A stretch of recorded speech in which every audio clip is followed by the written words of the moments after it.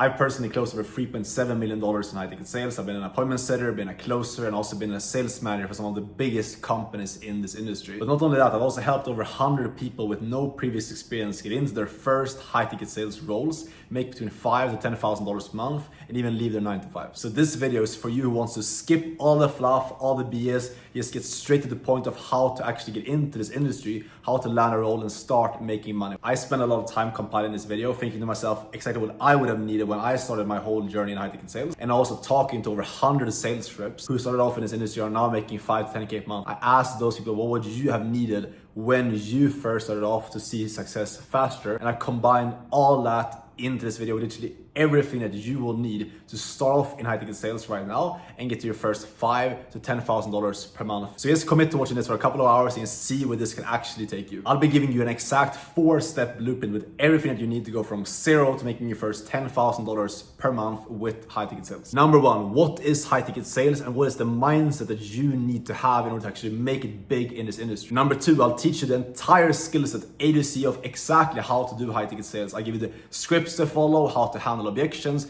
and even showing you my live sales call recording. Then number three, I'll show you exactly how to find and land good high ticket sales roles as a complete beginner, so you can actually lock in your first position. And then lastly, number five, I'll show you how to scale to over $10,000 per month once you've actually landed your first role. So lock in, grab a notebook right now, get ready to take notes, and let's dive into this. I used to be this guy right here you can see on these pictures that was really insecure a couple of years ago, that had minus $40 to my name. And I dreamt of making 10K a month online. I dreamt of having freedom, and I watched Hormozi, Godsey, all these gurus online. I was meditating, doing cold showers, and I was super, super lost. And my biggest dream was just to kind of break free and be able to start traveling and having freedom. Now, a couple years later, I make multiple 6 figures per year in profit at 22 years old. I left my hometown and I basically traveled the world, and I never have to worry about money ever again. Here you can see me in Spain, me out in the Caribbean on a jet ski, me eating steaks pretty much every single day. I have the life that I dreamt of right now. And the first off, the realization actually took me then from making literally no money at all to 10K a month in 90 days. To share this with you, I have to give a bit of a backstory here, because this used to be me about 3 years ago. I was dreaming about making money online. I was an average kid in high school. I knew early from an early age that I didn't want to go into the 9 to 5 path. I just couldn't see myself being in office and commuting back and forth. I wanted to have time, location freedom, financial freedom, and live my life on my own terms. So I started trying to make different types of business models work. You know, I started SMMA, I started doing drop shipping. I started this photo here on this photo right here was actually me trying to run an agency and making this professional photo of me as like the agency owner with my SMA. And to be honest, like I fell for a lot of the BS advice from online gurus in the space, just like most people do. I tried literally like everything. I did dropshipping, affiliate marketing, SMA, trading. Everyone that like was online and wearing like a Rolex and like living in Dubai and driving a Lambo, I would just listen to their advice, buy their course, and just try what they sold me on doing.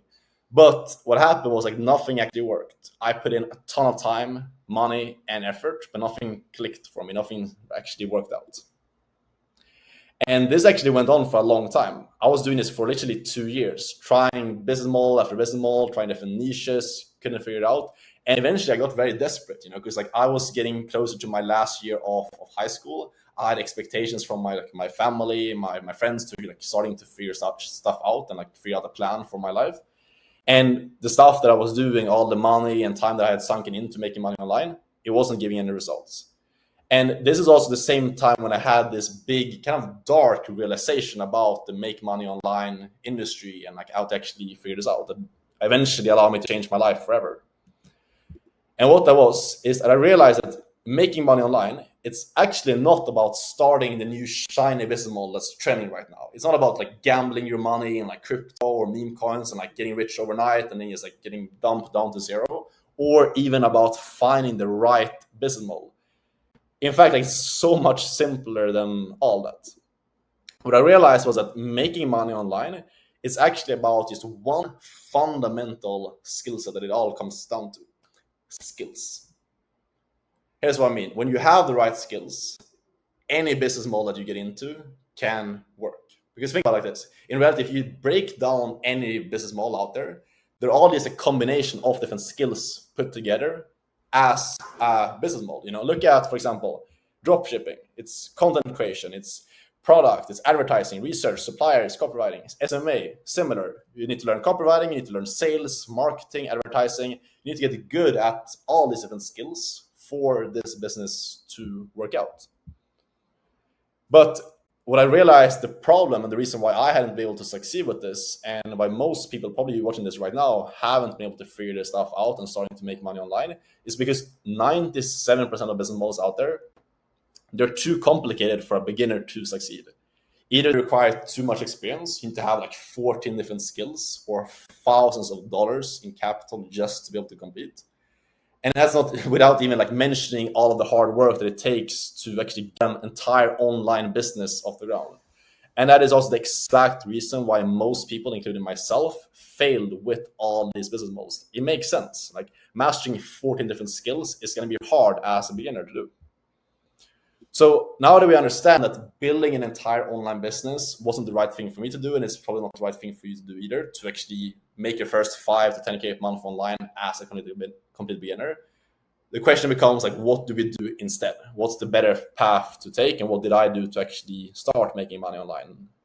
And what that was, and what that is for you as well, is you need to learn a high income skill and actually become really good at something and master a skill set. And then instead of starting your own business, get to work with an already established online business. What this allows you to do is you can go into an already established business that already has marketing, copywriting, all these different moving parts, all these different skill sets that you're missing out on. They already have those things in place. It's already a proven business. So you don't need to run the risk of developing those skills yourself. It's already in place. It's already proven to work.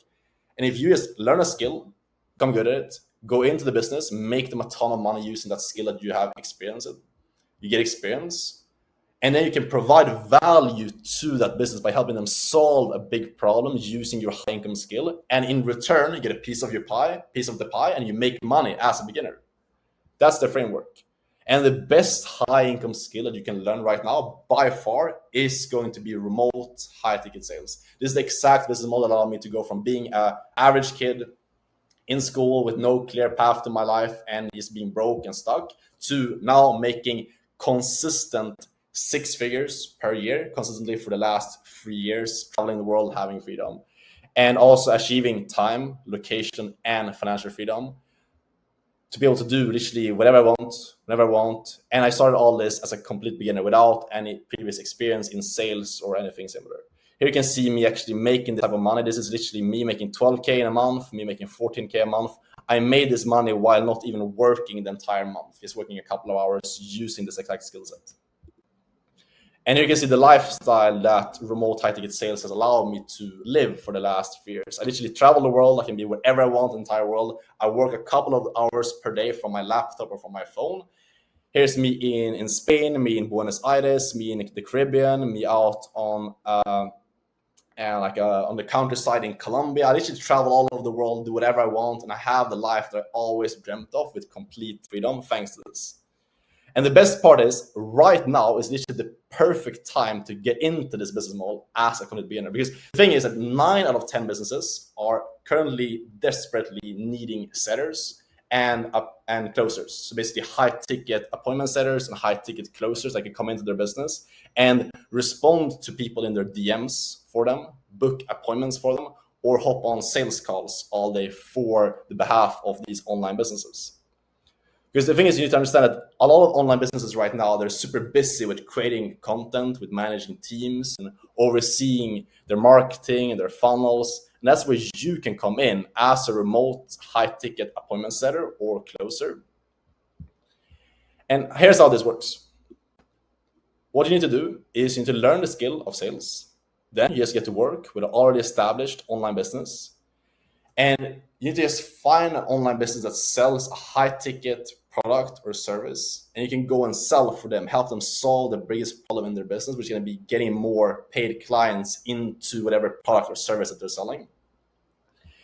So As an appointment setter for one of these businesses, basically what you do, it's very, very simple. You talk to potential customers on the behalf of the business, either over the DMs or over the phone. You ask people a couple of questions over the DMs, over the phone, to see if they're a good fit for every type of service or product that the business is offering. And if they are, you book them in for a sales appointment with the business. And then once the deal is actually closed on that sales appointment, you receive a 5 to 10% commission off a $3,000 to $50,000 high ticket product. So you can see yourself here how these numbers actually play out. If you get a 10% commission off a $5,000 product, you make $500 for just having a quick conversation and booking someone in on the calendar. So you can see how those numbers stack up very, very quickly. If you're a closer, your job is to hop on 30 to 45 minute Zoom calls with a prospect that's already interested, that's already warm and wants to buy the product. You ask them a couple of questions, you have a normal conversation, understand their situation, their goals, and then you close the deal. You collect the money for the business and you earn a 10 to 15% commission off the high ticket product. And the best thing about this is that being a high ticket remote sales rep for one of these businesses in the online industry, you don't have to worry about building complex marketing funnels. You don't have to write copy. You don't have to manage operations. You need to create content. You're not the one that's building and proving the business model. The business is already making money. They already have everything in place. You're just coming in there and solving one high value problem of helping them convert people that are interested into actual customers for the business by being the middleman, being the salesperson in the business. And you can do this without any prior skill or any prior experience. I'm going to show you exactly how to actually do this. And you can still hit that 10K month mark relatively fast. You can get that time, location, and financial freedom. And also, most importantly, not only get freedom in the short term, replace your 9 to 5 and be able to start travel and make 10K a month, but also do this while getting the experience and getting the most fundamental skill in life and business. That's going to set you up to, if you want to have your own business down the road, if you just want to become a better communicator, if you want to have better relationships, everything in life builds upon you mastering sales. And that's why I think personally this is the best place to start, because once you've learned sales, everything in life becomes so much easier. Making money naturally becomes a byproduct. You get better at communication, get better at relationships, human psychology, everything gets better. So now you know my story and also what high ticket sales actually is and how it works. Now it's time to get into the actual mindset that you need to have to succeed and do well in this industry.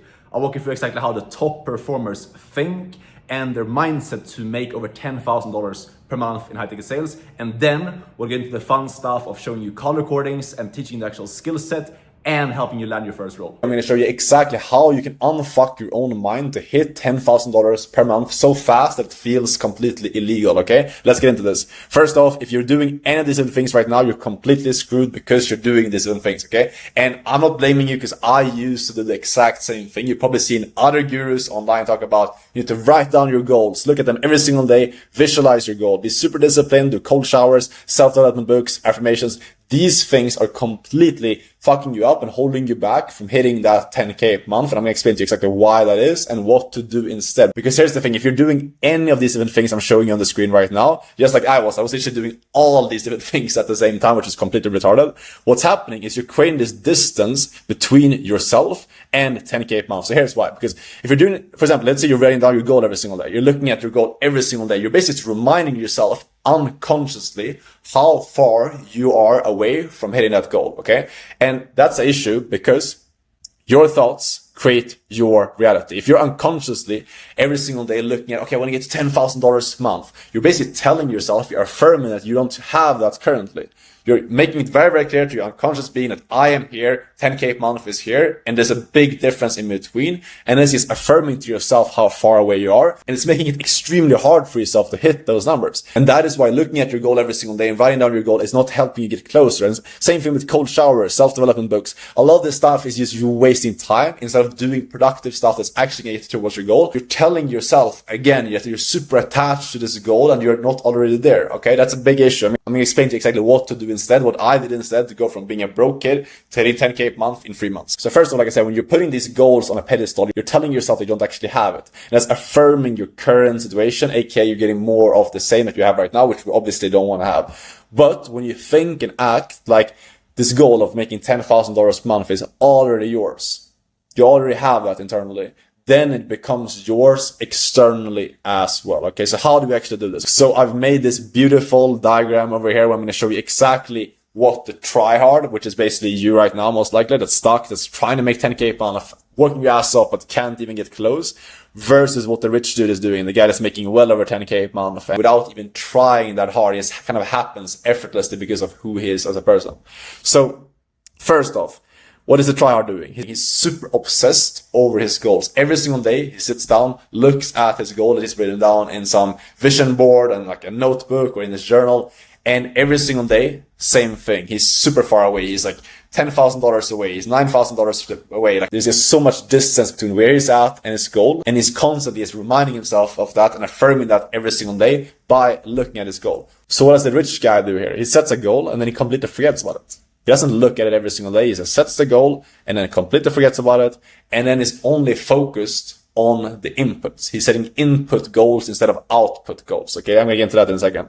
So second thing here is the tryhard. What is he doing? He's doing everything except what actually matters. He's visualizing, he's journaling, he's doing affirmations, he's literally doing everything other than he's like sitting down and doing what the rich guy is doing, which is just focusing on the stuff that actually moves the needle. Okay, learning a skill, doing outreach, and he's moving forward and he's doing the stuff that actually matters, the inputs that actually matters. The tryhard is analyzing, planning like crazy. He's obsessing over all these small different details and making sure that there's no risk of them failing whatsoever and trying to like analyze the risk and trying to plan out what's going to happen. The rich guy, he understands that regardless if you plan or not, stuff is going to change as you go. He trusts his own ability to figure stuff out as you go. He moves fast, figures shit out as they go, and understands that action creates perfection. There's no reason to sit down and plan. You just move, you take action, and that's what creates perfection. That's what creates certainty when you actually move. And here's the interesting thing, that the tryhard is unconsciously manifesting staying stuck in his current situation without even knowing about it. The rich guy has fully stepped into his new identity. He acts like the new version of himself that he's building right now before it's become his reality. And that's how he ends up manifesting that into his reality. And really what this all comes down to is a very faulty mindset that the tryhard has. He's thinking, what do I need to be doing? What are the habits that I need? What are the morning routines that I need? What are the business models that I need to hit 10K a month? Whereas the rich guy is way beyond 10K a month. He understands that the real question is, who do I need to become to hit my goal, $10,000 a month? Who do I need to grow into?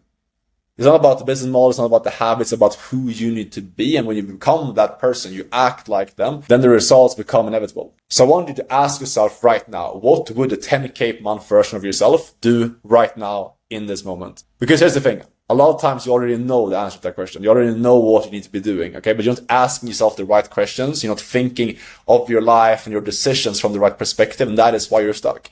That version of yourself, the version of you that's making 10K a month, they already exist within you. It's already there. You already know what you should be doing. You already know how you should be making decisions, how you should be moving. The issue is that you haven't fully stepped into that version of yourself yet. And that is why your life is staying the same and your income is staying the same. So all you need to do is very, very simple. You simply need to decide to tune into that frequency of that version of yourself that's already making the money that you want to be making and acting like them and bringing that version into your current reality, moving exactly like them. And then you will get the same results. You will be living the same life. And then all of a sudden that will also end up being your reality. What I'm going to show you right now is the script that you will use as an appointment setter for one of these online gurus. Okay. Being an appointment setter is the most entry level role that really anyone can get into without any previous experience. I've worked with over 100 guys with no experience and helped them get into appointment setting roles where they can make anywhere from $3,000 up to $7,000 working remotely for one of these gurus. And basically what this is all about, it's not about closing the deal and making the sale and taking payment. As an appointment setter, your only job is to talk with people that already shown interest. So there's no cold calling whatsoever. You're never going to have to like push something down someone's throat that they don't want to have. It's all about just talking to someone that already is interested and it's making sure they're actually a good fit and actually have the money to invest, and you actually they have a problem that you can help them solve with whatever service or program that you're selling with this. And this exact framework and script I'm going to show you right now is responsible for making tens of millions of dollars in revenue. And I'm going to break it down for you you step by step, show you everything that you need to know to be able to actually become an appointment setter and be able to make your first $5,000 and eventually $10,000 per month by getting into this. So let's get into it. First off, just fundamentals about what appointment setting is truly about. Like I said, appointment setting is not about closing the deal. Your job on an appointment setting call is very, very simple. It's going to be between a 10 to 20 minute conversation where your job is to just talk with the prospect over the phone and understand, number one, what their problem and what their pain is. And number two, position the next call with the closer that you're going to book them in for as a solution to that pain/problem. If you can achieve these two things on a setter call, then people will show up to the next call and they're going to be set up to close when they speak with a closer, and you will be able to make commissions from doing so.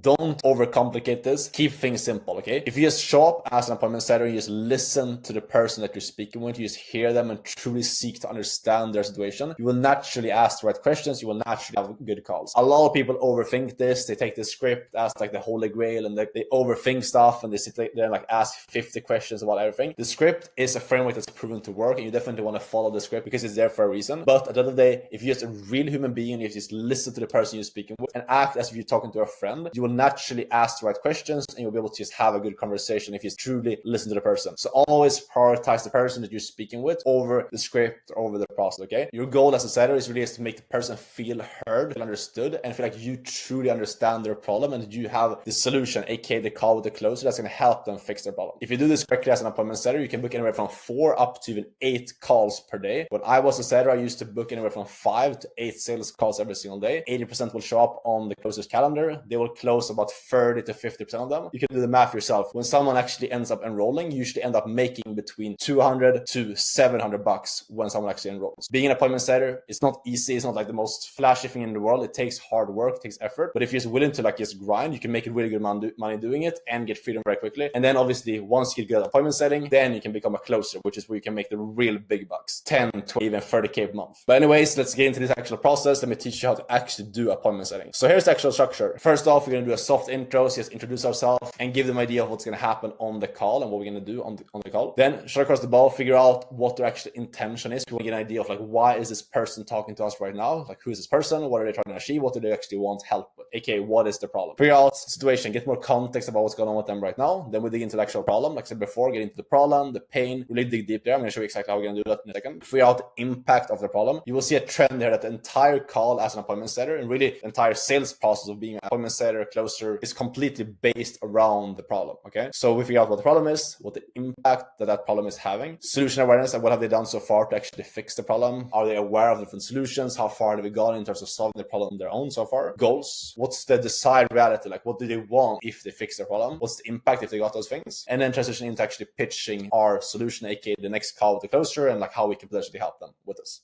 So how we actually run through this, I'm going to show you guys briefly the script here. It's very simple stuff here. The most important thing is that you just want to be a neutral. You don't want to be like this pushy, like sounds super sensitive. If you just be a neutral, chill human being, you sound like a normal person talking to a friend, you will end up doing very well as an appointment setter. The setters that I know that make the most money doing this, they're just very good at connecting with people. You know, if you're someone who's like very chill, relaxed, you like talking to people, you're a bit more like extroverted, you like having this like one-on-one conversation with people and just getting deep with someone, you will most likely do well as an appointment setter when you focus on getting the reps in and learning a script like this. So let me run through the script here. First thing you will say, hey, is this Alex? Hey Alex, this is Alex here calling from Alex's team. I saw you just responded to one of our videos about potentially becoming a remote setter and had a couple of minutes over, so I thought I'd just touch base, see if I can maybe help you out. Do you have a couple of minutes? Number one, tell him like who we are, why are we calling him. He's reminded about the fact that he probably showed interest, he saw like a video or ad and want to get more information. Remind him that that's what we're calling and just see if he actually has time to speak right now. And then we set the frame, you know? So basically tell him what's going to happen on the call. Cool. So what I found works best on these calls is just to get a better understanding of what's going on with you, where you're trying to go, and based off of that, I'll be able to either give you some more information, connect with the right people, or give you something that's going to be more helpful for you. Is that cool? So here we just set the frame that's going to happen on the call. We're going to ask him some questions to then give him something that's going to be helpful for him. So very simple stuff. We want to do this so that he actually knows, like the prospect actually knows what's going to happen and what they're going to get from answering your questions. Then we move into getting their intent. So I'm going to speed through this. I'm not going to like read through every single thing here because it's a lot of stuff that we can go like super in depth to. And if you want to see a full video of me actually like running through this on like a live sales call, I have a different video on my channel where I've done that, so you can go watch that and hear me do this live with the actual prospect. But here we just want to get their actual intent, like why why is this person on the call with us? When you saw that video, what caught your attention, motivated you to reach out in the first place? We want to figure out, do they want more freedom? Do they want to grow their business? Or are they looking to lose weight? Like, we want to figure out why are they on the call with us in the first place. In this case, it would be like a B2C, so like selling to a consumer that's looking to get into appointment setting. So we want to figure out, do they want more freedom, more income? What do they actually want? Okay. Then we get more context. What do you do for work right now? Yes, I work as a plumber, let's say. How long have you been doing that for? Do you like it? Okay. This is really when we get into the problem. You know, when I ask them, do you like it? There's two different things we get from here. Either number one, yes, I like it. Then we can challenge that. We want to figure out, okay, things are going fairly well right now. If you like your current job, why are you here on the call with me and reaching out to potentially do something else? Okay. It's a big question. If we ask that, people are going to tell us, yeah, it's actually that I'm not making enough money, or I don't have enough freedom right now. We get the problem. If they're like, no, I don't like this, obviously then you just go straight into the problem. What is it specifically you don't like about it? Okay, clarify. Like, what do you mean by that? When you say you don't like the income, you don't like the lack of freedom, tell me more. Can you expand on that? We have to go deeper here. This is super important. I see a lot of like beginner sellers make the mistake of just being way too surface level. You need to go deep, like super deep on the problem. Really paint the picture in your head and really get a full understanding of like exactly what's going on with them. What is the problem that they're experiencing in their life right now? If you can go deep on this, like really, really deep, and you will be able to really, really connect with people at a deeper level, and they will trust you. So you go deeper, you figure out like the main problem, and then you also want to go like, is there anything else? You know, anything, just to go one layer deeper, just to figure out if there's anything else. Maybe they say that like they're not happy with their current income and it's causing them to not be able to provide it for their kids like they want to, or in their family, etc. You go into that, you figure out exactly what the impact is of that, how long they felt that way for, etc. And then you ask them, okay, anything else you don't like? So anything else in this job that you don't like other than the income? You know, it's just vet out really everything so we completely understand the problem. Then we move into the actual impact this problem is having on them. You know, okay, what impact is not being able to provide for your kids? How is that making you feel personally? You know, we go super deeper, and we don't need to go like extremely deep on every single seller call. That's more for the closer to go like super deep into like the cost of not taking action and like the cost of saying the same, etc. But if you can just go one layer deeper here and get into the impact, it's going to help so much, and you're going to have more urgency as well to close on the next call. So more of the people that you will book will end up closing, meaning that you will make more money. This is how you become extremely good as an appointment setter and make like the big bucks, like 6 to 8K a month, is by dialing in this part right here of chunking down on the problem and building urgency. And this is also what I did as an appointment setter to be able to make over $5,000 a month. I really, really hammered down on urgency on my sales calls, which made it so that people showed up to the next call with a closer pretty much ready to buy. So much urgency, so much like readiness to change because of our conversation previously. So that's a powerful like quick tip, is focus on building urgency as a setter, and you will make way more money than all other sellers. Anyway, so back here, next thing is solution awareness. Here we just want to figure out what they've tried so far in terms of fixing the problem. We want to figure out if they've tried anything. If not, why haven't they tried anything? How far have they gotten? How's those things worked out?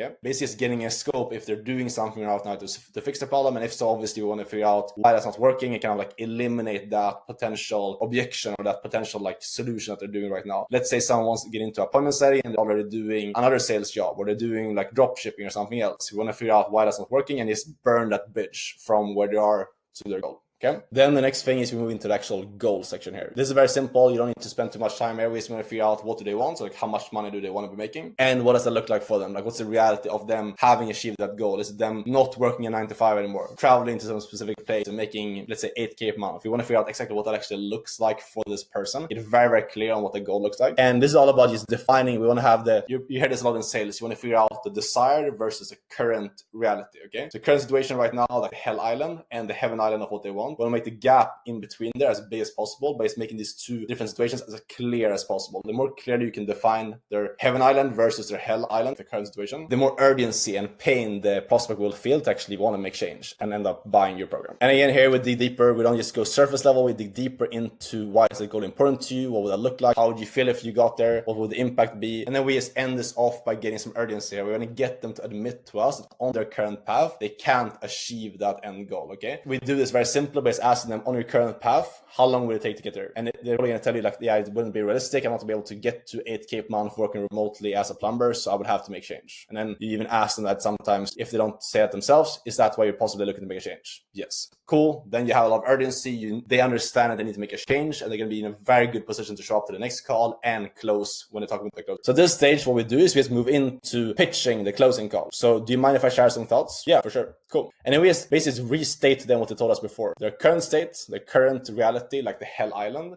versus what they want, like the desired state, Heaven Island. We just restate that to them. So you're telling me that right now you're working in a 9 to 5, you're working these long hours, you're tired, your boss is yelling at you, you can't provide for your family. Sounds like more than anything, you just want to be able to travel, take care of your kids, not be bound to a location, be able to make over 8K a month and decide your own hours when you're going to be working. And I think you would do really well with appointment setting because you're very talkative, you have a great way of communicating, and being an appointment setter is very simple because you only focus on learning one single skill and you only need to work with one company to make that 8K a month and be able to travel. So basically is what you do here, you can see me do this right now, is that I just restate where they're at, what they want, and I just position our solution, in this case, remote setting, if that's the offer. You position that as a solution between where they are and where they want to go. You could do the same thing. Let's say if someone is overweight, and they want to lose weight, you can tell them like, yeah, sounds like you're here right now. You're starting with X, Y, and Z. You want to get here to this dream weight. And I think this keto diet or the carnivore diet or the vegan diet, whatever you're selling, is going to be the perfect solution for you because it's going to allow you to lose the weight without having to overcomplicate your diet, and all the things that you struggled with in the past is not going to be a problem now anymore because you're focused on X, Y, and Z. So just position your solution as the right vehicle for them to go from where they are to their goal. That's what you want to do here. Sell them an opportunity. And then ask them, is this something that you could see yourself doing? You kind of explain the opportunity to them and then ask them if they can see themselves doing it. You want to get the confirmation that they actually see themselves doing it. Then you just pitch the actual closing call. So next steps from here,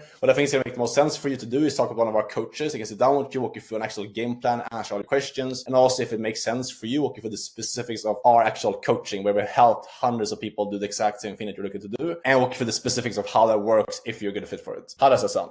Cool, I have this time, this time. Important thing here, when you book someone in, don't just give them like one option. That's a big mistake I see a lot of sellers make, where it's like, yeah, can you do this time tomorrow? And then you just go back and forth. And it becomes like, when you ask the prospect, can you do this time tomorrow? It becomes like a yes or no between them wanting to take the call or not taking the call. And it also takes a lot of time to go back and forth. Can you do this time? Can you do this time? So you always want to give them an option. Like, I could book you in for this or this time tomorrow. What works better for you? Then it becomes like an option close. That's what we call it, like an A/B close. You want to have the call at this time or this time. Works way better and allows you to have less back and forth when booking the call. That's like a quick hack. But that's really the setter call. Then after this call, your job is done. You've booked the person in for the call with the closer. Then the prospect is going to show up to that call, and the closer's job is just to run for the call and close the person. And if you've done your job properly and followed the script that I just showed you right now, the likelihood of them showing up and closing is very, very high because you've built urgency yourself. You built trust if you've done this properly with good tonality and sound like a good, genuine human being trying to help them. The closer can show up. If they close the deal, you'll be able to get paid your commission, which is usually between 5 to 10%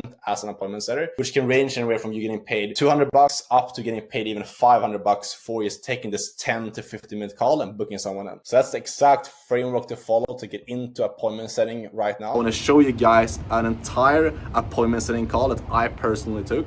So you guys can learn the skill set, see exactly the questions that I asked, the script that I follow, the techniques that I use, everything to learn the skills at the highest level. Because the truth is that when you've learned how to do appointment setting properly, finding good opportunities, finding good job offers, and making 5 to 10K a month becomes easy.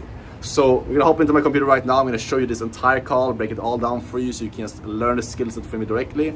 And by the end of this video, we'll have an entire blueprint of exactly how to run a good appointment setting call that you can just use, start practicing right away to land your first role and perform that role as well. So let's get into it.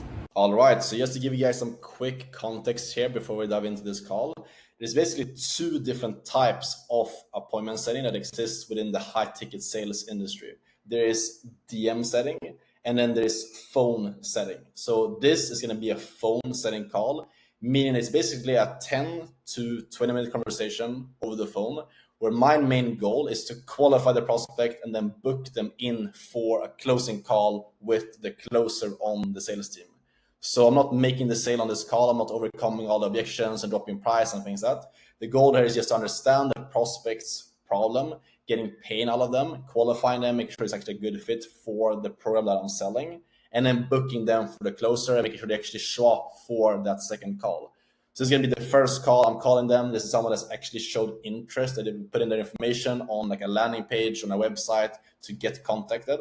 I'm calling them to basically get an idea of like who they are, what their goals are, if we can actually help them, and then just getting them to show up to the next call. And the way that I'm doing that, you will see me do this throughout the call, is I'm basically digging into their problems, figuring out what their goals are, and then positioning the next call that I'm going to book them for with a closer as the solution, as the call where they basically get the solution to the problems that they have. So let's get into this straight away. I'm going to break it down step by step, everything from the beginning here. And it's going to start off as me basically making an outbound call. So me calling the prospect that has showed interest through an ad or through a video that they saw somewhere online. So let's get into this. I'm going to speed this up as well. Ring, ring. Hey, is this Leon? Yes, this is Leon. Who am I speaking to? Hey, Leon. It's just Alex here calling from Alex Bergstrom's team. I saw you just responded to one of our videos about like potentially becoming a remote seller, and I just had a couple of minutes over. So I thought I'd just touch base, see if I can maybe help you out. Do you have a couple of minutes? So here you guys see, in the beginning, super simple, opening up with a very friendly, neutral tonality. Hey man, I saw that you responded to one of our ads about becoming an appointment setter. So this would be for appointment setting offer in this case, in this role play. And I was just reaching out to see if I can maybe help you out, give you some more information. What we're doing there is just like simple opening, giving him an idea of like who we are, why we're calling, because he doesn't expect us to be calling. We're just calling him like out of the blue, so to speak, even though he showed interest. This is not a booked call, you know? So this guy, we're calling him like at a random time. So just reminding him about why we're calling, and then giving him a reason for the call as well. Like, I'm giving you a call to give you some more information. That's obviously something that he wants. He wants to get more information. So that's how we're opening up. And then we're going to lead this into asking him questions to qualify him, get the pain, get the problem, all that stuff. Yeah, absolutely. That's fine. Cool, man. So usually what I found works best in these calls is just getting some quick context about kind of what your goals are, what have you interested in looking into this and things like that. And then like based off of that, I can maybe like just give some more information right away, or just connect you with something that's going to be helpful for you. Is that cool with you? Yep, that's fine. So important thing here, the reason I'm telling him that, like I'm going to ask you some questions, and then based off of what you tell me, I'll connect you with something that's going to be helpful. We always want to position what we do in his best interests. Because if you just hop on us, if you just call this guy out of the blue, you start asking him questions, there's no reason for him to just like answer our questions, you know, because he doesn't know what he's going to get from doing that. So instead, what's really, really important to do is to give him a reason for why we're going to ask these questions that's positioned in his best interests. And make him think like, okay, if I answer Alex's questions on this call, I will get what I want, which is more information about this opportunity, you know? So that's why I'm asking, or that's why I'm telling him that. I'm going to ask you a couple of questions to figure out where you are, what your goals are, and then based off of that, I'll be able to point in the right direction, which is also what we do at the end of the call, you know? So we're actually going to be pointing him in the right direction as well by booking him in with a closer at the end if he's qualified. Come on. So when you first saw that video, what kind of like caught your attention and like motivated you to reach out in the first place? Well, I saw the guy in the video like talk. So first question here, super like broad question, just get an idea of like his intent basically, like what caught your attention. We want to figure out like why did he reach out in the first place when he saw that ad that he saw. Talking a lot about making money online, which is something that I've been interested in for a long time. And there also seems to be like a lot of potential to make like really good amounts of money. And so that's why I handed in my application, because I've been trying to like find a way to make money online from home as an entrepreneur. And this seems like it would be right up my alley. Gotcha. Cool. That makes sense. So what do you do for work right now? So I'm actually unemployed. I used to work. Okay, so let's pause there. First off, we have a brief idea of what he's looking for. He's been seeing people make money online. He wants to get a bit more freedom, it sounds like. Cool. We have some brief context about like why he's here on the call, why he put in his information to get contacted. Then we want to move straight into his current situation. That's really like the main thing we're looking for right now. Is like, what is his current situation? What does he do for work right now? What is the reason behind why he's on the call? You know, what does he want to change basically? Does he want to get out of his 9 to 5? Is he like what situation is he in right now, and what is he looking to change exactly? That's what we're going for right now. Basically, understanding the problem. Worked like a few months ago, but I recently like quit my job to decide to go all in on like entrepreneurship and make money. So I've been just studying day trading the past few months, but it's not really been working out for me. So I've been looking around for like other opportunities in e-commerce or now with sales, which I had never heard about before, remote sales. So right now I don't have a job. Gotcha. Cool. That's quite a big step, like leaving your job. Like what kind of made you take the step and like want to get out? Yeah, so really I've been unhappy with my job for like a long time because I've, So here, this is all about just being very aware on your call and listening to like what he's telling you basically. He told me that he's left his last job to be able to go all in on trading, which is obviously a big step to take. You know, there's obviously most likely it's going to be something very strong that's driving him to make such a big decision to like just leave his last job, you know. So that's something I want to dive into, is figure out like straight away, like why did you take that step? You know, what made you like leave your last job? Because it's probably some like the driving force behind him making a decision to leave his job to go all into trading is probably going to drive him to want to like get into this as well and still want to like continue that kind of path towards freedom, if that makes sense. So that's why I dig into this, because it's a big kind of like open loop and like a thing that I want to just like dig into and figure out like why did you take that big step, just to have that kind of ammo going into the remaining of the call, because there's probably going to be a lot of pain and a lot of like emotion for him, like emotional reasons for why he did that. And I want to know those reasons, because if he tells me those reasons, he's going to feel the pain and like a reason to change, basically. I watch a lot of YouTube videos. I'm on Instagram a lot, and you constantly see all these young guys just making insane amounts of money, driving Porsches, driving Lamborghinis. And I really don't want to be like left behind and be one of the normal people who work 9 to 5 until I go into retirement. So I've decided that I need to accomplish this and make that future a reality for myself as well, and make sure that I have the same sort of lifestyle that those people have. Because if they can make it, then why can't I? Yeah, 100%. And I'm sorry if I missed that, but like, how long ago did you say you left the job? So at this point, it's been maybe like 3 months since I quit my job. Gotcha. Okay, got it. All right, man. So I guess like the biggest question is like when you say like you sound like you really don't want to be like in a normal position, like you said, you don't want to be left behind. Like, what is it about being like a normal, traditional like job that you really don't like, I guess? Well, I guess. So yeah, what we're doing here now, we're just going deeper. He's told us that he doesn't see himself being in the 9 to 5. He doesn't want to go that traditional path. What I'm doing right now, I'm just getting a better idea of like why specifically does he not want to go that traditional path. What is it about 9 to 5 path and like being a average 9 to 5er that he doesn't like? You know, he's going one layer deeper and really clarifying about like the pain that comes with the problem that he's experiencing, basically. First of all, I just don't like feeling like I'm working for someone else and they get to keep all the profits and all the money goes into their pockets and I'm just left with like the spare change, because that's how most businesses operate. There's one guy on top who makes all the money, and the rest are left to just live on the scraps. And fundamentally, that just doesn't sit right with me. I feel like I deserve better than that. And I'm like, I can't stand for working my ass off to make another guy rich. At that point, I might as well just work for myself and make myself rich, right? So that's the main reason behind it. Yeah. How long have you felt that way for when it comes to like what you're describing to me right now? How long has that been like kind of top of mind for? Well, I guess I've known about it for like my entire adult life since I started working. But previously it wasn't anything that like faced me or wore me down. I was happy just working as I was. But then a few months ago, I went through like a rough breakup and I decided that I wanted to make change in my life. And it made me like realize that I want to put an effort towards becoming a better person, and just accomplishing something. Like I don't want to be a normal guy. I want to be like elite, and really be proud of myself and what I've accomplished. Cool. I love it, man. It sounds like you have a lot of like drive. So this is really, really important. Like last like 2 minutes here or like 60 seconds, he just spilled a bunch of problem, emotional drivers, all that kind of stuff. He doesn't feel like he could be like he's gone through a bunch of like different things in the last, I think he said like last couple of months, like a tough breakup. He doesn't feel like he's the man that he could be. Like there's a lot of like really deep rooted stuff there that we want to like just write down on a phone setting call. We don't need to deep dive into that.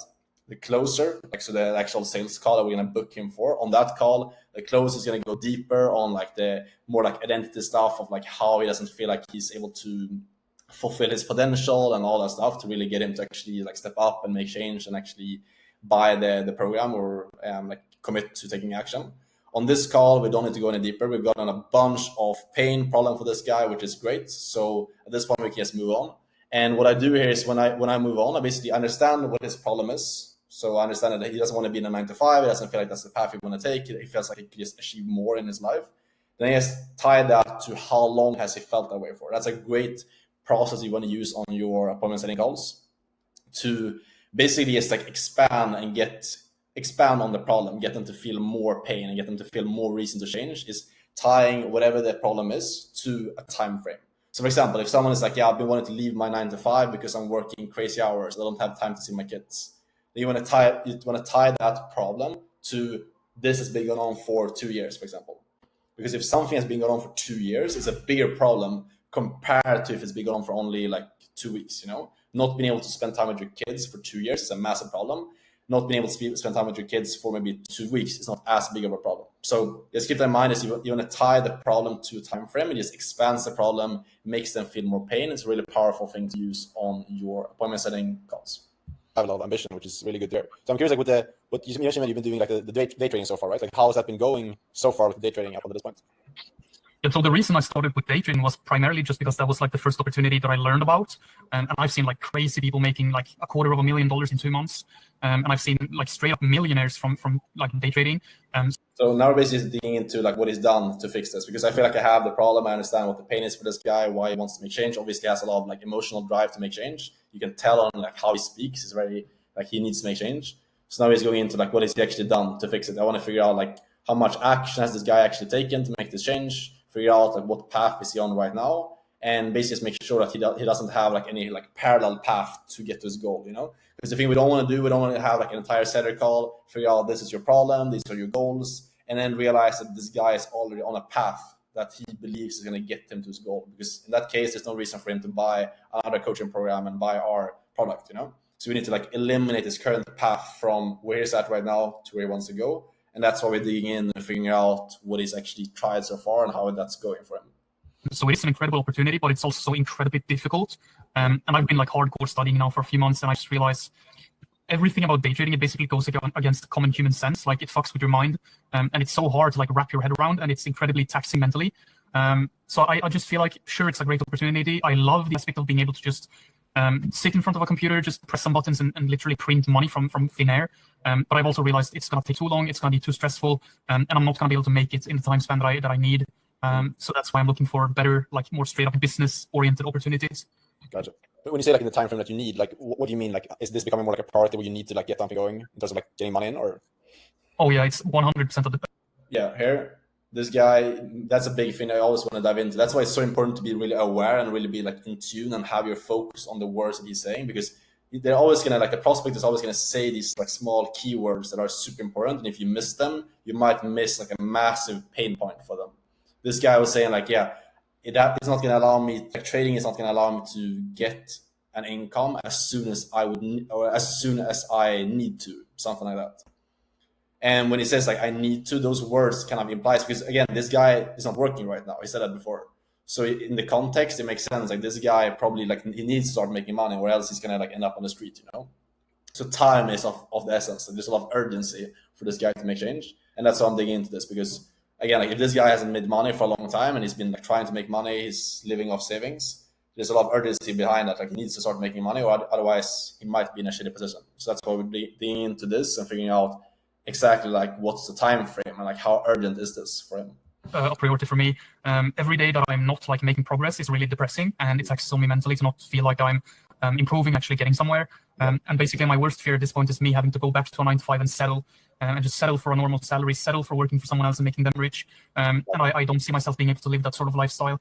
And also it's becoming a problem financially because I don't have a job and I'm running out of my savings.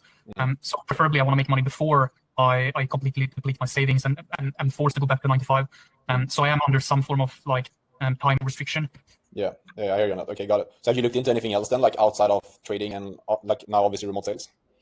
Yeah, so I guess I've been looking around a lot into e-commerce and dropshipping, and I've heard like some insane specs. Yeah, so there we got a bunch of urgency, like he has to make change now, he's running out of savings, blah, blah, blah. Then we want to figure out, okay, other than trading, obviously like trading has been the thing that he's been trying to do to fix the situation. It doesn't seem like it's been really working out.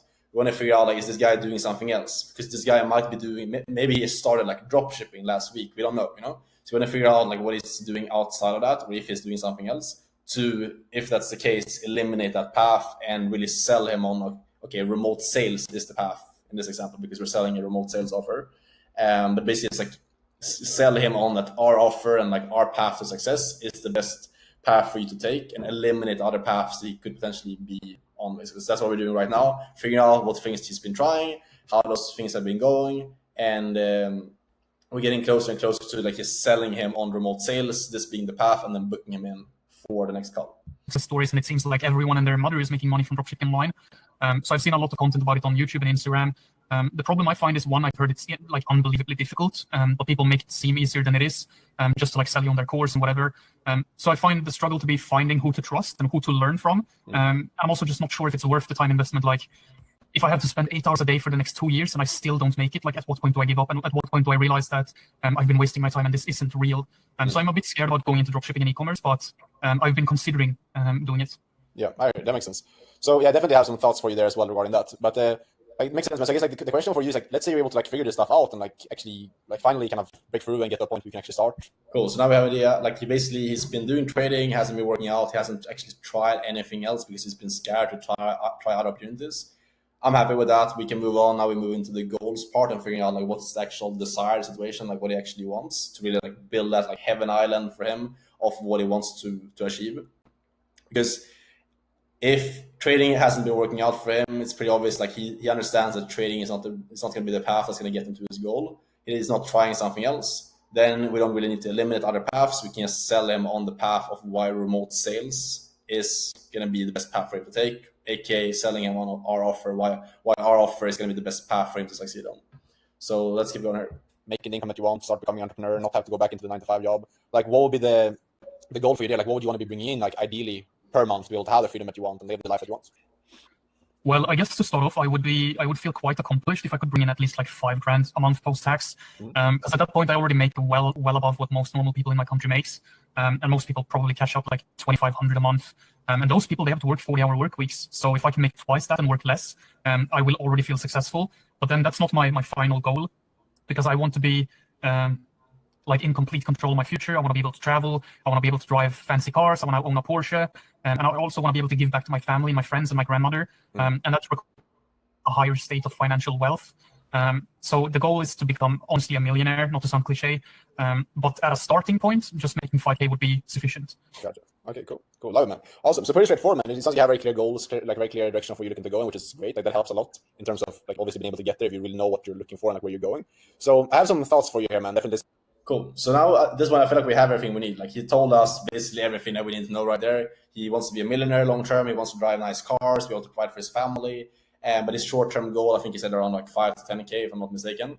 So we have all the context that we need because on a setter call and on a appointment setting phone call, you don't need to go super deep on the problem and exactly like how he's going to feel and all that stuff. He kind of went into that to a certain extent.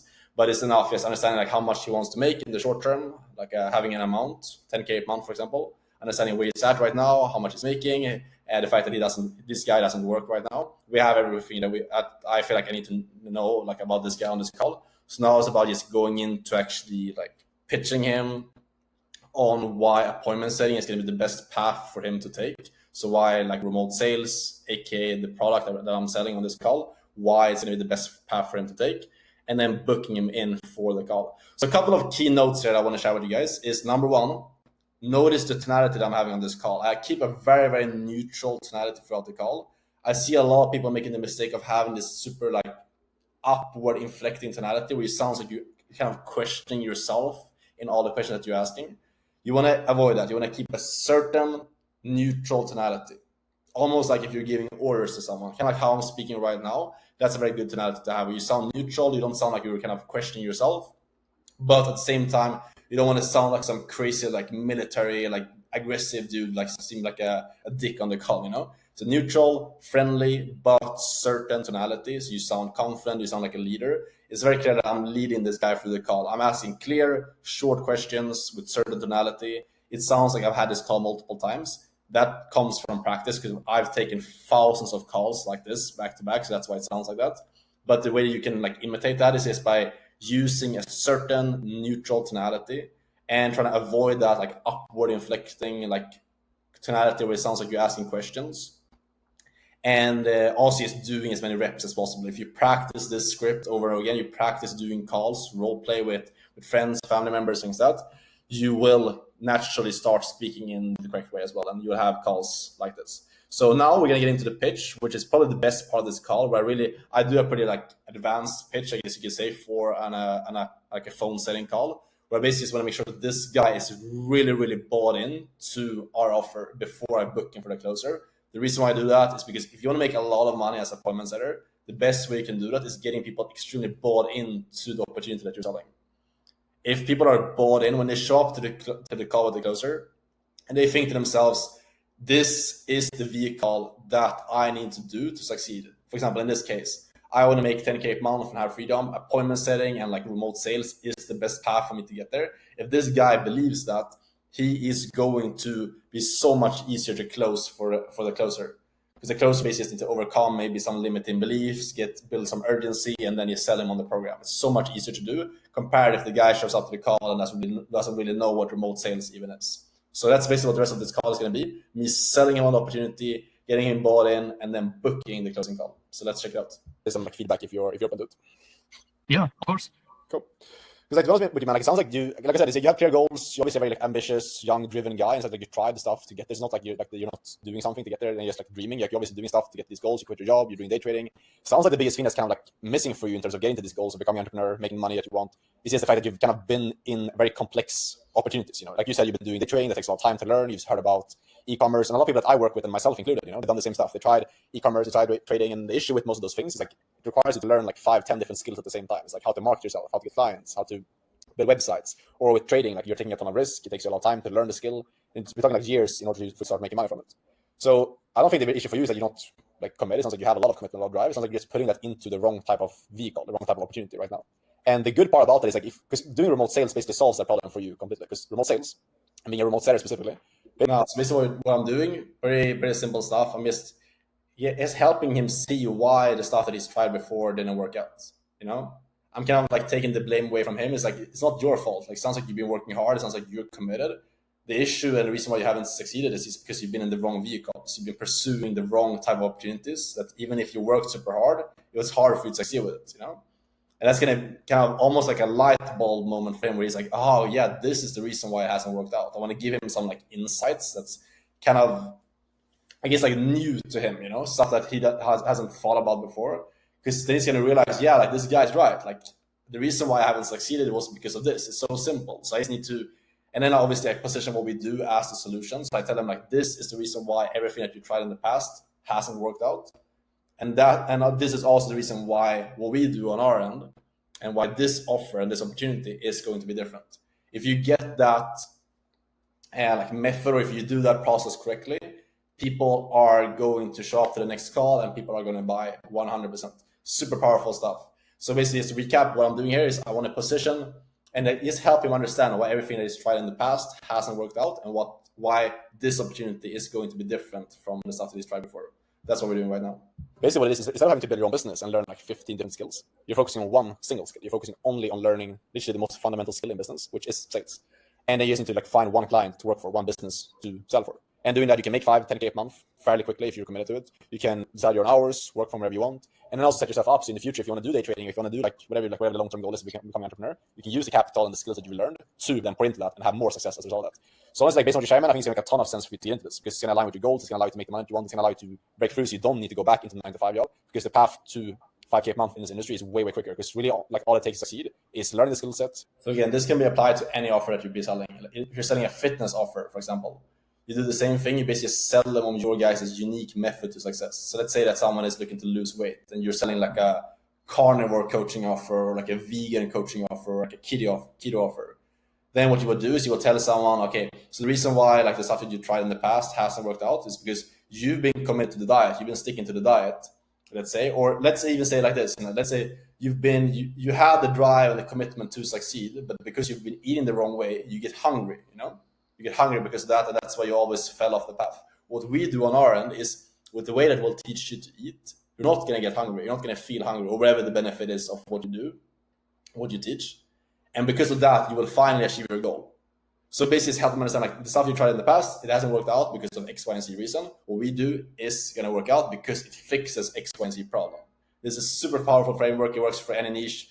Health coaching, diet coaching, like even dating coaches. The reason why the stuff that you tried in the past hasn't worked out is because you've been dating women or you've been meeting women in this method. And that doesn't work because of X, Y, and Z. And what we do on our end fixes that because what we do is we teach you how to meet women through cold approach, which like completely removes the risk of X, Y, and Z, So it's like get into that way of thinking, whatever offer that you're selling, whatever offer, whatever opportunity that you're selling, you can always use this framework when you're pitching. It's super powerful. So let's jump a bit forward here. That's basically what I'm doing right now. I'm just pitching the opportunity, getting him bought in on this being the path to his goal. It's getting good at it and finding good business for you to take, or what are your thoughts on that? And now he's getting his buy-in that he actually agrees with what I'm saying. Because we can't just talk at someone. We need to actually like ask them and get him to actually tell me like, yeah, Alex, what you're saying makes sense. Because otherwise he might not be agreeing. So we just want to make sure like this guy actually agrees with us before we move into booking the call. So think about it. This is almost like a sequence, where you're building a building, First off, you want to make sure that he actually believes that our solutions, so appointment setting, is the path for him to get to his goal. We get his confirmation, get him to say yes, then we've built the base. Then the next step is booking him in for a call, so a sales call. We're not going to call it a sales call, but booking him in for the next call. That's like the next kind of block. But that is impossible to, or not impossible, but it's very hard to get him to agree to book into the next call if he doesn't agree that this is actually the best path to success. Yeah, I mean, honestly, I buy everything you're saying. I think it makes complete sense, just learning one skill and just profiting as much as you can from it. And I feel like this might actually be the opportunity because it truly does sound amazing. Able to communicate very clearly with me on this call, and that's really what it takes to get good at this, you know. So from here on, man, what I think is gonna make the most sense for us to do. So that we have his buy-in. He wants to, he sees this being the right opportunity for him.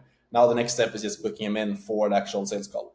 Considering it sounds like it's a good fit, but you probably have like more questions, more things that you want to know, and like and things like that. And to be honest, I'm not really like the right person to walk you through all those details and things like that. So what's gonna make most sense from here is I can connect you with one of our top coaches, basically Alex's right-hand guy. And his job is basically just two things. He can sit down with you over an actual call where you guys can like, go into everything more in depth, get really clear on what your goals actually are, see if those actually align with what we do in remote setting, map out a game plan for you, a customized game plan for you of exactly what like a path into this industry is going to look like. We'll give you the timeline, answer all of your questions, so you can actually understand how this truly works. And then, like, if stars align, if they think you're a good fit, and if you want to hear about it, he can also walk you through like what working with us closer one-on-one would actually look like, investment, timeline, all that good stuff. So I think that would make the most sense for you to sit down with him, hear about how everything works, and then be able to take it from there. But what are your thoughts on that? Like, how does it sound? So now the last like 60 seconds, I was basically like pitching, talking with the closer. So, you know, I position the closer as the partner to the business owner. So like the business owner's partner who can be able to, he's an expert on the subject, he can sit down with you, walk you through the step-by-step plan.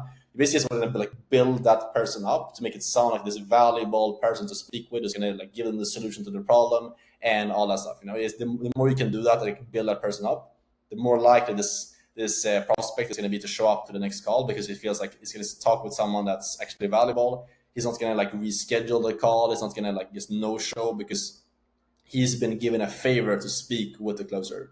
So that's super important. You want to make that feel like a scarce and really valuable favor that they're being given when you're booking them to the next person or to the closer. You don't want to be like, yeah, so the next step from now on is just to book you with this guy, you know, because then you're going to feel like they're just part of a sales process.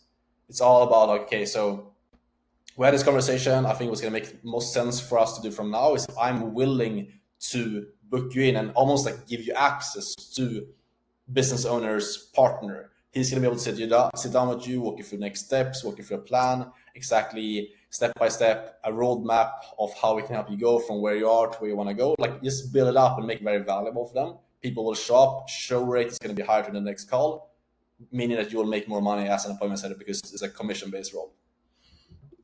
Yeah, I mean, I have nothing against that. That sounds like a great opportunity. And I mean, what's the worst that can happen? I lose a bit of time. So, or 2 p.m. Eastern time better for you tomorrow? How'd I call? Now what we do is we just book him in. So I give him two different options. This is another like quick tip here is when you book people in, you want to give them options. You know, so like, does this or this time work better for you? That's super powerful because then people will, instead of telling them like, yeah, okay, so I have 2 p.m. tomorrow. Does that work for you? Then it's like a yes or no question. You want to do what's called an option close. So give them two different options. Does 2 or 4 p.m. work better for you? Then they're picking between yes and yes. So like having a call at this time, having a call at this time versus having a call or not having a call, you know? So quick thing is make the booking process way easier when you give people options. So you do the pitch, you tell them like, okay, this is going to be the next part of the process. I can book in with our coach. They can walk you through the step-by-step plan and break everything down for you, answer your questions. I have their availability right now. I could get an opening at tomorrow at this or this time. What works better for you? And you just do that until you find a time, you book them in, and that's the setter call right there. So hopefully this is valuable for you guys. It's literally like exactly what I did to be able to make my first 7, 8, and 9K month in remote high-ticket sales. And the best way for you to actually apply the stuff that you learn from this video right now is to start practicing this stuff. Use the same questions, the same process that I just walked you through in this video, understanding people's problem, understanding what they've tried to fix the problem, their goals, and then pitching the opportunity and pitching the next call, and just practice that. So I'm sitting here with Anton. We've been working together now for a couple of months in terms of getting into remote high-ticket sales. Obviously, you're an appointment setter right now specifically. What does that look like? Like, who do you sell it for? What do you actually like do? What does your day look like? Could you just like give us some insight on like how that looks like for you? Like, what does a typical like work day look like for you, and what do you actually do during that time? Yeah, so basically like how it works is that you get like leads from an ad, right? So you get like people opting in to buy a product, which can be like essentially any digital product. And then you call these people, you know, and you kind of like do some discovery, you find out who they are, what they're looking for, like what they've been struggling with. And then you basically put them on a call with a sales closer, which like, yeah, sells them the program basically to fix their problem. So that's a very simple explanation. And I guess like in this industry, most of it is digital products, and that's why it's a lot of freedom as well, right? Because you don't have to be like physical anywhere, and it's just way more superior than like traditional sales, because like you don't have to go door knocking or sell some bullshit. Like the people who come to you, they're actually like interested in your product, you know? So you always like, as an appointment setter, you call people who's like interested in the product, not like, here, come and buy like this phone subscription. It's like, it's not none of that bullshit, you know? So exactly. Yeah, that's a big thing that usually when I talk to guys that are like in traditional sales roles, is like they're kind of surprised by the fact like you don't do any, like you don't deal with any cold prospects. It's only like warm inbound people that actually like are interested in what you have to offer. So that's good stuff. I'm curious for you, like I know obviously what you're doing, but what's the offer that you're selling? Like what's the kind of product that you're selling right now? yeah, so currently I've been on 2 different offers, right? But currently I'm on one offer, which like has been the best one so far. And we basically help people in Sweden like get into e-commerce and like start to learn how to make money with e-commerce and launch a brand in terms of that and drop shipping and all this stuff. And yeah, it's really good results, good client testimonials. So that's simple explanation. Now I'm bringing, I don't know, maybe like 6-7K last month. So yeah, only looking to go upwards, like the company is scaling. So it's just a very solid role, fun people to be around. And that's short about the journey, I guess. But in the beginning, like with any sort of entrepreneurship that you go into, it's like 95% mindset and 5% like execution, because you don't know that it's working before you've actually done it. You know, you got to trust like someone else's word, even if it's like an agency, drop shipping, sales. So it's tough in the beginning, but if you just push through, you anyone can do it, you know, if you put your mind to it, to be honest. 100%. That's something that you did extremely well in the beginning as well. You just jumped in when you first came into like working with me, like you just jumped fully into this industry and really like committed into it. You didn't like kind of hesitate, like you went all in. What would you say to someone who's like starting off and like skeptical about this entire industry and like what thing to get into? Yeah, I mean, first of all, like you gotta find out how you want your life to be designed, right? And you gotta choose your vehicle based on that. Like, what do you want to do yourself? Because like any vehicle that you're gonna choose is gonna involve like a lot of hard work and dedication and a lot of mindset, and it's not gonna be easy, you know. It's not easy at the end of the day. Like you gotta put the work in, and for some people it goes faster, for some people it goes slower. But like I can only speak based on my own experience, which is running an agency and doing sales, and I would go into sales again if I chose like now, you know. But because for me it's just so fundamental. You learn on communication, speaking to people. It's just a fundamental in life in general. So like even if you would go into the sales space and you would barely make any fucking money, it's still like super investment, you know, because you learn how to communicate, you learn how to do everything, and if you actually commit to it, like it's inevitable. Like you'll be good, you know. But just find something that you feel like kind of suits you and feel for it, and like is it aligned with how I want my day-to-day life to look like, and then base your decision based on that pretty much. Also, like from working with me and like because we're working together for a while now in terms of like the coaching and stuff, what do you feel like has been the main like one thing or like a couple of things that you've gotten out of that specifically? Oh, it's a very like one-on-one sort of approach. It feels like kind of a personal approach. It's not like some huge program you just get thrown into and then you're left alone, right? Like it's more of a personal touch. You can go with like any sales guy out there that you like, but you know, you kind of want to have some one-on-one, and I feel like I get that through Alex. You know, you get like the personal touch with it, and your skill set is very good as well. Like you've been on some of the top roles in the industry, and you're like crazy connected as well, right?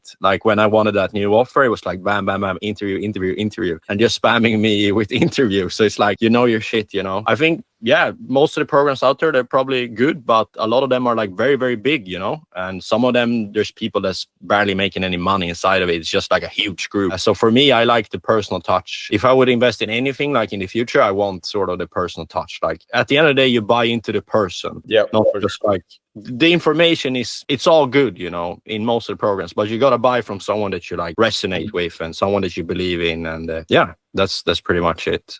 And I like you. I like your energy. I like what you brought to me, right? And the skill set that you have. So it was just natural to me. And it was a very personal feeling. I appreciate that, man. Like someone is watching this right now and like, okay, I like Anton's story. I resonate with this. Maybe they're in an agency right now. Maybe they're, I don't know, working a 9 to 5. They just want to get into high-tech sales. What does your day look like right now? Like when you're working, let's say a normal, like, I don't know, Thursday, Tuesday, whatever it is. What does your like typical working day look like? Like how much you actually work, what you do during those hours? Give us an idea of what that look like. Yeah, like at the end of the day, you can work like there's no limit to it, right? So the more you work, the merrier at the end of the day. So it's all based on personal discipline. But I wake up in the morning, do my morning routine, then I do a couple of hours of work, and I usually hit the gym, grab some lunch, do some more hours of work, and then I do like my wind down. So in the weekdays, I try to put as much work in as I can. On the weekend, like I go a bit easier. I do work on the weekends now, even though it's optional, but I like to put a few hours in. And yeah, like at the end of the day, you get paid more when you work more, right? So it's good to put the hours in. But yeah, it's very, very flexible. Like you can set your own hours pretty much and like schedule your day like you want it to be. Like you can map it all out by your own personal preference. For someone watching this right now, okay, like I want to do remote sales, high ticket sales, not like path I want to take. What would be like for you personally? And if you want to take a second to think about this, that's totally fine. Yeah, what's your like from your heart? Like, what would you advise them to do specifically? Yeah, first of all, like you can't get into this industry alone. Like if you're gonna go into it without a mentor, like good luck. At the end of the day, you can go with Alex or anyone, but you're gonna need someone. You know, it's very hard to get your foot into this industry all by your own. So if you think that you can do that yourself, you're just naive, to be honest. Second of all, you're not gonna make 10K a month just sitting on your PC at the beach. You know, like it's gonna require a lot of hard work, even though you have the freedom to do what you want with your day and put your own schedule. Like there's a lot of hard work that has to go into this. You gotta perform. You gotta put the hours in. Like it's not for the weak. I'm telling you that. But yeah, it's a great industry. Huge learning curve. You learn a lot. Like it's really fun. It's fun people that you're around. Like everyone is like have a limitless mindset. Everyone is pushing each other. So you're surrounded by very good people as well in this whole industry. So it's just do it. Like it's a great industry. If you're thinking about it, I would do sales. Yeah. Personally. But like I said, I can only speak based on personal experience. So yeah, obviously there's definitely people that this is not for. Like if you're someone who's like, yeah, I can't, like I hate talking to people. Like I hate opening my laptop and like talking to people and making money doing that. Obviously, then this is not for you. But if you're someone who's like actually likes psychology, communication, you want to get better at speaking with people, like you naturally like doing it as well, and you have the drive, willingness to like work hard, commit, and achieve bigger goals, and you want to master the most important skill, which you should be like. If you don't like talking to people, like you have to like kind of get over that and actually learn the skill regardless, I would say. Yeah. But if you're like actually looking to do that and actually want to like learn an important skill, this is the path to take. If that's not you, obviously there's other paths you can take in that case as well. But that's good stuff. I appreciate that sharing those tips. And yeah, good talking with you, man. So in this document, I have my entire A to C B2C sales framework, literally everything that I do on my sales call that's allowing me to close over $3 million. This specific framework is going to be for a B2C type of offer. And what B2C means that you're selling to consumers. So instead of selling to actual businesses, you're selling to normal people, like everyday 9-to-5ers, people looking to lose weight, people looking to make money online, etc. So I'm going to show you the entire process, exactly what I say every single part of the call, what I say in the beginning of the call, how I dig into their problem, how I figure out their goal, exactly how I pitch the program, and exactly how I close the deal and overcome objections, literally everything, the entire framework. So let's get into it. First things, I'm like is key overall fundamental things it's important to have in place that I always remind myself of before every single sales call that I go into. I've taken thousands of calls and I do this before every single call. I remind myself, number one, commitment to the process, detaching myself from needing every single sale to close, and instead just focusing myself as much as possible on just enjoying the process and getting to the truth with every single person I'm speaking with. I don't need everyone to buy. I just need to get to the truth and do a good process, which is basically like following this exact sales framework I'm going to show you in the video. Second thing is I am a leader. I'm showing up to the sales call as the person who's going to be driving the call forward. I'm going to challenge people. I'm going to be present in the moment and show up as the leader that this person, aka the prospect, needs to be able to actually make a good decision and get to where they want to go, which is going to be uncomfortable for them. So that's why I'm going to be confident. I'm going to be certain. I'm going to lead them throughout the entire process and be the confident person that they need to actually make the changes required to get to where they want to go. Okay. Oak tree energy, leading out and rooted in the soil. This basically is like the energy, the tonality that I have in my type of, and it's how I show up on a sales call. I have oak tree energy. What that means is no matter what the prospect says, no matter what objections they give me, no matter how they respond to my questions, no matter really what happens throughout the entire call, I am grounded. I am like an immovable, tree that's just like rooted deeply in the soil. Nothing that they say is going to even face me whatsoever. No objection, no questions, nothing is going to face me. I'm grounded deep in the soil. I'm certain and I'm stoic. That's super, super key in terms of your energy to show up in the right way. I lean out. I don't need anyone to buy. I have something that's great. I know I can help the person I'm speaking with, but I don't need anyone to buy. I'm leaned out and I'm detached from the sale. Like I said, I'm rooted in the soil. Nothing that they say is gonna like affect me. I'm not gonna get like mad or upset or emotional or anything. I'm rooted deep in the soil and it's very, very certain and still.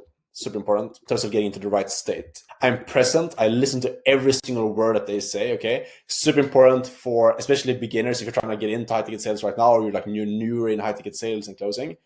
Be present. Meditation helps a lot with this. Just coming into every single sales call and being very, very present, hearing every single word the prospect says. The more in tune you can be with the person you're speaking with, the better your sales calls will be. If you can detach yourself from the script and like having these exact like words that you're going to say, and instead just focusing more on the person and hearing their sub communication, like the words they're saying, but also like the meaning that's behind them. If you just get in touch and really just have all of your attention and focus on the person, you will automatically ask the right questions and your sales calls will become very, very efficient and very, very good as well. Listen to every single word they say and just go deeper. If you truly listen to what the person is saying and where you should take the call next will become obvious if you just have your attention fully focused on the person. Super, super key. I don't need anything. I'm detached, poised. This is a type of energy. I show up to sales call not needing this person to buy whatsoever. A lot of beginner closers make the mistake of just being way too needy. You know, you move to the call, you pitch the program and you get your first objection, and then right away your energy shifts. You know, the prospect can feel that you really, really want to close them,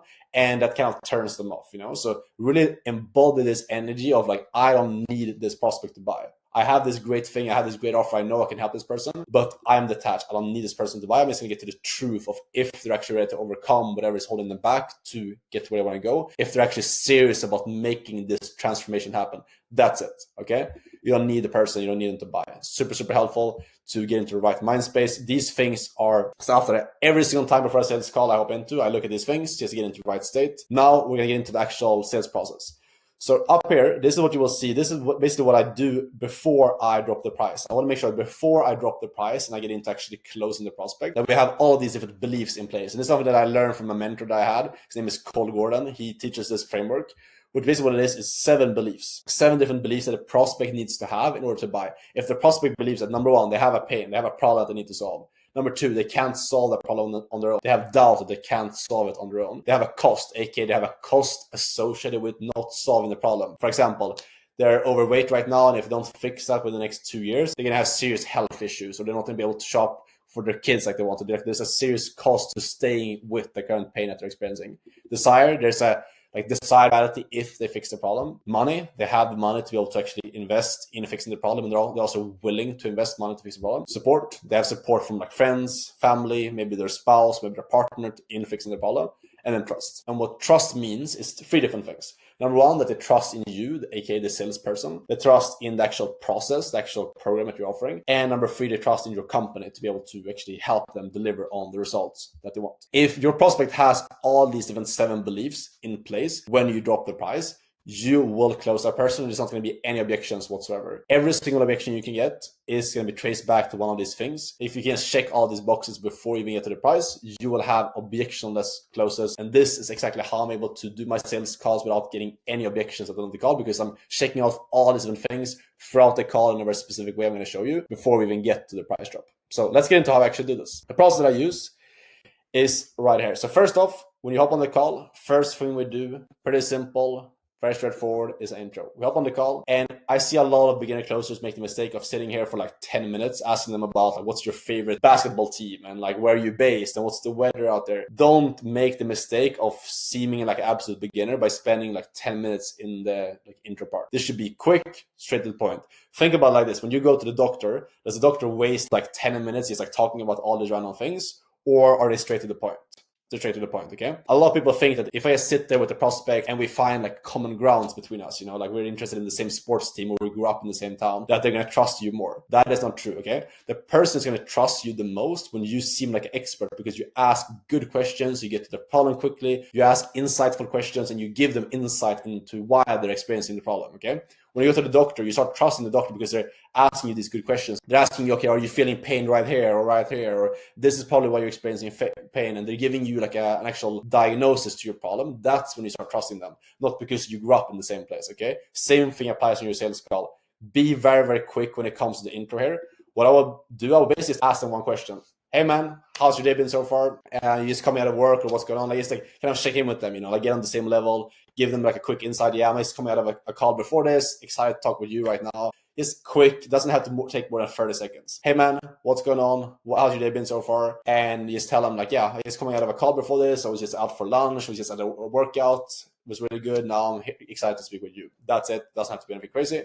That's report right there. Next thing is setting the actual frames, basically letting the prospect know what's going to happen on the call, okay? This is especially important when you're talking to consumers that might not have had a lot of sales calls before. You just want to kind of let them know what's going to happen in the process and that they're actually going to get what they came to get on the call, which is more information about the offer. So basically what I would say here is, so really what I want to do on this call is just get a bit better context about kind of like where you're at, what type of goals you have, what type of challenges you've been facing so far in terms of getting there.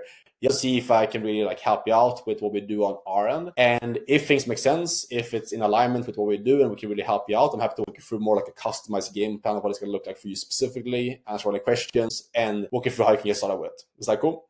Cool. That's it. Super simple frame. Don't overdo this stuff. Keep it simple, keep it straight to the point, and focus on building rapport by just having a good discovery part of the call, the information gathering part of the call, okay? When we move into the next part, which is information gathering, the goal here is basically number one, understanding their desired situation. Like what does this person actually want? What is the end goal of them? And then we want to assign a couple of different things to that. We want to figure out exactly what their ultimate goal is, like what the end goal, what the long-term vision is, what their monetary goals, basically assign a number, like how much money does this person want to be making.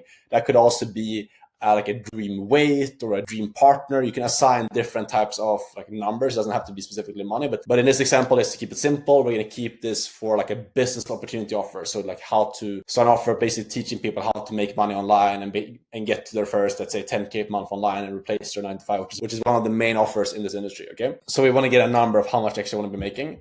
Long-term vision is figuring out what the bigger term vision is, like what they actually want to achieve other than just like the money, and then non-monetary. So these things kind of overlap, as you can see. So just to give you some examples here, what this could be, the ultimate goal could be for someone to replace their 9 to 5 and be able to not work 9 to 5, 45 hours per week anymore, be able to travel, be able to be with their kids more, and they would need to make, let's say, $8,000 per month to be able to do that. The long-term vision is to eventually have their own like family business, let's say, that they want to pass on to their kids, make sure their kids can have a good future. And the non-monetary goal for them is, again, basically just to have freedom, be able to travel, be able to like not be in a 9 to 5, things like that. When you have these different things, when you know the monetary goal, the long-term goal, and the non-monetary goal, and like the ultimate like North Star of what they want, in this example, that would be getting out of the 9 to 5. That's really the first thing we want to figure out in the information gathering, is getting very, very clear on what the person actually wants, what the desired situation is. Once we know that, we can work backwards into the current situation, okay? A lot of sales coaches will tell you that you should always start off with the current situation first in your information gathering, and that can definitely work. But if it's a call with a B2C type of prospect, we're talking to someone that's like a consumer that's looking to get out of the 9 to 5, for example,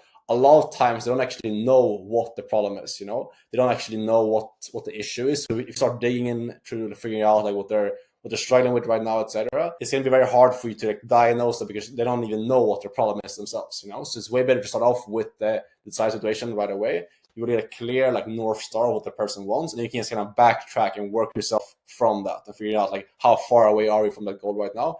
It's way easier with B2C prospect because they don't actually know what the problem is themselves. Otherwise, they wouldn't be on the call a lot of times. So it's just going to save you a lot of headache, make it easier for yourself, and allow you to get faster to the actual real problem if you start off with like what do they want instead of what's the problem right now. Okay. If this would have been a B2B call, then I recommend starting with the current situation, because business owners, they usually know what their bottleneck is, whereas consumers, they typically don't know what it is. Okay. So now that it comes time to actually dig into the current situation, number one is just uncover their reason for change. Okay. So by this time, it's probably gonna be pretty obvious what this person wants. If it's more freedom, if it's more income, if it's more flexibility, whatever it is. We just want to go deeper on that. Okay. So let's say, for example, it is someone who just wants to make more money. Okay. So let's say this person he's looking to make 10K a month online, be able to travel, etc. Okay, got it. So how far away are we from that number right now? How far away from 10K are we right now? We want to develop that gap, Right now I'm making 2K per month, I want to make 10K per month. Great, and we have a gap there. Right now I weigh 250 pounds, I want to weigh 200 pounds, you know, clear gap in between there. We want to figure that out, exactly what their current situation actually looks like. And then we do these things I mentioned before. We want to make sure that the doubt is there. We want to make sure that this person feels like they can't figure this out on their own. We want to figure out what type of solutions they've been looking into, if we need to eliminate other potential bridges, like other solutions. Let's say they're looking at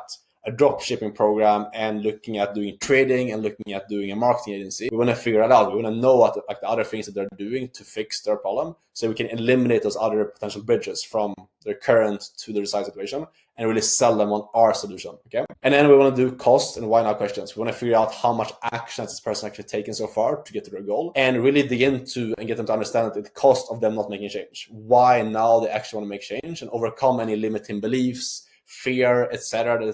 that's holding this person, or that's been holding this person back from taking action. If we do all these different things in the current situation part of the call, we will get this prospect to a stage where they have a lot of urgency and they're ready to actually take action to make change. And that's when we eventually get into the pitch. And then sometimes, not on every single call, but sometimes you will ask them about the support question, is figure out if they have like a spouse involved, especially if it's more like a feminine type of energy, like a woman you're talking to. You want to figure out if they have like if they have a spouse that should be involved in the conversation, etc. Maybe their husband is like providing for the household, maybe she's not working. You want to figure it out so you don't get that objection come back up at the end, you know? So once we covered all these different things, we've finished the information gathering part of the call, we built urgency, and we've checked off a lot of potential objections and eliminated them before even getting to the pitch.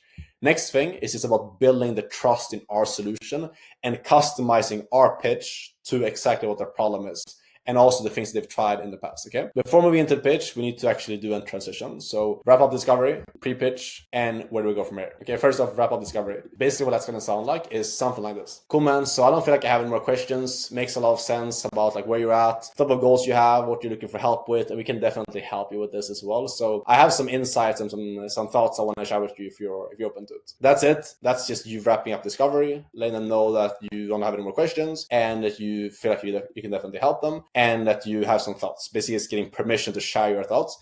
Then we move into what I call a pre-pitch. Basically, what you want to do here, I can make an entire new video about the pre-pitch. It's a massive thing that I use in my sales calls to bump up my closing rate to 50 to 60% plus, even on like ice cold prospects. Basically what this is a method that I use on my sales calls to sell the prospect on our method of success, okay? So let's say you're selling a coaching program that teaches people how to make money and how to make the first 10K a month with drop shipping, as an example, okay? You want to sell the person on drop shipping being the best and the most efficient and the most fast and the most smart vehicle for them to go from where they are to their goal before you pitch the program, okay? If you make that sale on your sales call, pretty much everyone will buy, okay? If you get people to buy into your method of success before pitching the program, you'll make a lot of sales and your closing rate will skyrocket as a closer, okay? Every single sales call, I always just want to make sure that before I pitch our program, I get the person bought in on the actual method to success. Because here's the thing, especially nowadays when there's hundreds of different like business opportunities, you know, everything from like starting all kinds of different businesses, you know, like TikTok shop, trading, like all these different things you can be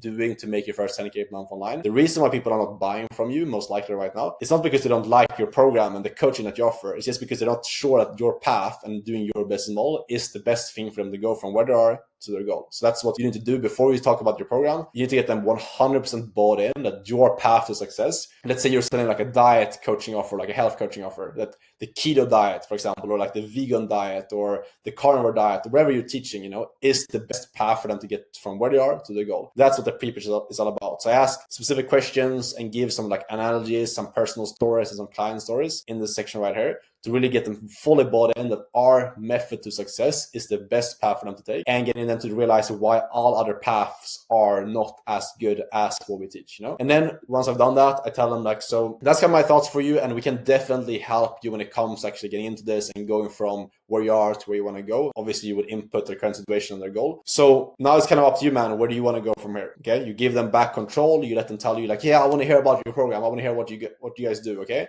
And then you pitch. You want them to ask you to get pitched. You don't want to be like, yeah, so do you want to know what we do? I would rather just have them tell me, like, I want to hear your pitch. I want to hear what you guys do, basically. So that's kind of why we like give them back control. Where do you want to go from here? Yeah, I want to hear about your program. Cool. We get into the pitch. The pitch, it's basically it's the three different things we want to do here. So first off, give them a high level promise. Tell them what the entire program is about. So it can basically just be like this.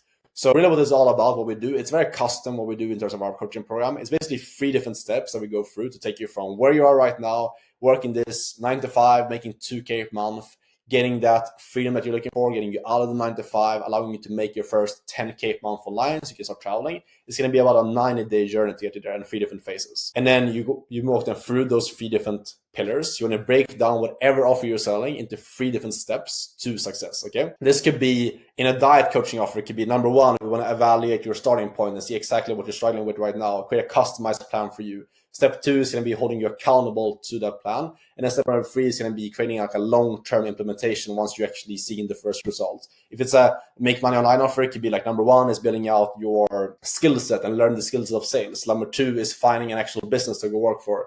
And number 3 is making sure you perform at the business, okay? Whatever offer you're selling, break it down into 3 different kind of steps to success and think about it as like 3 stages to their journey, basically, of going from where they are to the goal. And that's how you should pitch it, as like 3 different stages of first month, second month, and third month, for example. If you pitch that way, they will be able to visualize it themselves. The prospect can feel it in their own head. They can see it in their own head of what it's going to look like when they start working with you, which makes them more certain about your solution being the right thing. This is going to increase your closing rate a lot if you do this. And then once you've done that, once you explain the entire journey, then you get into the actual deliverables of what they actually get from working with you. You know, like the amount of coaching calls, the course that they will get, the one-on-one access, all that stuff. You explain that afterwards. Okay. Once you've done this, once you've done the pitch, you want to get into what we call the committing phase. A lot of people miss this, which is why you're struggling at the end of your call to close deals and you're getting like 50 different options and not knowing where people are not buying from you because you're missing this part right here. After you pitch, you need to always make sure that the person is confident about the program. We need to get 100% certainty that the prospect feels like your solution and your program, everything that we talked about up until this point, is the right thing for them to do, okay? So the way we do this is by doing what we call a temp check. So after you presented the program, you ask them, okay, either number 1, how do you feel about the program? More like a brief, vague question. Or number 2, on a scale of 1 to 10, 1 being you hate the program, 10 being this is the best thing you ever heard. And you feel like this is exactly what you need to go from X, Y, and Z to X, Y, and Z situation. Where do you feel like you fall right now in terms of this program actually getting you to where you want to go? Okay. You ask them that, get the confidence from that they're actually certain about your program. Once you've gotten like a 8, 8.5 or higher, that they're actually confident about it and they motivated you why they're confident, then you move into the next steps. This is super crucial. If you miss this part, it's going to be very hard to handle objections. If you do this, way easier, because if you do this correctly, the only objection you will get after presenting price is typically yes, logistics, yes, like money if they can't afford it, or a bit of fear. That's it. And it's way easier to handle compared to if they're like unsure and they have questions or uncertainty about the program after you give them the price. So super key to always do this before you present price. Then you want to give them next steps before you drop the price. This is super important. If you just give someone the price without telling them the next steps, they're going to feel like they're jumping off a cliff when they're buying your program, and they're going to be more scared towards in that first step, you know? So you want to tell them like what's going to happen after they pay you, just to put them at ease, make them feel more comfortable with actually starting to work with you and paying you that money, okay? So tell them like, yes, what's going to happen is first off, we take care of the investment, then we'll get you access to our platform, then you will have your first onboarding call with your coach, etc. And then you will start working right away and start working towards your X, Y, and Z goal down the road. Then we give them the investment. So the investment to work with us is just $10,000. That's it. And then you shut up, okay? You say the price and you be quiet and you let them speak. Super important thing that a lot of people just get wrong because they're nervous. You shut up and you let them say whatever they say. And at this point, it's super, super key, like we talked about before. You need to be the oak tree. You need to be relaxed, detached. Whatever they tell you, whatever objection they come with, think for yourself, like they're probably going to have an objection. Expect the objection to come and don't change your state, whatever you do. Don't become mad or irritated or annoyed with them giving an objection. Just be still, relaxed, leaned out, and just handle whatever they say with like almost excitement, you know? And then realize there's 3 different objections you can get on a sales call. So hopefully at this point, you've executed everything that I just showed you in this video, and you're not going to get any objections in most cases. Be able to just take the payment, close them, get that commission paid to your bank account. But if you get an objection, it's always going to stem back to one of these 3 things right here. Uncertainty, which can be that they're unsure about the program, they're unsure about now being the right time to start the program, or they're just scared, you know, scared of spending the money or scared of like trying something, like what if it doesn't work, things that's going to be the first thing. Secondly, here we have these more logistical type of objections, which is either that they actually need to speak with their partner, which is most of the time when you get a spouse objection, it's not actually a need. They just want to like externalize responsibility on their partner, which is actually uncertainty. They're actually just unsure about it themselves. You just need to bring up their certainty on the program. But In some cases, it's actually logistical. They need to talk with their spouse because otherwise they're gonna they can't afford it on their own, or they their spouse is gonna get pissed if they spend the money they have common finances, etc. So in some cases, actually they need to talk with their partner before doing it, but it's very rare. Most of the cases you can actually handle it by just going into uncertainty. Finances, if they physically can't do it, you need to figure out a payment plan in order for them to be able to afford it. You figure these things out, and very important note here is there's a reason why we handle uncertainty before we handle finances, spouse, and partner, okay? Because you can never handle logistical objections while talking to a prospect that's uncertain about the program not being the right time, or they have fear, okay? We need to get them to a point where they're 100% sure they want to do the program, and it's just the money, or it's just talking to their husband and getting them on board, or their wife, whatever it is. We need to get them to that point before we can actually handle these objections. Because otherwise, if we move into handling building out a payment plan, or handling the finances, or handling a spouse objection when the person's actually uncertain about the program, we're not going to close them when we overcome that objection, okay? There's still going to be more stuff that's going to come back up, and we're going to get 10 different objections. It's going to be very hard to close. We're probably going to lose the deal, okay? So you want to handle uncertainty first. Make sure that they're 100% bought in. They want to do the program. Now is the right time. There's nothing holding them back from starting, other than just talking to their spouse, getting them on board, or getting the finances sorted out. And then we move into handling that, and then we close the deal. If you do this in the right order, closing becomes way easier. A lot of times I see beginners lose deals because they don't do this in the right order. They start handling a spouse objection when the prospect is actually just uncertain. And then they end up just staying in this loop, and they end up having calls, they just go off to Pluto and end up not closing the deal because he just did it in the wrong order. So make sure you do this in the right order. Uncertainty first, then you do the logistical stuff, and then you end up closing the deal.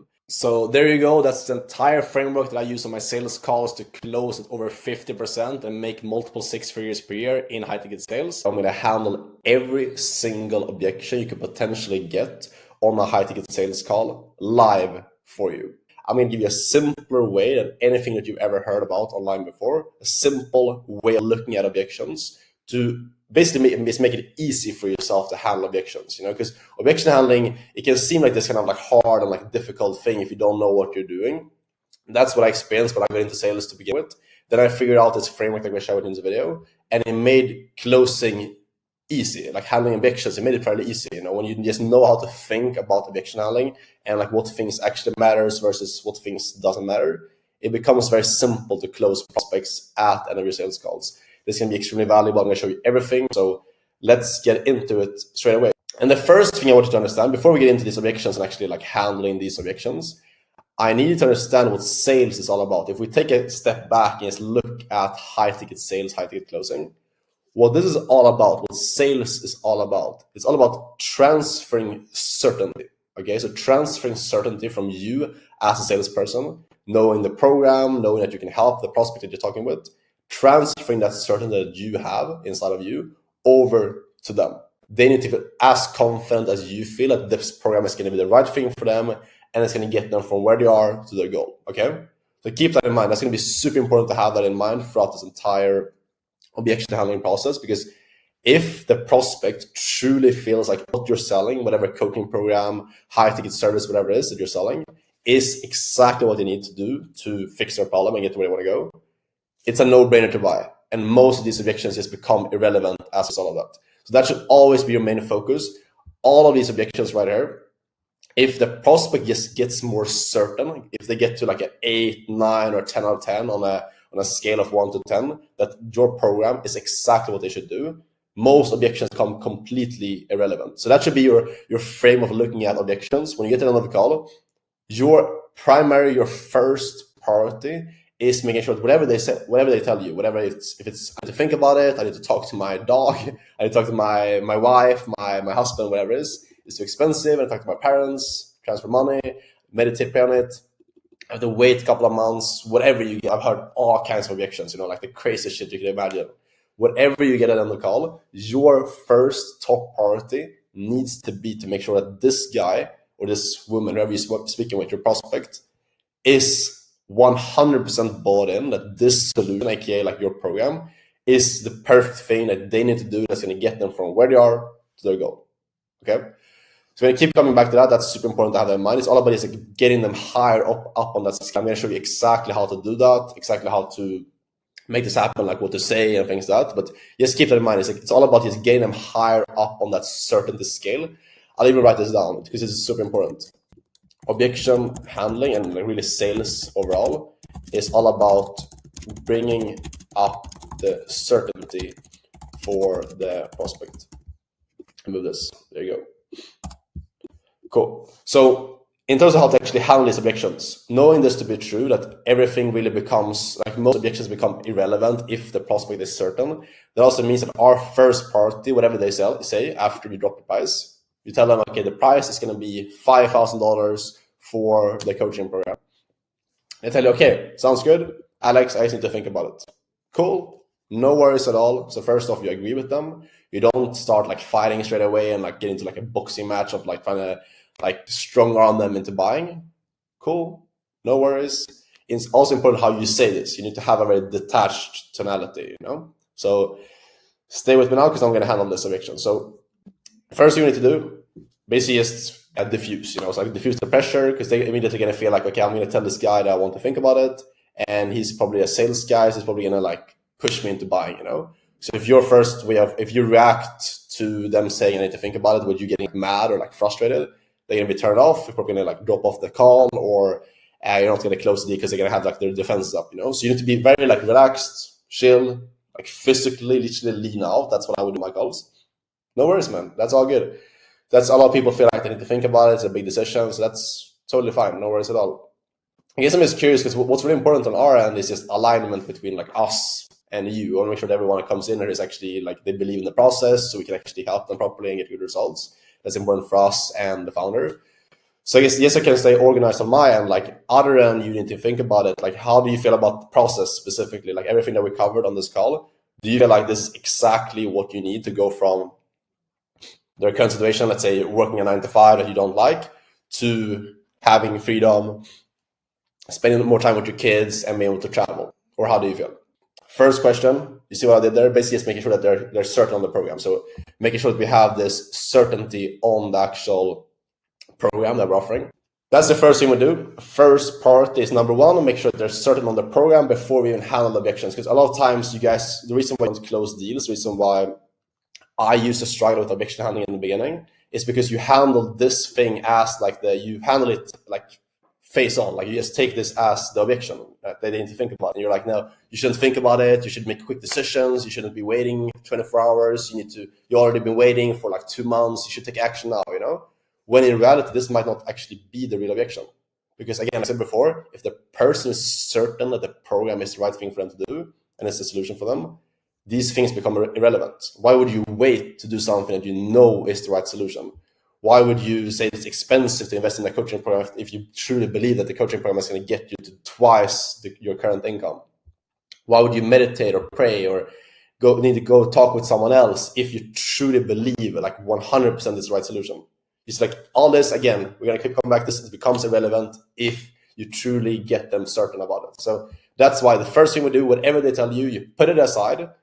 Okay, you need to think about it. Cool, no worries. Other than that, how do you feel about the process? Do you feel like this is exactly what you need? And they tell you, so you ask them first, put their objection to the side. Verify if they, let me make myself smaller here so you guys can see this.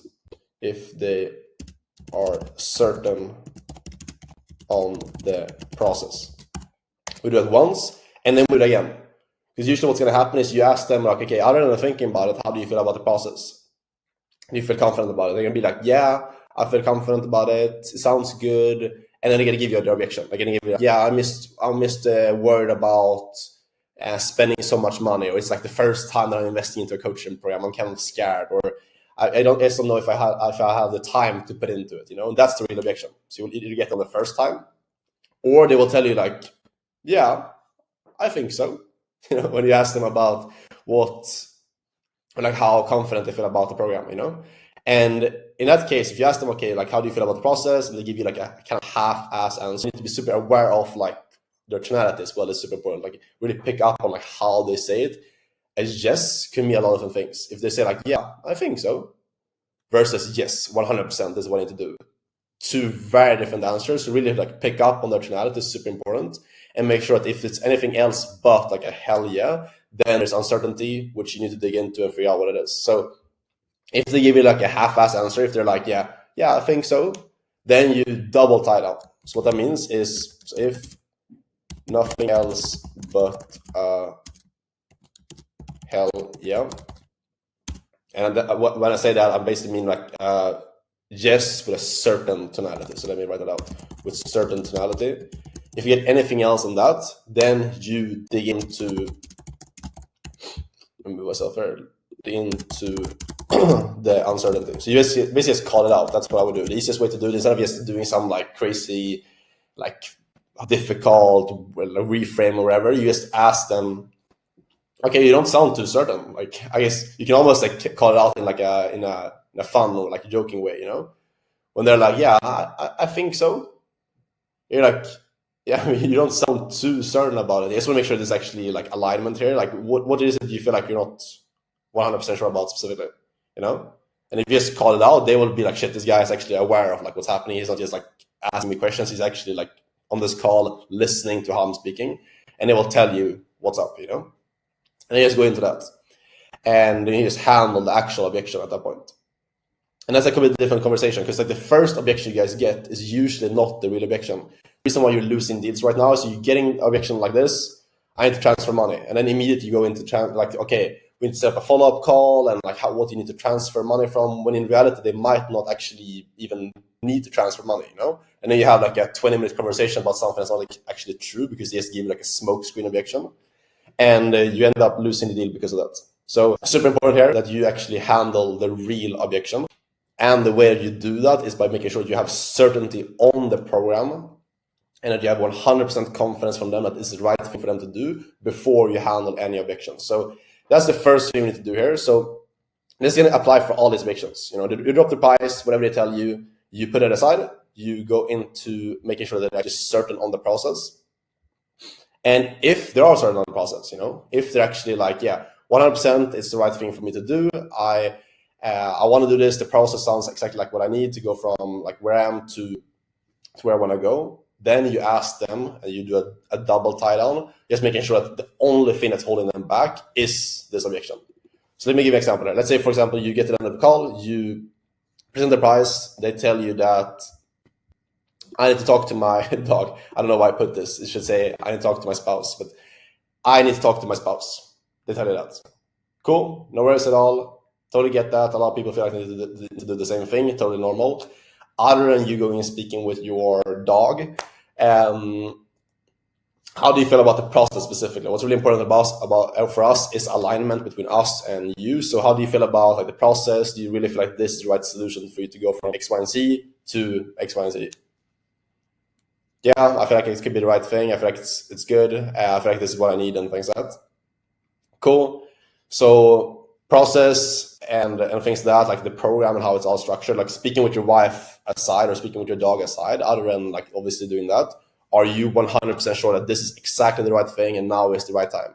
So you want to double tie down with a very certain direct language of like, other than doing what you said you want to do, are you 100% sure? Like, say with that tonality, like 100% sure that this is the right thing, now is the right time, you want to get started, just talk with her first.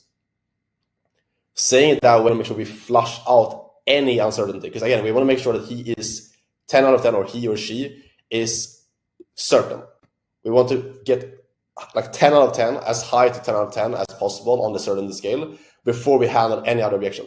So that's why it's super important to double verify, double check with them that other than what they just told you, they're 100% sure. Because the thing we want to avoid here, we don't want to be handling like I need to speak to my wife objection when he's in reality not sure about the program, you know? Because then we're handling like two different things. And certainty is the first thing we need to get before we can handle objections, you know? A person who's not certain about the program is not going to buy, even if we handle like the spouse objection perfectly, he's not going to buy. So we need to always get the certainty from them first, get them like 10 out of 10 confident that this is the right thing for them to do, and then we handle the actual spouse objections or whatever it is, you know? So this applies for all these different things. And I'm going to make future videos like going more in depth to like the specific handles for like all these objections. I'm not going to have time to like go in and say exactly like the word tracks for all these objections, but this is by far the most important framework that you need to get into, is like realizing whatever you get in terms of objections on the sales call, put it aside, focus on getting certainty from them that the process is what they need to do. And then once you have that, then once you get that once, you get it again, you double tie down, then you can go into actually handling an objection if they're still bringing it up. Well, a lot of times what's going to happen is someone tells you like, I need to think about it. You're like, okay, cool. So what about the process? Do you feel good about the process? You're going to give you the real objection. You handle the real objection. And then you basically just close them because they actually need to think about it. They're just like uncertain about the program. And that's going to apply to most of these things as well. Like I need to transfer money. I need to talk to my parents. A lot of times that's just like, it's just uncertainty, you know? In the cases where it's not uncertainty, how you handle this is, for example, if it's too expensive, that's a really good one. And you talk to my spouse, also a good one. I'll give you quick like ways to handle this just so you have some like ammo to use as well.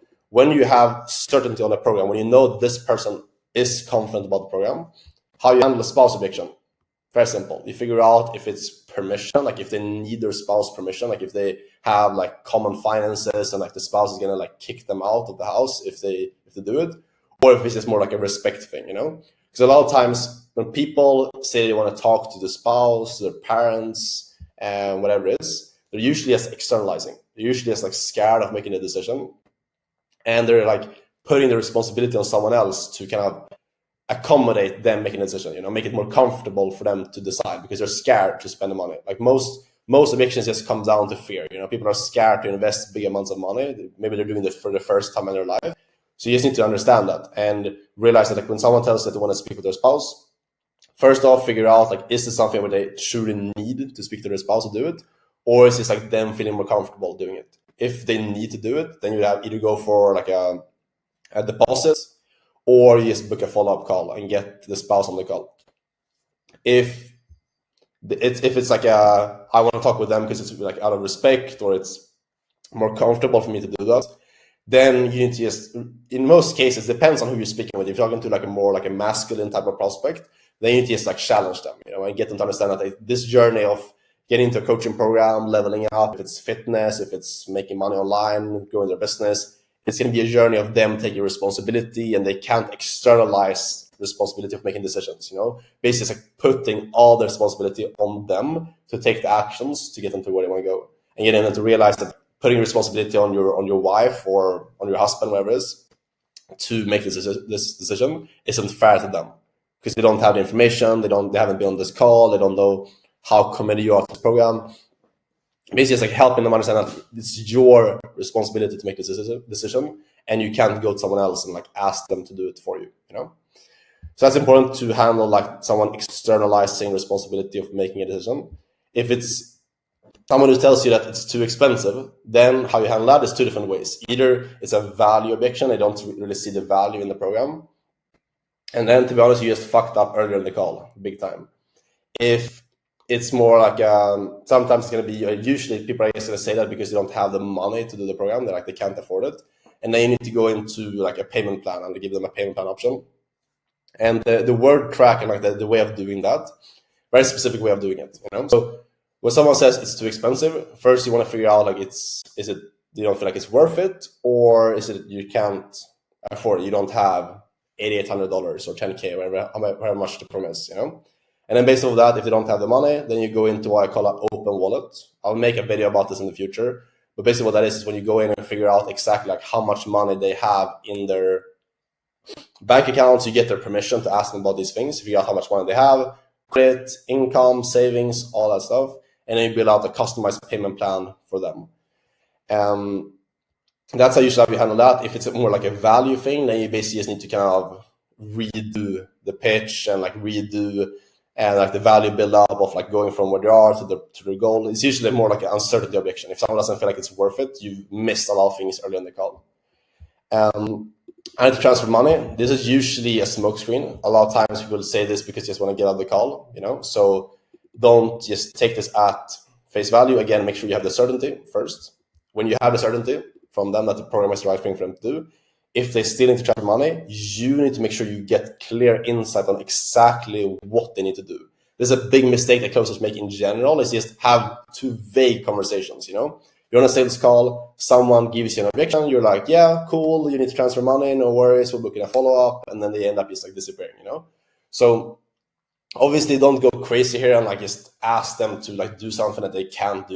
But you need to make sure that you get the full context about exactly what they need to do to actually make the payment, so you can lay out a plan for how they're going to join the program. You know, so for example, someone might need to sell crypto to get into the program, or someone might need to like transfer money from like a savings account to like a what's it called, like a current account. You know, so you need to like just figure these things out, get a good idea of exactly like what's going on and exactly what they need to do.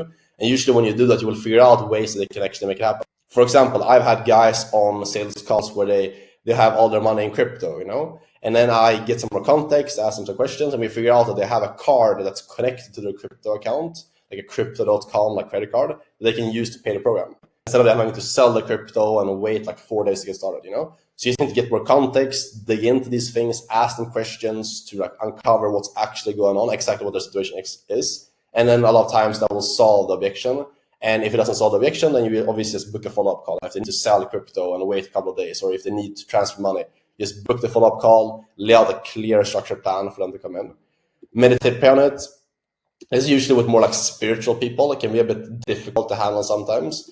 And the kind of like approach you need to take in these cases is usually more like a cooperative frame, you know? Because if someone is more like spiritual, if they're more like kind of like woo-woo, if that makes sense, or if they feel like they want to like pray on it and like and things like that, you can't just like meet that with like a buy now like attitude and like just don't pray on it and to do it and just like go back to their goals and more like a logical frame. You need to just like understand like how they're feeling, because usually they're more kind of like emotionally like they're kind of externalizing the responsibility of making a decision because they feel uncomfortable about it. You know, they feel like kind of scared and uncomfortable about drawing a line in the sand and just like committing to a program and investing in smart money. So they want to like meditate, pray on it to get some type of confirmation, you know, they're doing the right thing. So just keep that in mind, as people are usually looking for is confirmation, validation, and is feeling more comfortable making this decision. And that's what you kind of need to help them through. Help them understand that there's not going to magically come certainty. You know, they're not going to like meditate, pray on it, and then all of a sudden feel more confident. The confidence comes from taking action.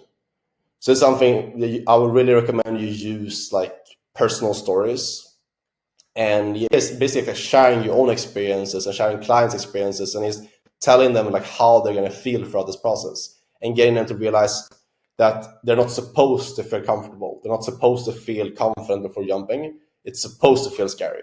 Shifting the belief in their head from, okay, success is supposed to be a comfortable, secure journey, to realizing that, okay, for me to get to this dream weight or this dream income, that is going to be for me stepping into uncertainty and doing the things I'm scared to do. If we can shift that belief in their head through personal stories and just reframing their mindset, you will be able to close these people very like this.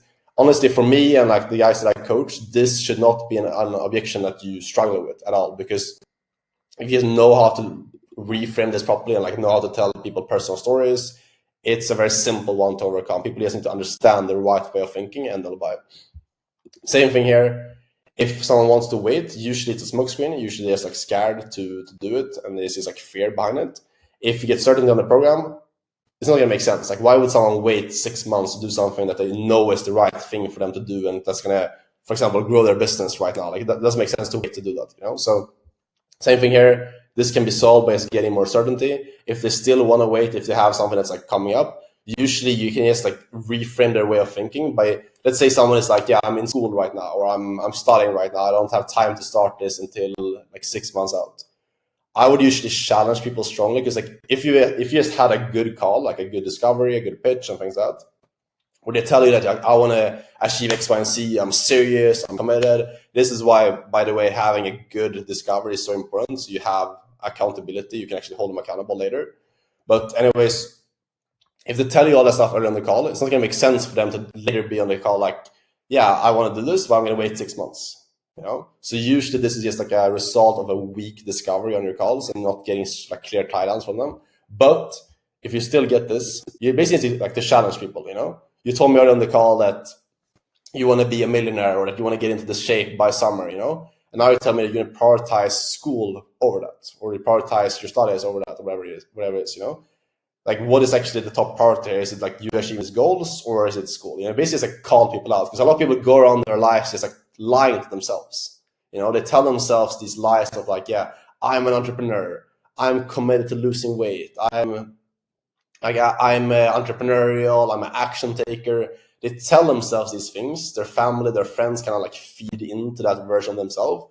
But in reality, they're not. You know, in reality, they're just talking about these things but not actually doing it. So you need to be the guy on a sales call that's going to challenge people to actually step up and hold them accountable to doing what they say they want to do. This is the most high level, the most like the best closers in the world do this. This is how I was able to become the top closer on all the teams I've been on, was by just holding people accountable to high standards, you know, not letting people give any like BS excuses. And it's not coming from a place of like hard closing.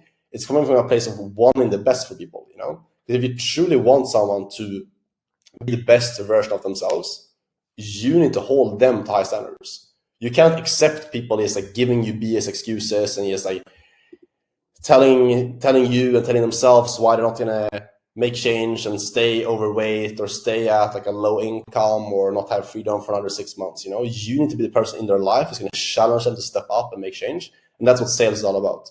So this is also, I told you guys before, that really like all of the stuff that I mentioned to you right now, it's all going to be prevented by having a good discovery. If you can just have good beginnings of your call, like the discovery part, the pitch, this is going to prevent all these objections. On my sales calls, I barely get any objections. It's like a couple of calls out of 100 calls, I'll get objections, more like logistical about like money or sometimes fear.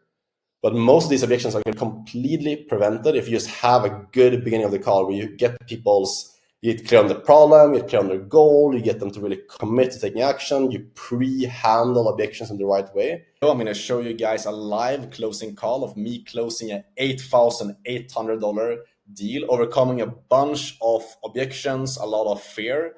I'm going to show you guys literally everything, my thought process, why I'm asking the questions that I'm asking, how I close the deal, how I overcome objections, all that stuff. So it's going to be extremely valuable, regardless if you're a complete beginner and you're trying to get into remote side sales and land your first sales role. You're going to learn a lot from this, like hearing how I speak, how I handle objections, how I carry myself on the call, all that stuff. And also, if you're already in remote high-ticket sales, you're already closer, you want to scale up to like 10, 15K monthly commissions, it's also going to be valuable to learn how to actually lead people on calls, how to handle objections, how to pre-handle objections in the discovery, all that stuff. So without further ado, let's get into it straight away. Just to give you some context here before we dive in, I'm going to show you guys from about halfway into the question asking part of the call. We call it discovery. Basically, in the beginning of the call, what you're going to be doing is you're going to be asking people questions to figure out their current situation. So on this call, basically, I was talking with this pretty young guy. He had big goals of becoming an entrepreneur. He wanted to make a lot of money online. He didn't want to work like the traditional 9 to 5 and things like that. And we figured out that his goals are doing those things. But right now he's working in a more traditional job. I'm not going to share like exactly his situation just for like privacy's sake. But we figured out pretty quickly that he has these big goals, but he hasn't actually taken action towards achieving them. So I'm going to show you guys exactly how I handle this, because this is a very typical objection. And this guy had a bunch of fear. He was extremely scared towards taking action. So I had to kind of work through that throughout this discovery part here of asking questions. And then also at the end to be able to close this deal for $8,800. So let's start here. I'm going to show you guys, this was a couple of months ago. So I'm going to show you guys exactly the questions that I asked here and why I asked them as well.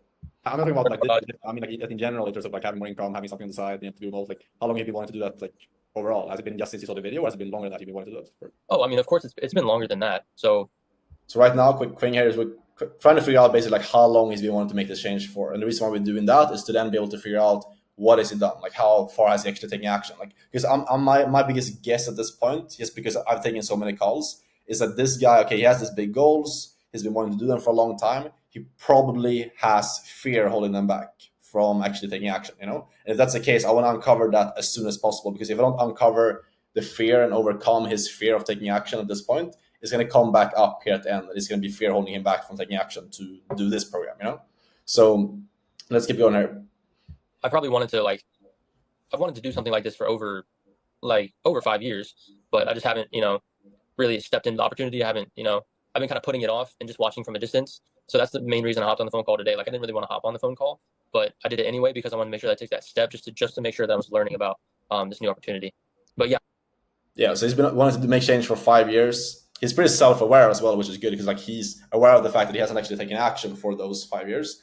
And now it's very, very obvious for me, like, okay, next thing we need to dive into is like, why has this guy been wanting to make change for 5 years, but not taking action? And this is one of the biggest kind of lessons I can share with you guys from being a high-performing closer and making over 10K a month consistently as a closer, is that you need to be willing to challenge people. People go around all the time in their lives. They tell themselves that I want to achieve X, Y, and Z. I'm going to be an entrepreneur, all that stuff. But they never actually break out of their patterns to take action on those goals. And that's how people are stuck, you know? This guy has been wanting to make change for 5 years. He hasn't taken action. It's my job on this call to actually get him to draw a line in the sand, finally step up and achieve the goals that he has for himself. And that's also what I love about sales, you know, because you have opportunity to be on a call with someone, especially if you're in high-ticket remote sales, be on a Zoom call with someone, talk with them for maybe an hour or so, and literally change their entire way of thinking and completely change their life by getting them to make a decision, you know? So we'll get into that stuff later, and I'll show you guys how I actually close the deal. But just like getting that kind of mindset right now of like realizing that this guy needs to be challenged, and that's what I'm going to be doing moving forward now. So let's check it out. Yeah, I've been wanting to learn. I've been wanting to create a new income, new side source of income for like over the past 5 years. I don't know. I guess. Yeah, why not? Um, What I asked now is I asked him like, what have you, like I asked him if he's tried anything so far. Like, have you taken action on anything to get there so far? Let's hop back here and I'll show you guys exactly what I asked. the past 5 years. Have you tried anything so far? No, I haven't. Yeah, why not? I don't know. I guess. I guess I just haven't. I haven't taken action. I guess to just do that stuff. I don't know. Why do you think you haven't taken action on it? I think maybe it's like a. Another big thing here that I want you guys to pick up on. This is a pretty small thing, but it's very, very important for you to get to a high level as a closer and as a salesperson in general. Is when he gives vague answers. When he's like, "Yeah, I haven't really taken action." Really be very, very aware of the fact that he didn't answer my question. I asked him like, "Why haven't you taken action?" And he asked his answer was like, "I haven't taken action." That's not the answer to my question, you know. So I'm not saying this that you should have this like crazy attitude on your calls and be like this fucking like crazy person just like beating people up. Obviously, don't do that. But what I'm saying is you need to be aware of the fact that when you're asking questions on your sales calls, you're not just asking the question just to ask the question and then move on. You're asking the question to get the proper response that you need to get, and then you move on. So that's what I'm doing here. Like I asked a question, he didn't actually give me the response that I wanted, what I needed to move on in the call. So I stayed there. I re-asked the same question until he actually gave me a proper response because I want to figure out why hasn't this guy taken action? Like what's been holding him back? And I'm not going to move on until I get that. Self-belief thing maybe, but at the same time it's like, let me think.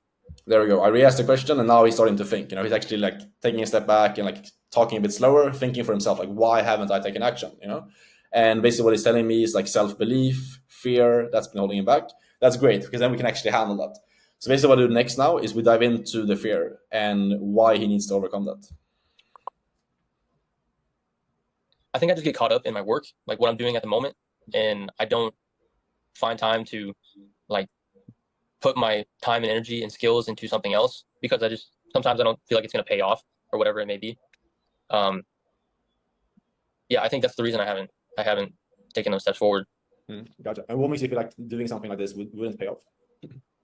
I guess there's just like, again, I'm just probing, you know, he gives me something, it's kind of vague. I don't really understand what he means. Instead of asking some like crazy scripted question or like, okay, asking some off topic thing, I just follow up. Like, what do you mean? Tell me more. In what way? Can you expand on that? Super simple questions, but get me all the information that I need. And that's how most of my sales calls go. I just ask the first question of the call, like what has you here on the call, or like what are you kind of looking for help with? And then I basically just ask follow-up questions after that. That's how the best salespeople do it. Is just ask follow-up questions, probe into what they're saying, and you will get all the information that you need. This guy now he starts opening up about like what's going on truly, and we get deeper with him. Like the what's the word? What's the word I'm looking for? I'm trying to find the word. I can't remember what it is. Skepticism? Yeah, skepticism. That's the word. Okay, got it. Yeah, I mean, I hear it from a lot of people, especially like young guys, when it comes to getting into space. Because obviously, like doing entrepreneurship, you know, and doing something like. And now, basically, what happens is I basically just go into handling his fear because this guy is skeptical and he's scared of taking action. And what someone like this needs to understand, And basically, like how I think about this, to give you guys some like actual principles here, is that I've taken so many calls, I've spoken to so many people, so I know trends. I've seen trends from, okay, this is probably what's gonna happen. You know, like he's a young guy, he has big goals, he hasn't taken action. I understand that this guy, the reason why he's not where he wants to be is because he's scared of taking the actions required to get to his goal. He's holding the belief right now that, okay, I want to be an entrepreneur, I want to achieve all these different things, but when it comes to me actually investing in myself, investing in a coaching program to learn the skills required to achieve my goal, and I start to feel uncomfortable, I start to feel a bit scared, I start to feel a bit nervous, those emotions are bad. And when I feel that way, I pull back and I stay inside of my comfort zone. That's how his life has looked like for the last 5 years. You know, he has goals, visions, things that he wants to achieve, but when he feels scared, when he feels nervous, when it's time to actually take action on one of those things to achieve those goals, he always pulls back. So the belief that I need to shift now, the thing that I need to kind of make happen in his head, is I need to get him to realize that in order to get to his goals, in order to become an entrepreneur and achieve all these things that he wants to achieve, he needs to be scared. He needs to be fine with going through that emotion. It's like walking in fear, walking in uncertainty. That's the belief that I'm trying to shift now. So basically what I'm going to be doing, I'm going to be using like personal stories, asking him multiple different questions to reframe that belief, and basically just get him from thinking that fear is bad, nerves, uncertainty is bad, and I should move away from it, to getting into a place of thinking I should move towards fear. Fear is good. It's going to get me to where I want to go. Because if he believes that, then when he gets scared at the end of this call, when he hears the price and he's like, shit, I'm scared of buying this program, he's going to remember that. If I do a good job here in the discovery part and really get him to understand that fear is the way, that the way to actually get to where he wants to go is by moving through fear, then he's not going to let that hold him back at the end. We're pre-handling that whole fear objection, or at least planting a seed, you know? What you're going to see here in this call, I'm going to play it for you guys in a second, but you will see in a second that at the end, the same thing comes back up. You know, he gets scared at the end, the money is tight, he doesn't know if he wants to do it and things like that. And then we can just kind of revert back, because I already planted the seed here in the beginning, you know, because we already talked about the fear here. So that's why it's so important to talk about this at the beginning of the call, because then you're planting the seed, you know. It's not going to make sense for him to, if we had this whole conversation about fear, how he needs to step up, be a man, overcome these feelings and act in spite of being scared. We have all this conversation. He like admits that he wants to do it. He's ready to overcome the fear in the beginning. It's not going to make sense for him to come at the end and like, Alex, I'm scared, so I'm not going to do this, you know. It's because of the consistency bias. You know, he's going to want to appear consistent at the end of the call as he was in the beginning of the call, you know. So super key lesson there is that if you talk about stuff in the beginning of the call and overcome them here, it's going to be ways to close them at the end here. And as I said, this also comes with experience, because I've taken so many calls, I can kind of just observe who this person is and what beliefs that I need to shift for the specific person, you know. And this is also a big thing that we work on inside of my one-on-one mentorship. Just quick plug for you guys. In my inner circle, all of the guys that I work with, we review their calls. I show people exactly what you need to adjust in terms of your specific skill set and things like that. And I basically help guys to either as a beginner get trained up and get into their first role, or if you're already in sales, get into a better role in remote high ticket sales and review your calls, master your skills and things like that. So if you're interested in getting into sales, click the link down below. But let's keep going here. So let's skip forward a bit, like online we work out. And it's gonna like a less guaranteed path to take, you know, because this is just what I talk about. Is the reframe about being an entrepreneur is scary. It requires you to take steps outside of your comfort zone and do things that you're not comfortable with doing. So that's pretty straightforward there. Then what I do is I basically just pitch the entire program. Once I've gotten his commitment, I basically talk about this stuff, about how this is going to be a different path, how he's going to have to think in a different way. And super important thing, I get his commitment that he's going to be willing to do what it's going to take to achieve his goals. So let's jump to that part. And that's so important, because once he says that, it's going to be way less likely for him to back out here at the end. So let's check this out here. Overcome that and then come back in the future and do it when you're ready to do it. Make sense? Yeah, it does. Not many of them. Right. There's always a bit of like doubt, uncertainty, and in most cases a lot of fear, a lot of like discomfort before you take it. I was talking about the uncertainty and things like that, and I'm getting his buy-in here as well. I'm asking, instead of just talking at him, I'm saying this stuff and I'm asking him like, does that make sense? Do you agree? Throughout, to make sure he's actually bought into what I'm saying, you know? Because the thing you don't want to do, you don't want to just like talk at someone and not get their confirmation, their decision. And then afterwards, it works out, you get good results. point you can scale this to 5K a month, be remote, achieve those goals that you have. Obviously, like we already talked about right now, first thing is you have to be willing to take action. Step in uncertainty is going to be scary, it's going to be uncomfortable to do. That's like the prerequisite, the first thing you have to go through to actually make that happen. But then from there, man, it's pretty simple because working with us, what we do is really just eliminating. Yeah, so that's basically it. Like that, this is a very long call, by the way. You guys will notice that it's an extremely long call because this guy had so many objections, and also because we had to figure out some stuff with the payment. This guy did not have like all the funds to be able to do it, so we had to kind of get creative with like a payment, not a payment plan, but basically just getting creative with credit, you know, and getting him in credit so you can actually get into the program. So let's jump forward here. This is basically the discovery. Now I got him tied down that this guy is willing to take action. He's willing to overcome their fear. He needs to make change. He can't just keep going and waiting. That's the most important thing that we kind of got out of this discovery part here is someone has been stuck for 5 years. He hasn't taken action. We need to get him to clearly draw a line in the sand and clearly commit that I'm going to make a change today, because otherwise this call is going to go exactly like the last 5 years of his life gone. He's going to be on this call, get scared at the end when he hears the price, hop off the call, not take action, and stay stuck. So we need to really break him out of that loop, which we've done that. We're planning to see now. So let's jump forward here. All right, so now we're right past the pitch here. I just presented to him exactly like how the program works, how we're going to help him go from his current situation to his ideal situation, and that's how you should always pitch on a high-ticket sales call. So basically what we're doing right now, I'm basically just getting his buy-in that he feels that the solution that I presented for him is the right thing for him to do. That's super important. You never want to just like drop the price on someone without knowing that they actually want to do the program. You want to like really get their buy-in, make sure that they're committed to the process. Because otherwise what's going to happen if you just drop the price on someone that you don't actually know if they're certain about the program, then you don't actually know if they're unsure about the program, if they're unsure about the price, if they don't have the money. There's a bunch of different variables. But if you make sure that this guy is 100% certain about this program is the right solution for him before you drop price, then it's way easier to handle the objections afterwards. Because then really like the only objections you're going to have is about the money and it's figuring out logistics with money. You know, it makes it so much simpler to handle. So that's what I'm doing right now, is getting his commitment that he wants to do the program. He feels like everything that I pitched to him in terms of like how we're actually going to help him get to where I want to go, that he feels that that's the right fit for him. So on your end, do you feel like this aligns with you? Do you feel like this is what you want to do? I do. Yeah, man. Got it. So if you feel confident about it, and do you have any more questions on the process? I don't think so. I don't think that I do. No. Do you want to talk about like the next steps and how to get started with it? Yeah, let's talk about that. I will give it that. Cool. Now it's time for price drop. Actually presenting the price of the program. Here's the next steps. Get into it. Super simple. 3 steps. So first thing you do is that you process the investment with me. I take care of all the enrollment. Then we book in with your first session with your coach right away. So done with them.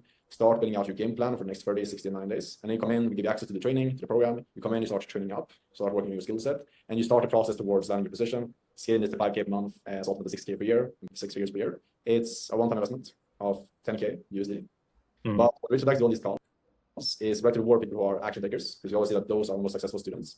So on this call, we take a discount and we can have you in for 8.8K USD instead. How does that land with you?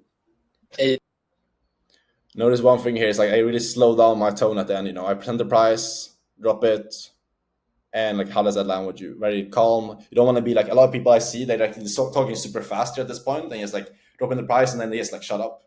You want to like slow down your tone, relax, because that's gonna allow them to really just like kind of take a deep breath and relax. You don't want them to be like stressed and like rushed at this point. You know, I just drop the price. It's like I want to do it so bad, but I don't have the money to do that right now. So no worries, man. I appreciate you being transparent about it, because like I mentioned at the beginning of the call, yeah, we can usually or pretty much do it.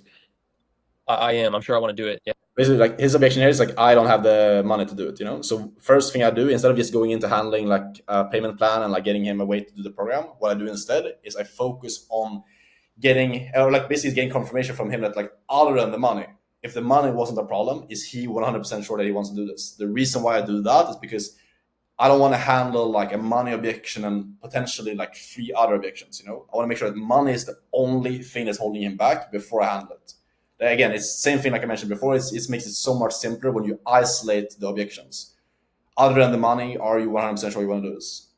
Get his confirmation, get a certain yes from him, then we move into handling the money. Because the thing with this guy, it wasn't just the money. He was actually unsure about some other things. It was still fear. You will see this in a second. He starts giving objections about talking to like a family member in a second here. Let's keep going. Okay, gotcha. How many cards do you have right now? That's where for a lot of people, it's really uncomfortable to like try to fill out. Like if we can make something work, Just before I do anything, I think it might take a conversation with my father. So Yeah, there you go.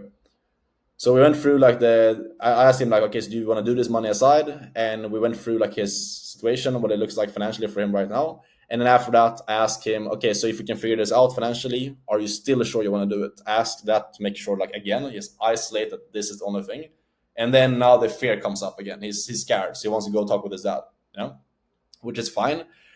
The way that I handle that, again, is just fear. He's externalizing, he's wanting to make this decision, but it's easier for him to have like a parent, someone else to just put the responsibility on. It's easier to just do what your dad tells you to do than to make your own decisions. That's the same thing for everyone, So now basically what I'm going to do is I'm going to handle that basically it's like a fear objection. He's externalizing the responsibility of making this decision on someone else. I just need him to kind of realize that putting this on his dad is not fair. It's not going to help him. It's not going to serve him. He needs to make his own decisions. So I might have to have a conversation with him about it before I do anything. Gotcha. Why that? Just because I know he's again, super relaxed, chill energy, nothing. I'm not gonna like switch up on him and like you're stupid or anything, It's like relax, got it. Okay, cool. Why is that? He's very skeptical about it. So yeah, he's skeptical about it. So I wanted to get his opinion on it because my dad. It's like that would be a good thing to do. Okay, got it. So what makes you feel that's a good thing to do if he's skeptical about it? Well, I live here, so it's kind of a situation of like. Quick note: San Pellegrino is the ultimate water to drink if you want to close a lot of deals in high ticket sales. I'm not gonna like. Not sponsored. I don't know, man. That's a hard question. Can I give you some like thoughts on that? Yeah, sure. Okay, because the thing is, man, like when I started this as well, like when I came, because I did the exact same. Yeah, like first thing is like I just asked the question that kind of popped in my head. Like, if your dad is skeptical, why would you go and ask your dad about doing this? Like, it makes no sense. Like, it's like going and asking. I don't know. Go and ask someone that is guaranteed to say no if you should do it. Like, why would you even do that? It makes zero sense logically. He's just scared. So basically, what I do right now, you'll hear me just reframe and like put the responsibility back on him. Like, hey, this is your decision to make, man. Like, you need to step up and decide about this yourself. Same thing. When I started this, I was like, I went to my parents, I told them about this, and they're like, I do this with a personal story now. So I just basically share like my own experience of doing the same thing because I actually experienced that myself. When I started my first business, I went to my parents. They were like, "You're stupid. Why are you trying to start your own business? Why are you investing 2K or like 3K into a coaching program?" I basically just tell him that, because I can relate to it, and he's gonna resonate with a personal story. So that's a good thing you guys can do is like use personal stories. You don't want to use that like throughout the entire call, but at times like this, when he's nervous, scared, you can share that because that's gonna really like allow him to connect with you and like feel heard as well. Like, it's a scam. You should do it because they have different beliefs. They're growing up in a different era with like the online space not being as like present as it is right now. So it doesn't make a lot of sense for them to usually be supportive. They have different beliefs. They don't think it's real oftentimes, and it's very hard for them to like actually see what you see in your eyes. And the thing is, like, I understand because obviously it's always more comfortable to have like someone else supporting you. It's always more comfortable to have like a family member, friends, someone who can be like by your side and like have them help you make the decision. Yeah. I totally get that, and I was saying for me as well, it's like comfortable to make your own decisions. But at the same time, and I also want to rely with the fact that like it doesn't make a lot of sense for you to go to him and like ask him to help you make this decision when he doesn't know exactly like the vision that you have, exactly maybe like how important this is to you, like the specifics of that, and he doesn't have all the context about how this industry works. Like, you going to him and getting his support in making this decision is something he can say or do that's gonna make you more confident about doing this. Ultimately, no matter like how hard or like how comfortable it is, it's gonna come down to your own decision to make to decide on what you want to do to create the future that you have for yourself. Yeah. Like, your parents might have like different goals, different visions for your life than you have, and then you have to decide like what type of vision you actually want to follow, and like what type of decisions you want to make, and based on your own opinion or based on someone else's opinion. Does that make sense? It does. Yeah. So that's obviously, I understand is that you want to speak with him and like feel more confident about making a decision, but then like speaking with him is not going to make you more confident. It's still going to come down to you having to decide to do this or not. Yeah. Yeah, I agree. I totally agree. So here's what I think we should do. I think the best thing for you.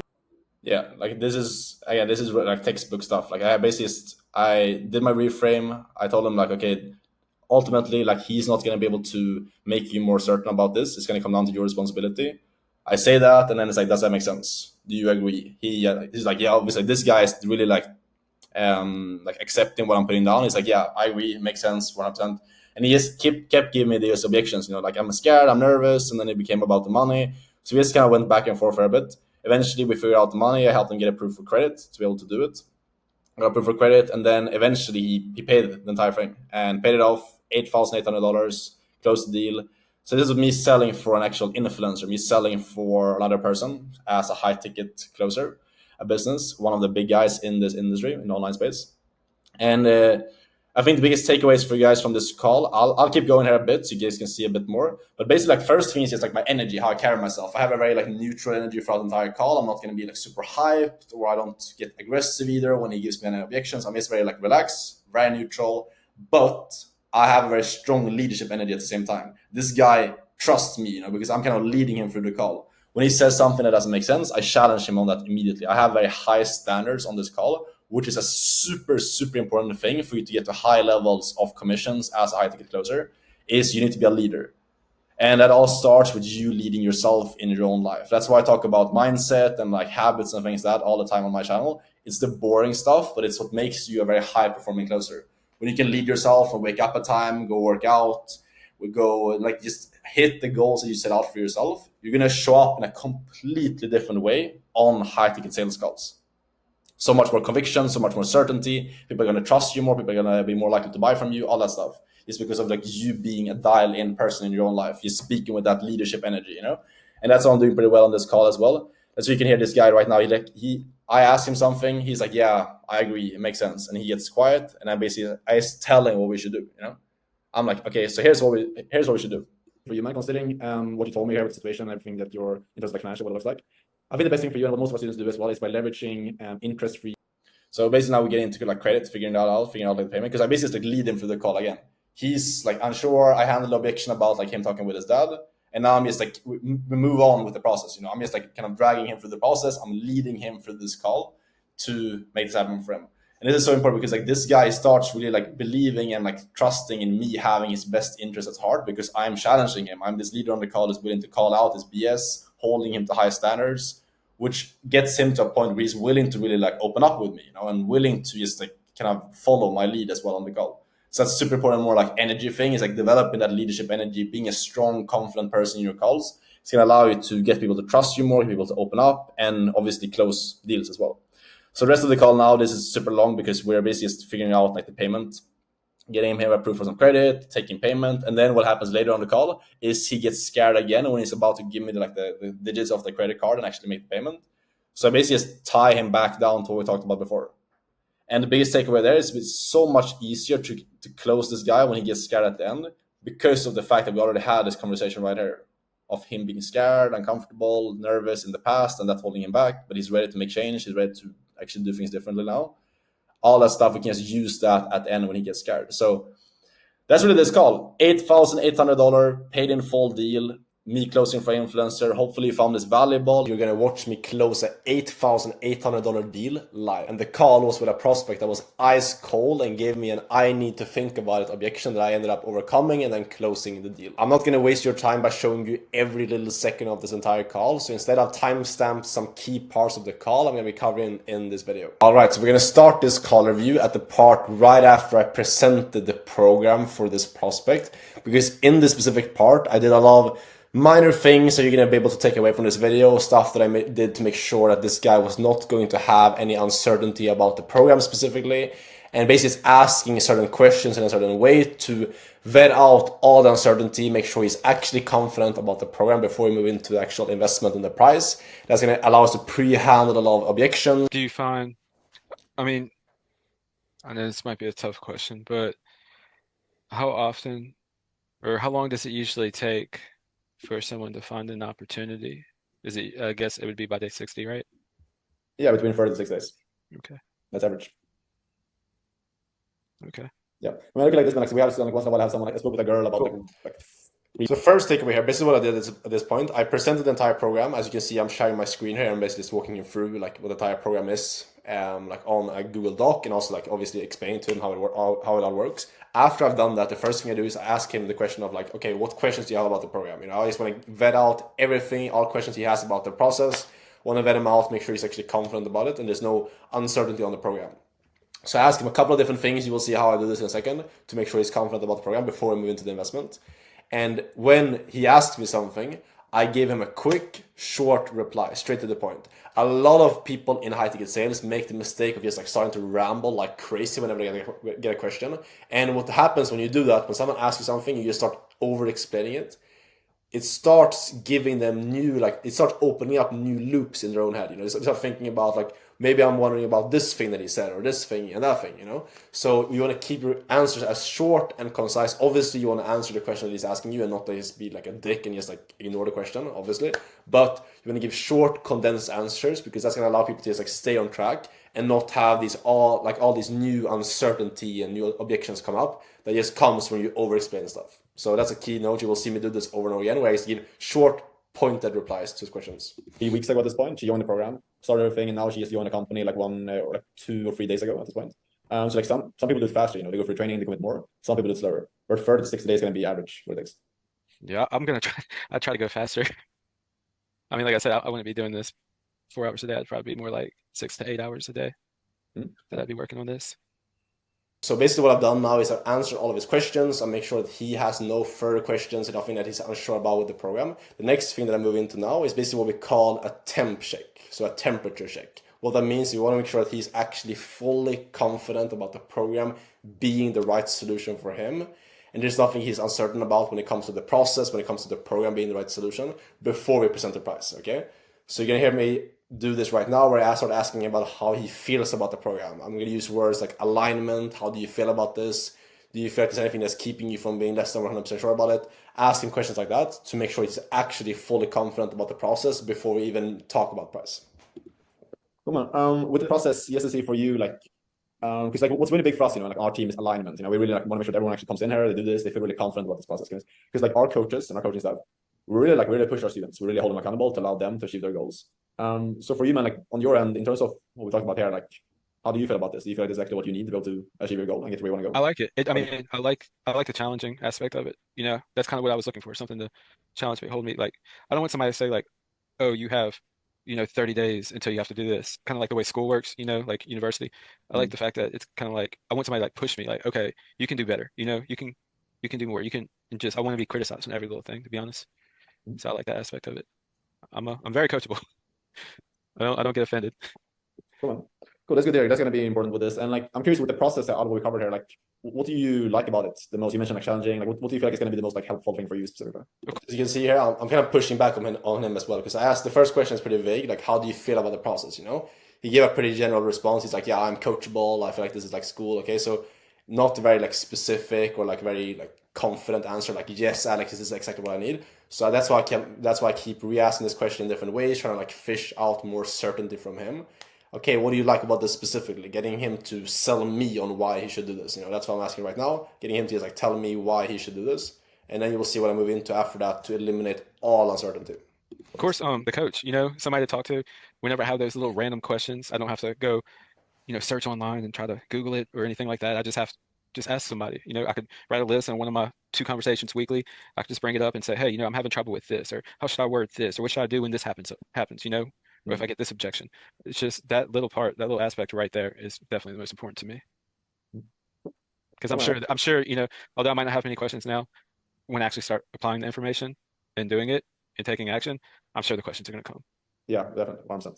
Cool, man, that's good to hear. So, because I know a lot of people, like, obviously, when it comes to getting into something like this, doing something that's very different from a traditional 9 to 5, like, it can be like pretty scary for a lot of people, like, take the first step, investing into themselves. So it's good to hear that you feel confident about this actually working out for you. That's really important. Yeah, I'm not saying I'm going to be perfect at first. I'm sure you know that, but I am confident that I can learn. Yeah, cool. Is there anything that you're like unsure about, like anything that you don't like with the process? Honestly, to be 100% honest, I don't like the time. I will try to shorten it.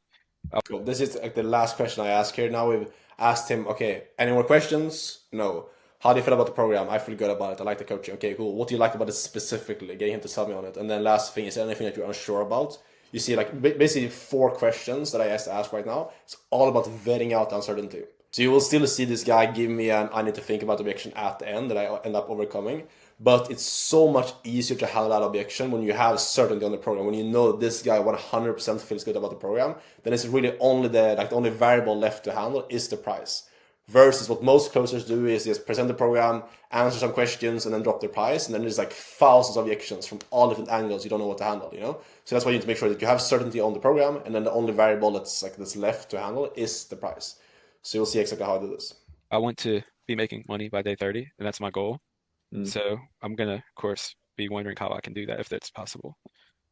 And I'll be willing to put in the time and effort to do that. Yeah, man. I look at it like this. As I said, before, like it's all self-paced. Like we have people come in here. Like when I did this personally, I was an opportunity to buy day 21 of starting the program. So it's like Nice. and some people do it slower as well. Like it's finding a way, but that's the first thing you do when you come in is that you sit down with your coach and lay out your game plan. So you tell them like, I'm willing to put in as much time as it takes. I want to get to 10K, and just down to you. Of course, I'm sure that's like the number one question. How much, like, is it based off of phases? Yeah, but that one question's driving me crazy. Completely. Nice. And just down to you for you to put in the work and follow the process to get there. Yeah, but that one question's driving me crazy. Is how much it costs. Of course, I'm sure that's like the number one question. How much, like, is it based off of phases? Is each phase a different price? Is it the whole thing, one time paid? How does that work? I'm sure you're gonna get to that. Yeah, I'll walk you through it. So make sure first you feel confident about this, because then like if you don't feel like this is actually what you need, like it does make sense to like talk about enrollment as well. But if you feel confident about this, man, do you want to talk about how you can get started with it? Cool. So here, like most closers would be yes, like either yes, like drop the price or get nervous or get thrown off. You see, I'm very calm, very collected here. Like, yeah, totally fine. We'll get into the price. I just want to make sure that's actually like it's a good fit for you before we get into the price, which it makes sense. Like why would you just talk about the investment and like buy something that you don't actually believe in? So that's how I handle it. Very like relaxed, calm. I keep like that leadership position on the call. I don't start like motivating to him like why I'm not getting even the price. Like, yeah, man, we'll get to the price. I just need to make sure this is actually a good fit for you before, so we actually do something that's going to help you, and then we get into price. And then I ask him as well, do you want to talk about the investment? Yeah, cool, we get into it. That's how you should always handle whenever someone starts pushing for the price, whatever part of the call it is. You always want to be like relaxed, calm, collected, just give him a short reason why, and then just move back to your call process. Yeah, I'm ready for that. 3 steps. First thing you need to do is deposit the investment with me. I take care of all enrollment. After that, we book in with your first call with your coach right away. So you meet up with them, you lay out your game plan moving forward, what your next 30, 60, and 90 days are going to look like to the program. I give you actually the program as well right away, so you're able to hit the ground running, start getting to work towards landing your position, and scaling this to eventually get to 10K per month right away. Investment to get it there. Cool. This is a key thing that I did right now. A lot of people miss this. Before you drop the investment on a closing call, always give them next steps before you do that, okay? Super, super crucial. When you don't do this, it's almost like the prospect is like jumping off a cliff, When you just give people the price without them knowing exactly what's going to happen, like after you actually pay, they feel like they're just like throwing out 5K or 10K and they don't know what's going to happen next, When you bridge that gap in their mind, you tell them, okay, you're going to pay and then this is going to happen. And you tell them exactly the next steps before they even know what the investment is. It kind of puts them to ease, They know what's going to happen next. They know, okay, when I pay this money, this is what's going to happen. And it just usually removes the fear that you would otherwise get when you drop the price. And they just hear like this big amount and they just feel like, I'm going to drop this amount and then I don't know what's going to happen, So this is something that I always implement. Tell them next steps before you drop the investment every single time. It's a one-time investment of 10K USD. But what we're doing right now, because we appreciate people who are direct with us, people who are decision makers and making effective decisions. On this call, I can actually take 1.2K off the top. And let's get started for a one-time investment of 8. How does that land with you? One thing that I notice I do on this call, that's actually, I'm going to call out myself, is I'm having my hand on my shin like this, which kind of makes me look a bit like insecure and things like that. Something that I did, because this was quite some time ago, like 2 years ago I took this call.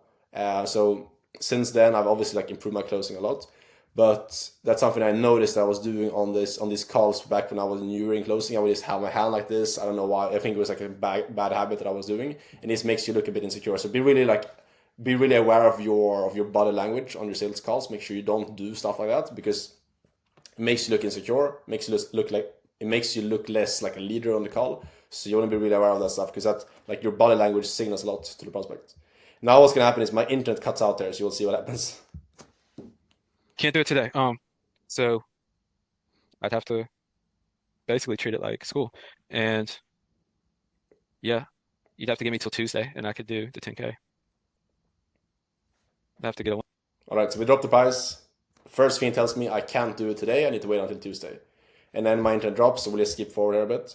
So this is a really crucial part of the call, because what this guy is saying is like, he's kind of implying that he wants to do this, but he can't start until Tuesday because he needs to get a loan to cover the investment of the program, okay? And nothing personal about this guy that I'm talking with, but I've taken so many calls, like thousands of calls, and I've seen a pattern where like people, they don't end up coming back, He's like, yeah, I'm gonna get a loan, he hops off the call, we book a follow-up, he's not gonna come back, So again, nothing personal about this guy, but I've like seen like more people than not end up not coming back when they say they want to wait. Because again, fear comes up. They hop off the call, they realize shit, it's a big investment. They're no longer talking with me. they have like their old ways of thinking, like the old 1.0 version of themselves, like the old version of themselves that have all these problems and are financially stuck and things like that, start making decisions for them, and they end up getting stuck and like just holding themselves back, getting scared, and then they end up not showing up to the next call and just like backing out basically. So that's why we don't just let him off the call and we can follow up, I'll see you on Tuesday. We don't do that, because more often than not he's just gonna like disappear and not come back, and obviously then we're not helping him. So that's why we're going to handle this now. And what you guys see me do first thing here is like, it's very detached energy, He's like, yeah, I can't do this, I need to wait, I need to get money. Cool, no worries, man. Other than the money, like, how do you feel about this? So detached, you don't want to be like, okay, we need to do this right now, or like start pushing him, like, why do you want to wait, or like, what's going on? First things is like, diffuse the pressure. Okay, got it, no worries. I have access to it, I just have to process it. What do you mean, like, process it? It would be, I would have to get another 9,000 in loans to pay it off at one time. Which it's available. I'm already approved. I just haven't accepted it. Where you think you have to take out a loan to do that, or like, what do you mean? Yeah, yeah. Now it's just clarifying, whenever someone gives you like vague stuff, it's like, yeah, first thing I asked him, like, do you have access to it, or is this doable for you financially? He's like, yeah, I'd have to take out a loan. Okay, got it. Like, what do you mean? So you don't have access to it personally? No, I don't. Okay, got it. And then he's like, yeah, I need to process it. Okay, what do you mean by, like, what does process it mean? Like, there's a lot of like these unclear things people need to clarify. Again, big thing I see a lot of closers make the mistake of doing is they don't clarify this stuff. You get to the end of the call, someone gives you an objection, you don't really understand like exactly what the objection really is. You end the call, and they end up just ghosting you, or you book a follow-up call and they don't show up, or whatever it is, because you didn't actually figure out what the real objection was. By just clarifying, asking like, what do you mean when you say this, just clarifying what they're saying. A lot of times it will give you exactly the real objection, and you will end up being able to handle it as well. So that's really what I'm doing right now, just like clarifying and really understanding like what's going on, like what's the actual real objection for this guy before we handle it. Super key thing. Okay, yeah, gotcha, man. So, and like, without having to do a loan, like, is that something that you have access to in terms of like what you have access to on your end with like savings and stuff, or would you have to take out a loan to this? I would have to take out a loan. Cool. We clarify, does he have access to it on his own, or would he have to take out a loan? That's a big thing as well. And taking out a loan is a pretty big thing for people to do, paying interest and all that stuff. So I want to figure out like, could it cover this without getting a loan or not? Okay, no worries, man. So like, I don't want you to like necessarily have to take out a loan if that's, but like, do you mean like with this? Because I can tell you, man, like, we never had someone who like really wanted to do this, and then like money held them back from being able to start the program. So for you, man, like, let's say like money aside for a second, are you 100% sure that you want to do this program? Yeah, I would love to. I feel like, I mean, like I said, I've thought about it for a long time, and it's time to actually do it. And I really believe that I'm capable of doing it. And I'm not just saying that. Like I said, like I'm one of those people who's more, reserved, because I've done that. I'm going to law school. Got my bachelor's degree. I've done all that stuff and made mistakes. So I like to think things through. And so, like I said, I've already thought it through about how badly I want it and what would be a cutoff, and I think I would make it worth it for me. Okay. I really feel that way. Now I'm just tying down that other than the money, other than obviously he doesn't have access to the full amount of money without getting a loan, is this guy 100% sure still that he wants to do this program? We need to get that 100% confidence from him that other than the money, he wants to do this before we handle the money. Again, it's all about just like eliminating all, like kind of closing these doors, that could be open. Instead of going into handling the money objection and giving him a payment plan, while he's still like looking to talk to his partner, or still looking to wait 24 hours, or still unsure about, or still has questions about the program. We want to close all of those doors and only handle like one of them, like one of those objections before. We want to make sure that we only have one objection before we handle it, basically. That's what I'm doing right now. So that's really, really key, because if we go into handle the money, we give him a payment plan, but he's still looking to talk to his spouse, or still looking to like ask more questions, it's going to be hard to close him. So we want to do that first. We want to eliminate all other objections, make sure he's confident. And I do this twice as well. I ask him, other than the money, are you 100% sure about this? Got it. So money aside, are you 100% in? Key thing is I ask that in a very certain, direct way. So that makes it so that if he's unsure at all, if there's any uncertainty, he's going to tell me. That's what we want. We want to hear what his uncertainty is. We don't want to like just hide it and just like cruise past and close him. We want him to tell us what the uncertainty is, because that's the only way we can handle it. Organize mind, like money aside, or you 100% in? Yeah. money aside, are you 100% in? Super, super key. How I say that. Directness, no fluff, no like, okay, so if money wasn't a problem, would you want to do this? Or like, if you had the money, would you want to do this? No. Money aside, are you 100% in? Okay, cool. Cool, man. So if you feel like money is like the only thing that's kind of preventing you from like being able to start with it, like do you want to look into how we can like make something happen for you, maybe like break it up to make that not a problem for you so you can actually get started with everything today? Or I'd rather do it at one time. So here what I'm asking him is basically is, so if money is the only thing holding you back, do you want to look into and see if there's a way we can figure this out to make it doable so you can get started again today and fix the money issue? We want to, again, this emphasis that we're doing this today, you know? And the reason why we're doing that again is to vet out uncertainty, because if this guy is still in a mindset of like, yeah, I want to think about this, I want to wait on this and do this in 24 hours, then we're not going to be able to close him by just giving him like a payment plan, you know? We want to actually figure out that truly money is the only thing holding him back from buying today before we handle the money. So we go really, really hard on that. And you should do the same thing with any objection, you know, like talking to your partner aside, what do you want to start doing this today? Would you want to invest and pay me right now on this call if it wasn't for this X, Y, and Z objection? We want to go super, super hard because that way we can actually vet out and get him to tell us the other uncertainty. So you're going to see me keep coming back to this. Is super, super crucial. It would make me feel more comfortable. It would be actually more beneficial for me that way because I could break it up into monthly payments that way, and it'd probably work out better for me to do it that way. You know, paying. What's that? to do it what way? I'm not following. To get that loan for the additional money that I need, and then I'd be paying about like $150 a month, and then just make a one-time payment on Tuesday. I guess I'm a bit confused. Like, what's the benefit of taking out a loan instead of looking at how we can break it up for you? I guess I'm confused. To break it up like this, I'll be able to see where things are at, and then based on that, we can together figure out a plan of how you can be able to get started with this without having to necessarily take out a loan, so you don't have to pay that interest on a loan. So now what we're doing is we're getting into figuring out a payment plan for this guy. So key thing here that I'm doing is I position this in his best interest. So instead of telling him like, yeah, tell me your expenses and your exact like economical situation right now, your finances right now, and I'm gonna give you a payment plan. What I do instead is I position it in his best interest. So I'm like, yeah, we have solutions that we can like help people get into in terms of breaking it up and giving like investment options, but it's gonna be customized based off of what you need. So are you open to having a transparent conversation about your finances to see like where things are at, so we can then figure out a way for you to get started with this? As you can see, I'm positioning this whole thing that we're gonna do right now in terms of basically just going in and getting him to tell us about his entire finances. I'm positioning that in his best interest, you know, because he's already told us like 2 or 3 times now that I want to do this. It's just the finances holding me back, you know, which is why I have the permission to now asking about literally like very personal stuff here about exactly how much money he has in the bank, etc.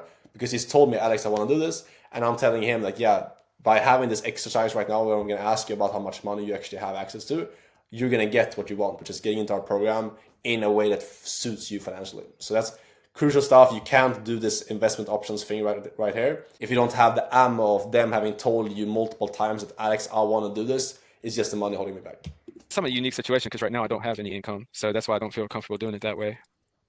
So I'd have to say, you don't need to have an income. We can just map this out based on the situation. My goal is, you told me that you money aside, you want to do this. My goal with this is just to help you figure out a plan that could fit where you're at, so you can be able to start with this, start working towards your goals with the program. okay, So you want to map it out and see what we can figure out for you? Or? yeah, let's see. Definitely. So in terms of well, such income is 0, right? In terms of expenses, how much is that on a monthly basis right now, roughly? About 700 a month. 700, got it. And then you said are you like interviewing for different jobs, or would you plan to just go all in on this?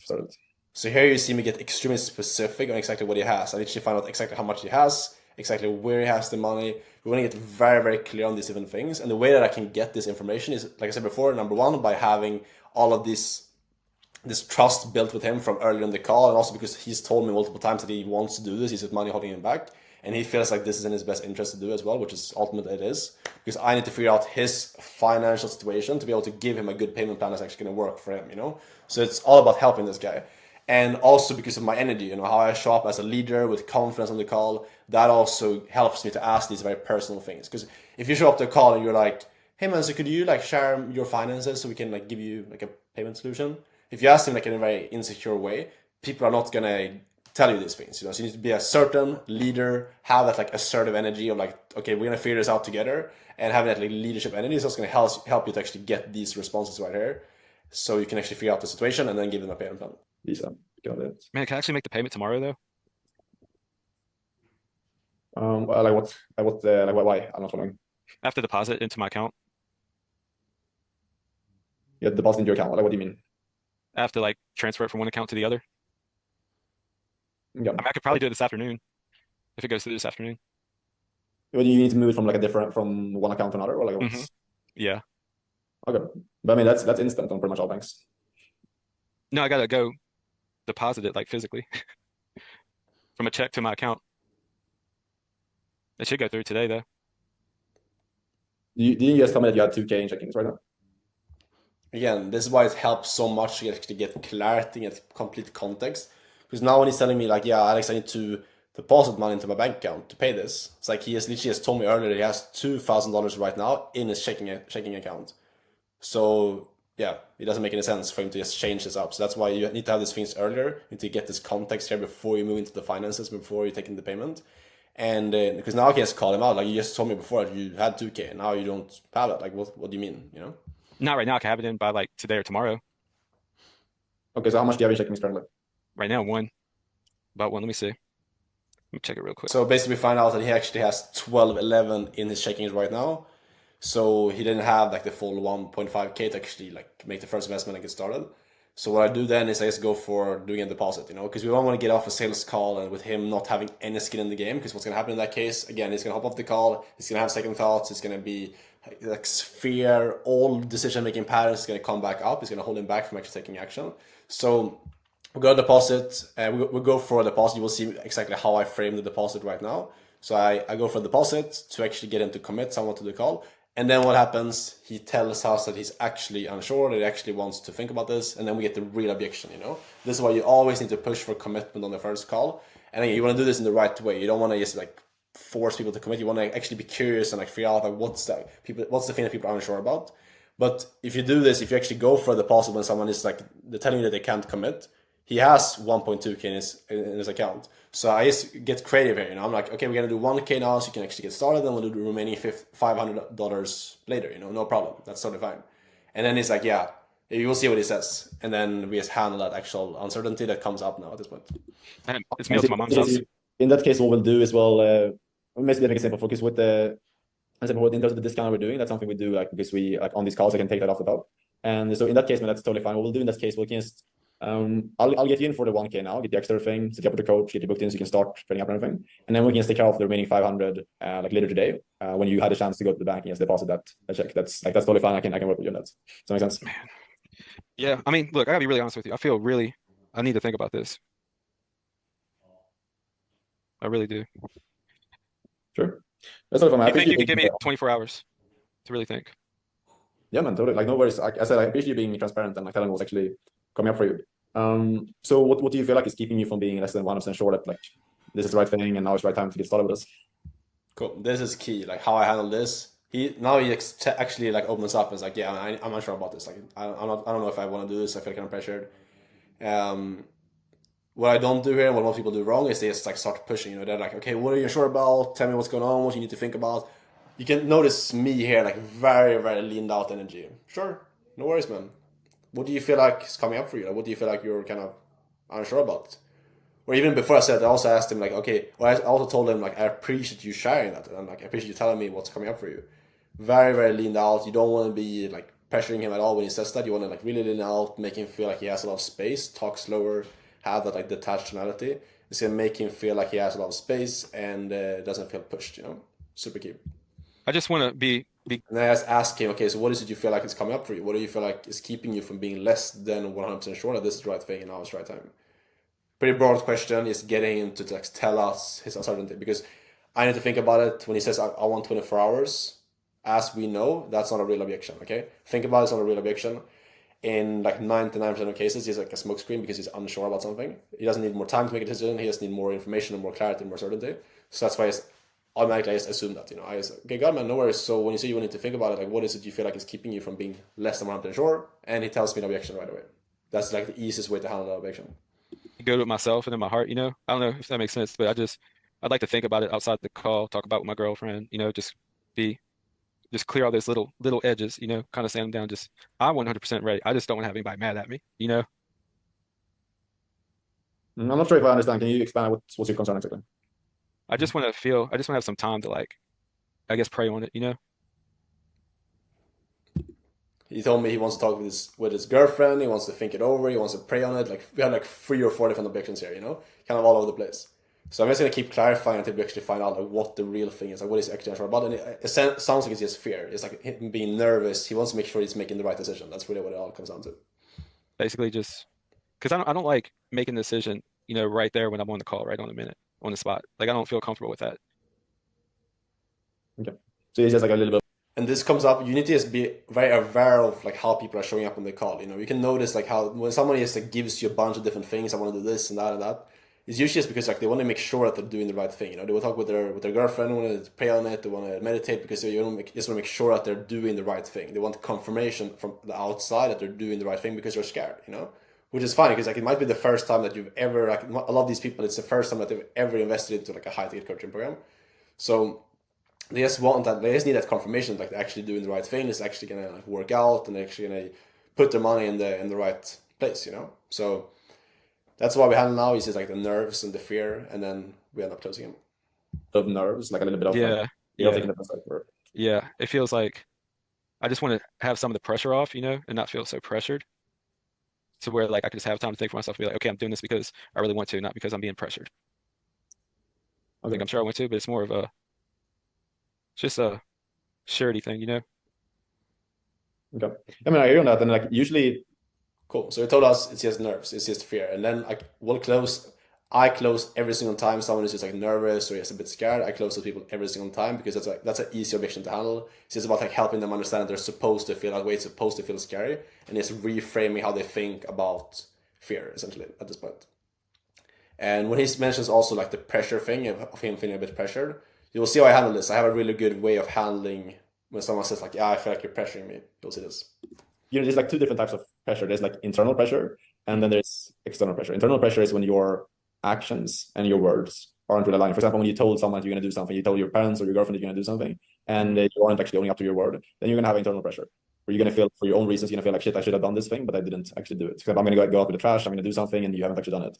That pressure is going to be on the inside of you until you have actually aligned your actions with your words.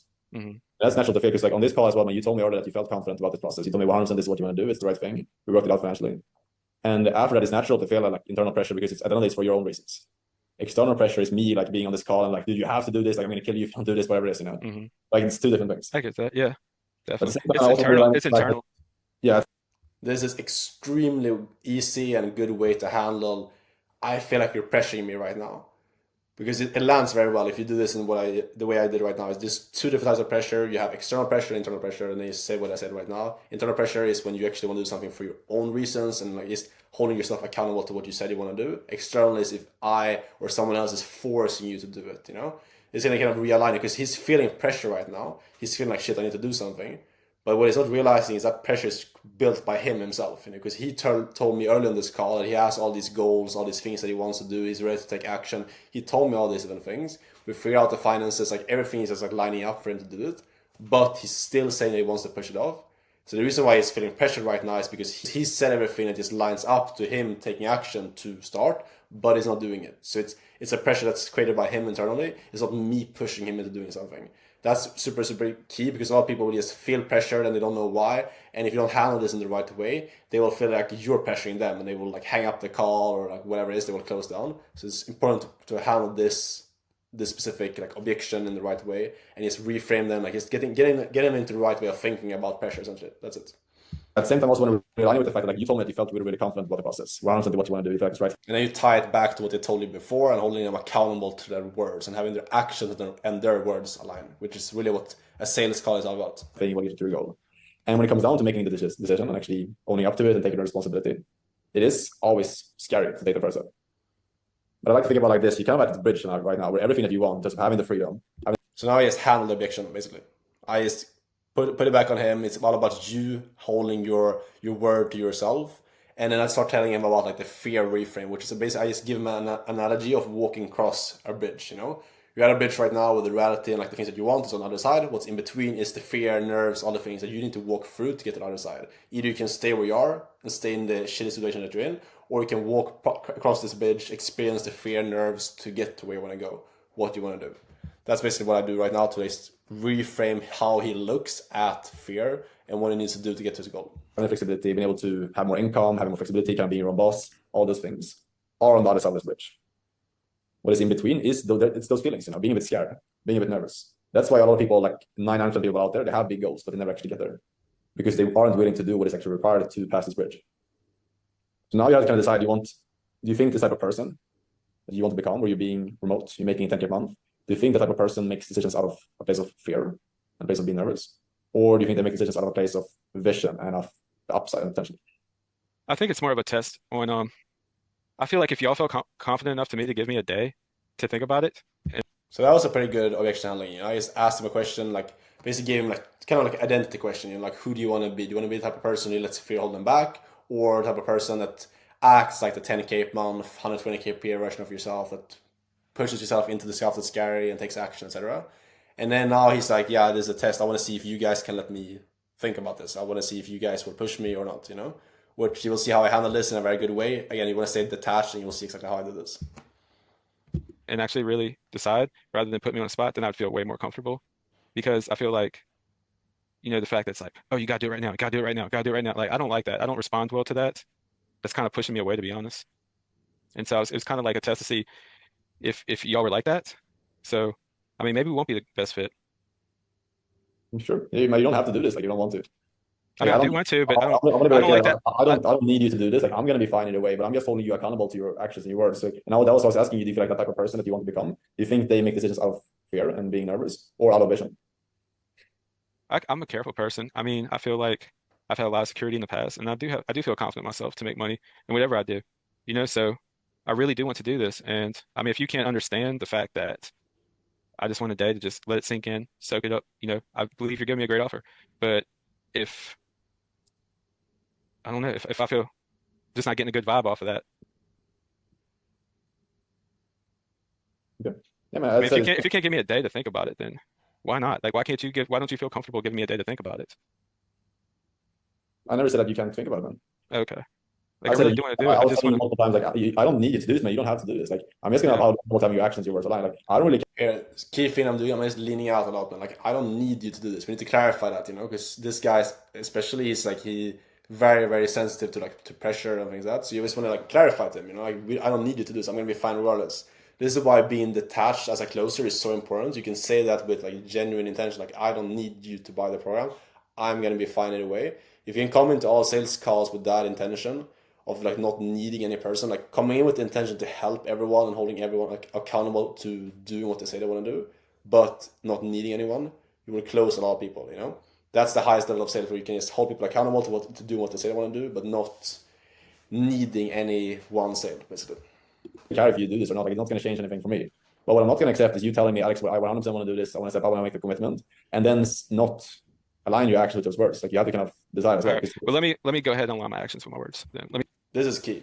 Like, sales is not about like you don't need him to buy as a closer, but what you need from every single person you talk with is you need alignment between their actions and their words. Should be your biggest takeaway from this video, is that as a closer, what you're looking to get out of every single call, you're not looking for like a yes from everyone to buy, but you're looking for getting to the truth. Figuring out if the person you're speaking with is actually ready to align their actions with their words and do what they say they want to do. Being accountable. Let me set that straight. I do want to do this, but I do want a day to think about it. Okay? I don't have to do this. Just like you don't have to accept me. Just like you don't have to help me out like you did. I understand that. But I would really appreciate it if you could just give me a day to think about it. Yeah, that's fine. It's like, no worries. You can think about it. The thing is that usually when people want to think things over, usually what they really want is having more certainty in making the decision. But I also want to align with the fact that you going out and thinking this over, pondering about it, it's not going to make you more certain. You're still going to feel the exact same way in terms of being a bit scared. What I really want to do is just take the first step. But those feelings are always going to be there. So the real question is like, when do you want to actually start working towards your goals? Because regardless if you do this today, or if you do this tomorrow, if you do this 1 month from now, those feelings are always going to be in between you and achieving your goal. So the question is, when is the right time to start working towards your goals? I'm starting right now, but the thing is, what I want to do first is plan out my money first for the next month. I want to sit there with a physical plan I could see, actually write it down when I have time to think, talk to my people, make sure everything's in line. And I'm sure it will be, but whenever I actually see it like that, I'll feel more comfortable. So your concern is that like if you invested the 1,500, that will leave you in a bad spot financially? For the next week or so, yeah. but I don't think it will. I just need to see it. I just need to see it written out, written down. You know, I just need to think about it. So I guess I don't know. But I'm not following. What do you mean exactly? Like you need to do. We mapped it out. You told you're getting a check for 1K in the next week. Like, do you think you're gonna have more expenses coming up in the next week, or like I'm not following?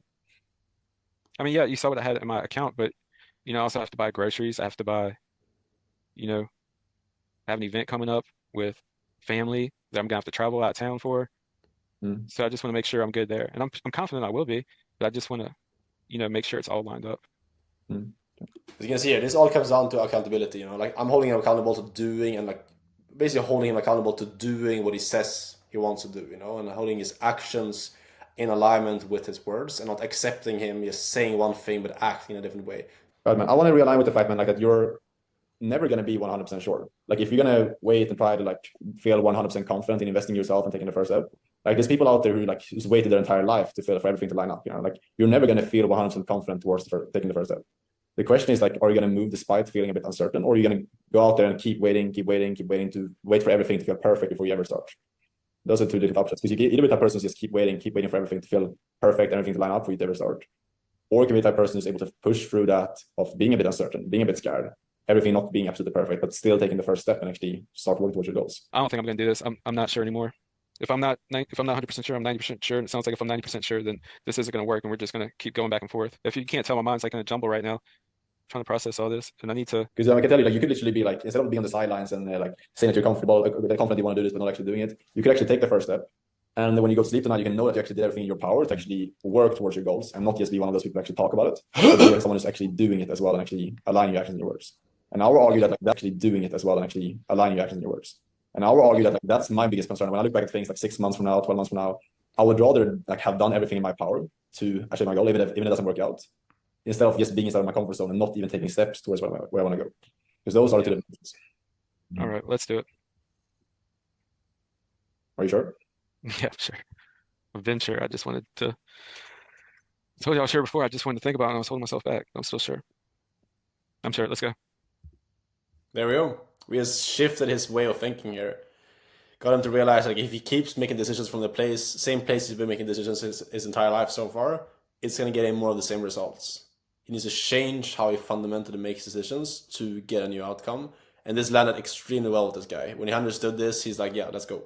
Because he already knew that this was the right thing for him to do. He was just like stuck in his old patterns of like how he used to making decisions, and that's why he was stuck. So this was extremely good, this last part right here, where he has shifted his whole way of thinking. He's like, let's do it, and then we just close the deal. So you'll see me taking payment now. So what's the most profitable niche for you to get into in high-ticket sales? I've been in this space now for over 3 years, closed millions of dollars, and also coached hundreds of guys. And I've seen consistently over and over again that there's one niche, one specific industry where people have more fulfillment, they stay in it for a long amount of time, and they make way more money than all other niches. We're talking like 2 to 3 times as much commissions in this space. I'm gonna show you exactly what that is, what this industry is, so you can tap into it and actually make the big bucks in high ticket sales instead of being stuck in these like low level 1 to 5K per month remote sales roles like most people do. Because I see a lot of people making the mistake of just getting into the wrong types of companies and not knowing like what niches they should actually be going for, and because of that they end up making way less than they could be making just for the sake of like being with a bad company. So I want to help you avoid that and actually get into a good business, because the truth is like when you're in a good business in high ticket sales, when you're working with a good offer that you're actually aligned with and you truly believe in and you really like stand behind what you're selling, life gets really, really good. Take a couple of calls every single day, talk with prospects that you actually enjoy speaking with, and you can make 5, 10, even 20K a month if you're in the right type of environment doing so. But most people in high ticket sales, they don't know how to find good offers, they don't know how to find the right niche to actually get into, and because of that they struggle. They don't like what they're selling, they don't have fun on their sales days, they kind of dread hopping on sales calls, and they grind their ass off to make like 5K a month, which is not a lot of money in this industry. I've consistently made over 15, even 20K a month in commissions by applying this specific industry. And I worked in everything from like fitness coaching, B2B coaching, make money online. And what I've seen over and over again is this specific industry that has allowed me to make the most money, and also the guys I coach. I have a one-on-one coaching program where I help guys get into high ticket sales. If you're interested, apply down below. In there, what I see is like over and over again, the people that make the most money, people that succeed the most, are the people that go into offer it doesn't have to be the specific, like the booming industry or a specific niche or wherever it is. What it's all about is, think about it like this. The people that make the most money are always those who are on the best offers. Skill set is obviously important. You need to be good in high ticket sales. You need to like know what you're doing and have some type of training and skill set to actually succeed in this industry. But at the end of the day, the people that make the most money are those who are in the best companies. Because if you're in a company that has good lead flow, where you have a lot of people to speak with, you have a lot of, like they have good marketing going on, where you have a lot of interest, a lot of people to speak with on a daily basis, they have a good personal brand, that's way more important than skill set at the end of the day. So just keep that in mind, that's super important. But there's something else that's even more important, because you can be in the best possible company with great marketing, with a great sales team, with great culture. But if you're not aligned with the mission of the business, what they're selling, the prospects that you're talking with on a daily basis, you will not succeed in that business.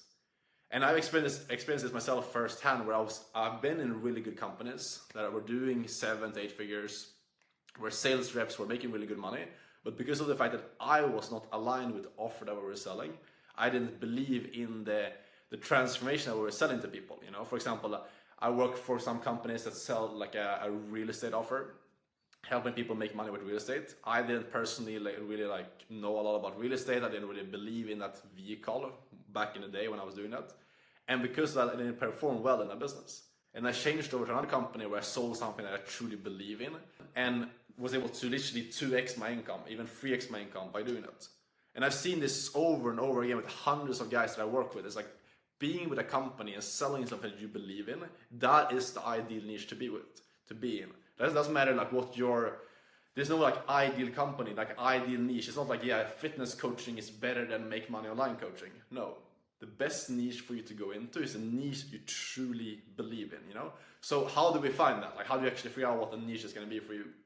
You basically just look back in your own life and figure out what were the things that you struggled with in the past.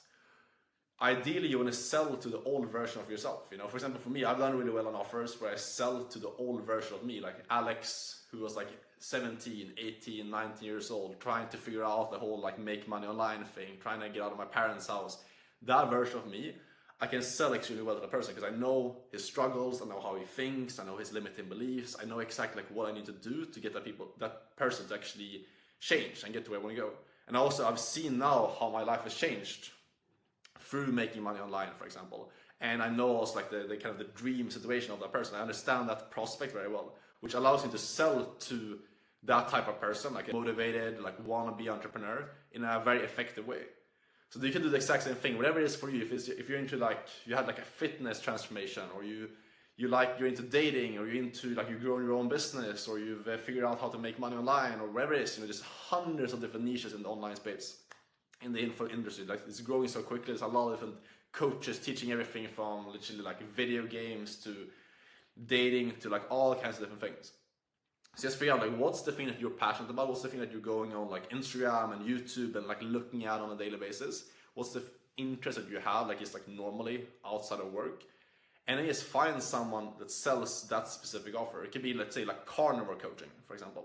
I'm really into the carnivore health kind of optimization type of lifestyle and things like that. And then there's a bunch of offers that I've been speaking with and even selling for as well, where you sell and basically coaching other people on how to transform their life through eating the carnivore diet. So just figure out what is that specific niche interest that you have, what's the type of people that you like speaking with, and then find a company that sells an info offer and a high ticket sales offer in that industry. And I promise you'll make so much more money. Not only that, not just make money in the short term, but you will also stick in the game for long enough to actually see the big payoff, which is the most important thing. Because being a sales rep, it's the fastest path for a beginner to go from 0 to 10K a month.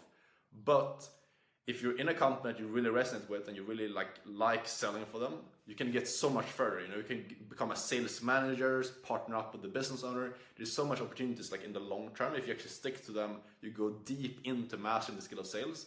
And that's all really is possible if you truly work with a business that you actually believe in and you truly resonate with as well. And I've seen this, for example, I have some guys in my one-on-one coaching that I work with. One guy that came to me, he landed like a random offer. I helped him land an offer pretty quickly coming in. And he didn't really know like exactly in which industry he wanted to get into. So I just helped him get connected with the offer, which is what I do in my one-on-one coaching. I connect guys, I train them up and then connect them with offers. And he landed an offer pretty quickly. But quickly he realized that that industry was not something that he resonated with whatsoever. You know, he was working with roofers at the time, and he didn't really like that specific industry at all, because he didn't like have a background himself of being a roofer, and he didn't do well in that company, you know. But I helped him get over to another company without really changing his skill set at all. Just getting him over from like an okay company to a company that he really resonated with. And that allowed him to go from literally making just like a couple of grand per month to making way more, making over 5K a month consistently, because he was just working with a better business in the same industry without even changing the skill set. So you see the power of that. It's like, get yourself in the ideal position that you actually resonate with, where you actually sell something you truly believe in.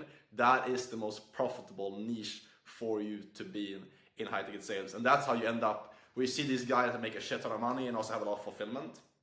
That all what they're doing is they're just doing what I just told you right now to do. They're working inside of good businesses where they enjoy the people that they're speaking with, and because of that they make more money, because when you enjoy what you do, it naturally shows up in your sales calls, you know? If you're selling an offer that you don't like really believe in, people sense that, you know? When you don't have conviction and certainty in how you show up on your sales calls, regardless if you're an appointment setter or if you're a closer, your prospects will feel that energy.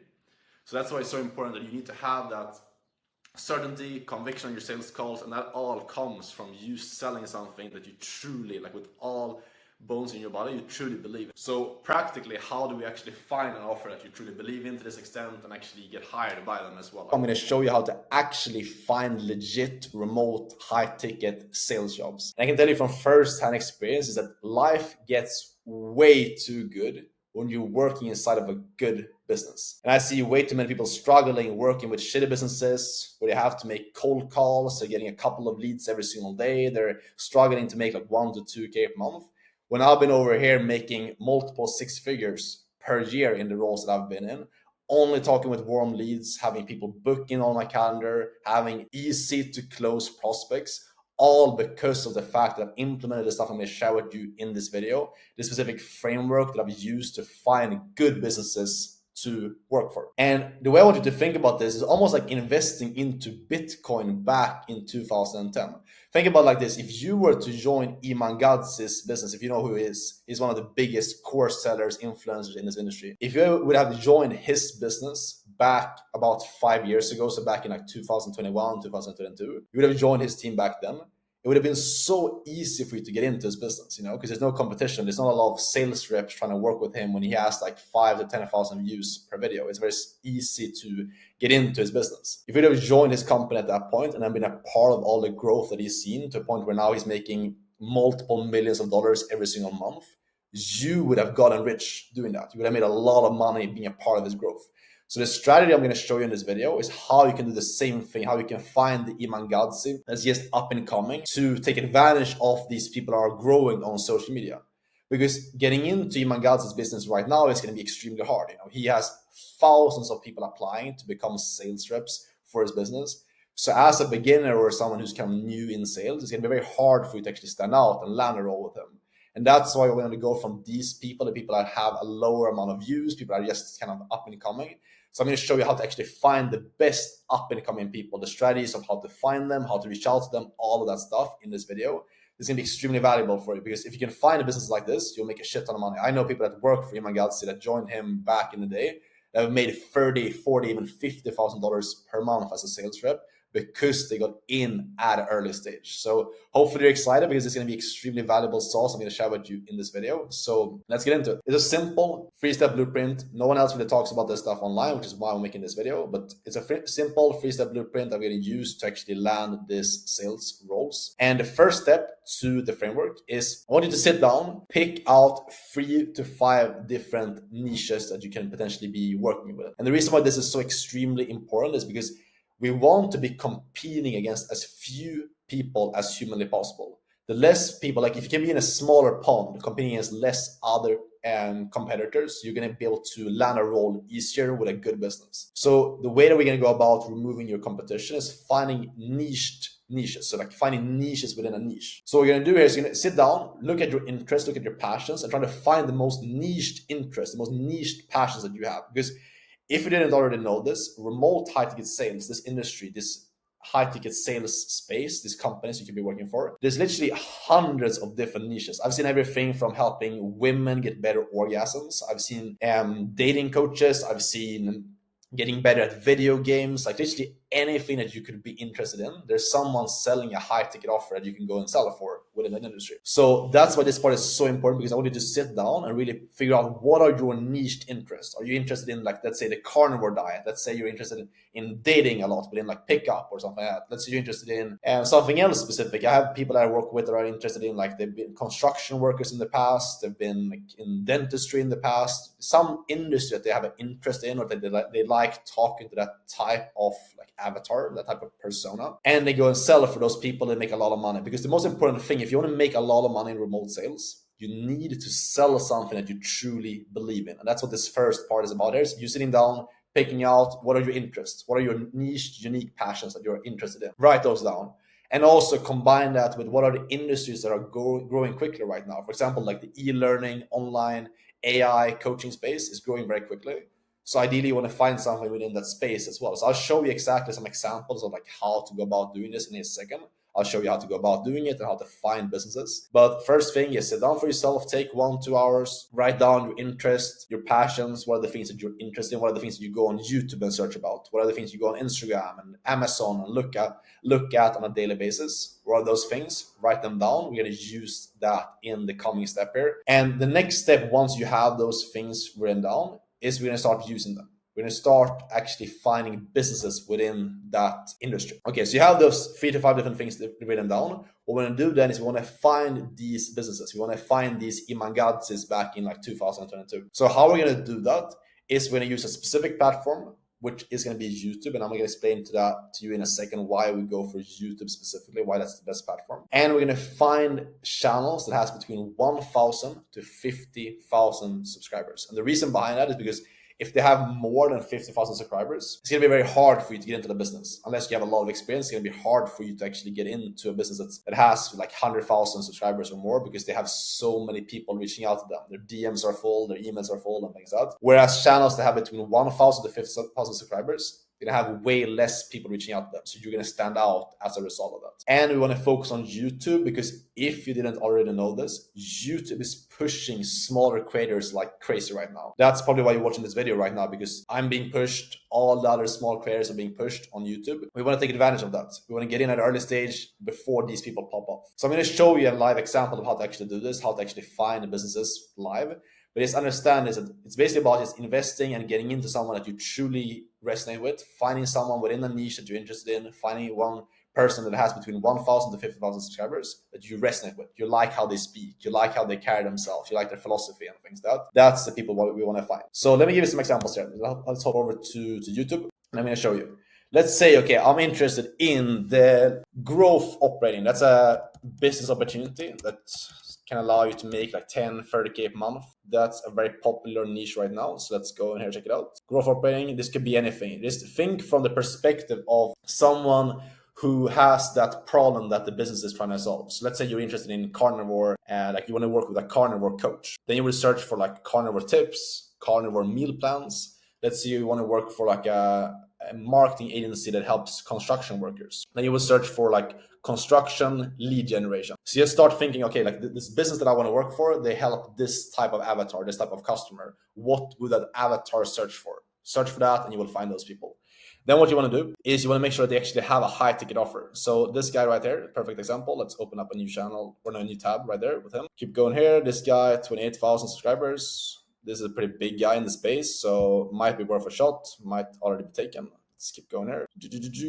This is perfect, 1,000 subscribers, Max Stoic, 5,000. All these guys are perfect, you know. So definitely, if you're interested in this niche, reach out to these guys. Okay, here we go. We have 1, 2, 3, 4, 5. Perfect, cool. And again, this could be any niche. I'm just giving you some examples here. Then what we're going to do is we'll make sure that these people actually sell high ticket offers. We don't want to reach out to people that don't have a high ticket offer. How do we make sure they have a high ticket offer? We want to see that they actually have a funnel in place. They have some type of landing page or some type of book a call, where you book a call with their sales team, you know, so that you could be that sales rep taking those calls. This guy has a link right here. Let's hop in here, see what we got. One-on-one mentorship. If you're qualified, you will be able to book a call with me personally. Cool. This guy has a one-on-one mentorship and he has the option to book a call. Perfect. I would reach out to this guy 100%. So how do you reach out to him? You go on here.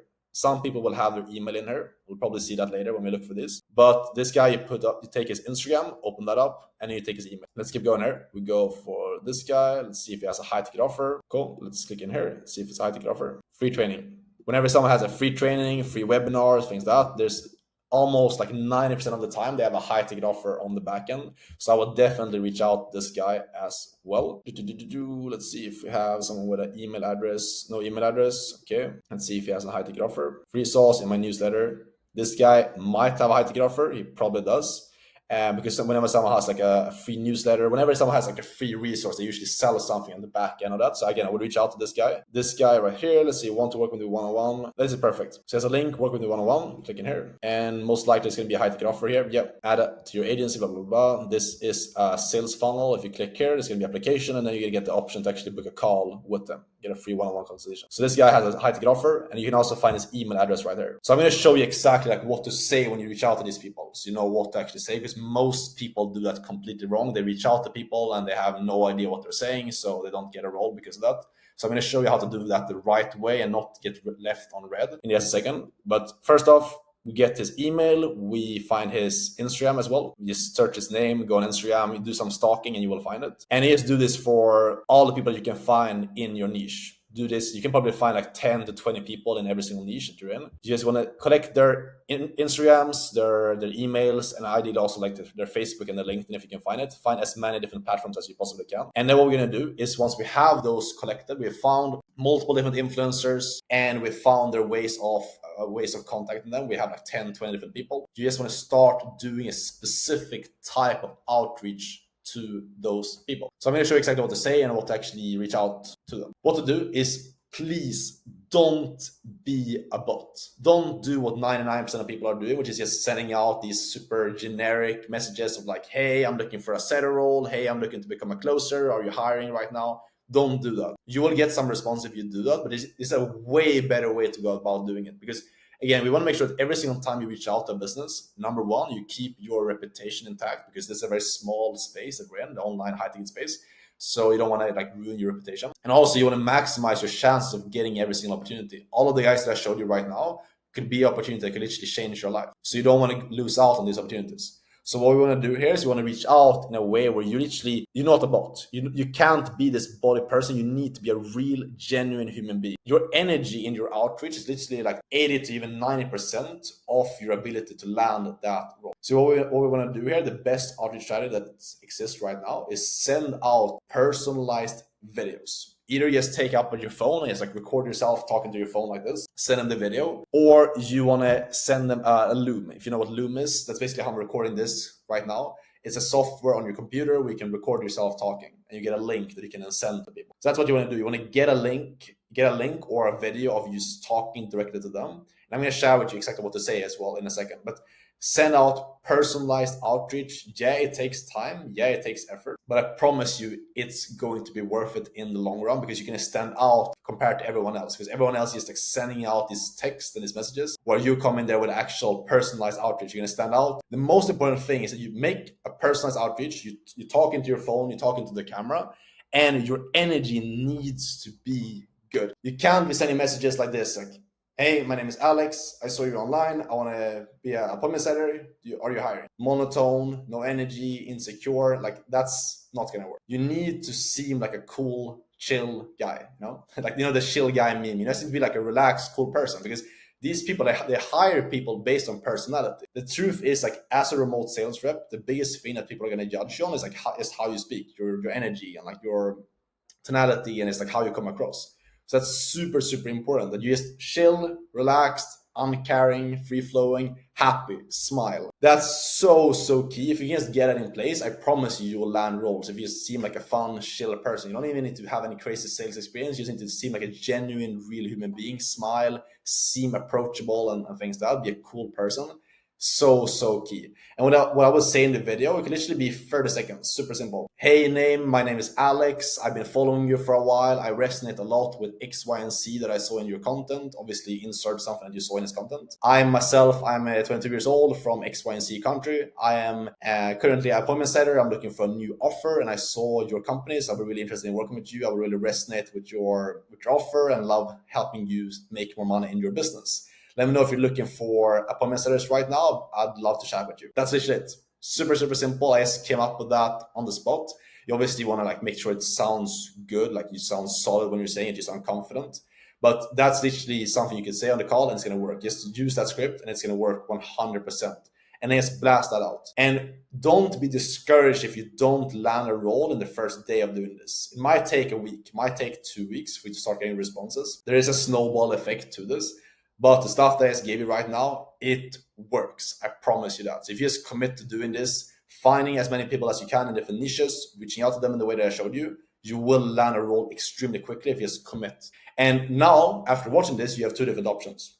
Option number 1 is you take what I gave you right now, you go out, you take action on this framework that I gave you, which definitely it's going to work. You hustle and you get a role. I've seen a lot of people that text me on Instagram and on YouTube that have landed roles using these videos that I'm making here for free. So you can do that, go out and use this and land a role. Option number 2, if you're someone who wants to take the fast path, you don't want to waste time, you want to learn from someone directly who's already done this and just speed up your journey in terms of getting extremely good at sales to make sure you can actually perform in the role that you land. And number 2, also get connected with even better offers and just speed run this entire process of getting an offer, getting to 10K a month, and making sure you can actually perform once you land an offer, which is a big thing. A lot of people, they don't know how to perform when they land an offer. If you want to do that, then what I can offer you is I have one-on-one coaching, I have one-on-one mentorship where you can basically work with me directly, get access to my network of 7 to 8 figure companies where I connect you with offers. I handhold you, make sure you get killer at remote sales, review the stuff you're doing, and basically just speed up this entire process, give you accountability, become a part of a group of killers you can practice with, and like I said, get placed on offers. You see some examples right here with people that are landing roles literally on a daily basis inside of my group and also offers being dropped inside of the group. So if you're interested in this and you want one-on-one coaching, again, this is only for people that are actually committed, people that are actually serious and actually willing to work hard. If that's you, if you're committed to making this happen, click the link down below, book a call, we'll chat, we'll see if you're a good fit for my one-on-one coaching. It's not going to be a high-pressure sales call, so don't worry, I'm not going to push you into doing anything. It's just a chill call to see if it's a good fit, see if it makes sense on both ends to work together. And if it does, we can work together. I can help you out. If not, that's fine as well. And I'll just give you some other advice, some other tips. I'm going to show you exactly how you can land high-ticket sales roles that you're not even qualified to land in the first place without any previous experience and as a complete beginner, okay? And big disclaimer before we get into this, please use these tactics ethically, okay? The stuff I'm going to share with you in this video is extremely powerful. It works very well. I've used it myself. My students have used it. It works at a very high level. Because of that, you need to make sure that you use this in an ethical way. I don't want anyone watching this video going out and lying to companies or doing anything that's not in their own or the company's best interest, okay? So that's a big disclaimer. Before we get into this, use this ethically. So now let's talk about exactly how you get hired into killer roles that you're not even qualified for as a complete beginner. First off, we need to understand what your current constraints are that's holding you back from doing this at the moment, okay? And there's a couple of different ones that I see usually in beginners and that I used to have myself in the beginning, so I want to run through this. First off, I'm new into this space. I don't really have any experience, which makes me not attractive for good roles. It's a limiting belief. I can't land a good role because everyone else is better and more experienced than me. I'm just trying out remote high-ticket sales to see if it's going to work out or not. Or the most common one that massively is holding you back right now, probably from landing your dream role, which is I'm just here for the money. If you believe that any of these different things are true for yourself, that is massively holding you back from landing the role that could literally change your life. So I'm going to break down exactly how you can actually overcome that and finally land a role. Because if you're watching this, you probably already know that a good remote sales role can completely change your life exactly like it did for me. It took me from being a broke kid to completely changing my life, traveling the world, getting freedom. And here is the reason why you're stuck, is because when you think these things, as mentioned right here, then the result is that you speak from your current identity. When you do outreach, when you send out interview videos, when you show up to interviews, you speak from your current identity, which is the biggest reason why you're stuck right now, why you can't land roles. If you can just shift this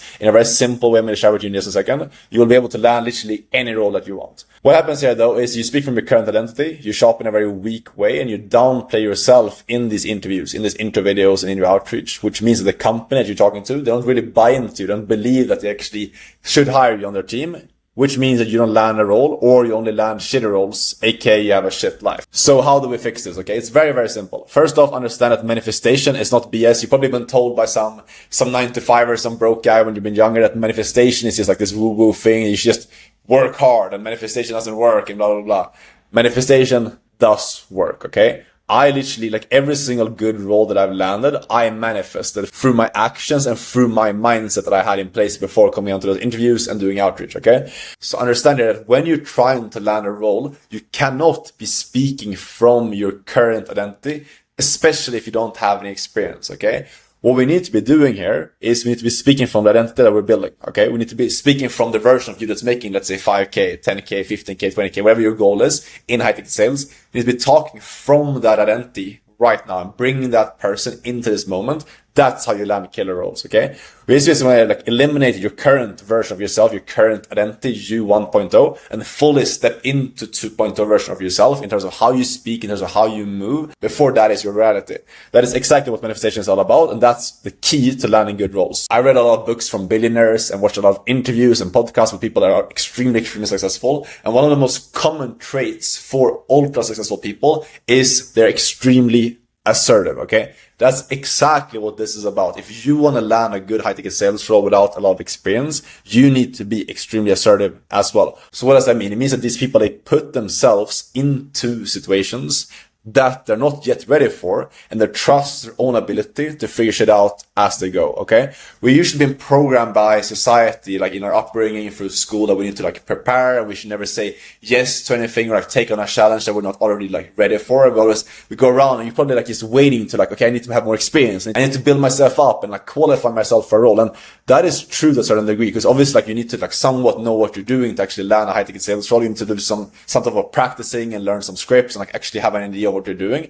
But at the end of the day, you're never going to get into a killer role unless you just are willing to jump into something and trust your own ability to figure shit out later, okay? When I landed my first high ticket sales role, I remember being in that interview and I didn't really have an idea of like what I was doing. They asked me some questions like, do you know how to do this? Do you know how to do this? And I said yes to those different things, even though I had no idea how to do that, because I just trusted my own ability to figure shit out later. And that's so important. That's the biggest thing I want to take away from this video is if you can be assertive, if you can just put yourself in these rooms and just jump into the deep end basically and trust your ability to just figure out how to swim when you get in the water, then you will win. Okay. Super, super key trait that you need to have to land killer sales roles. And this was exactly how I got started, because obviously first off, when I got into the space, I didn't have any experience. So what I did is I jumped in before I knew how to swim, and I trusted my own ability to figure shit out as I went.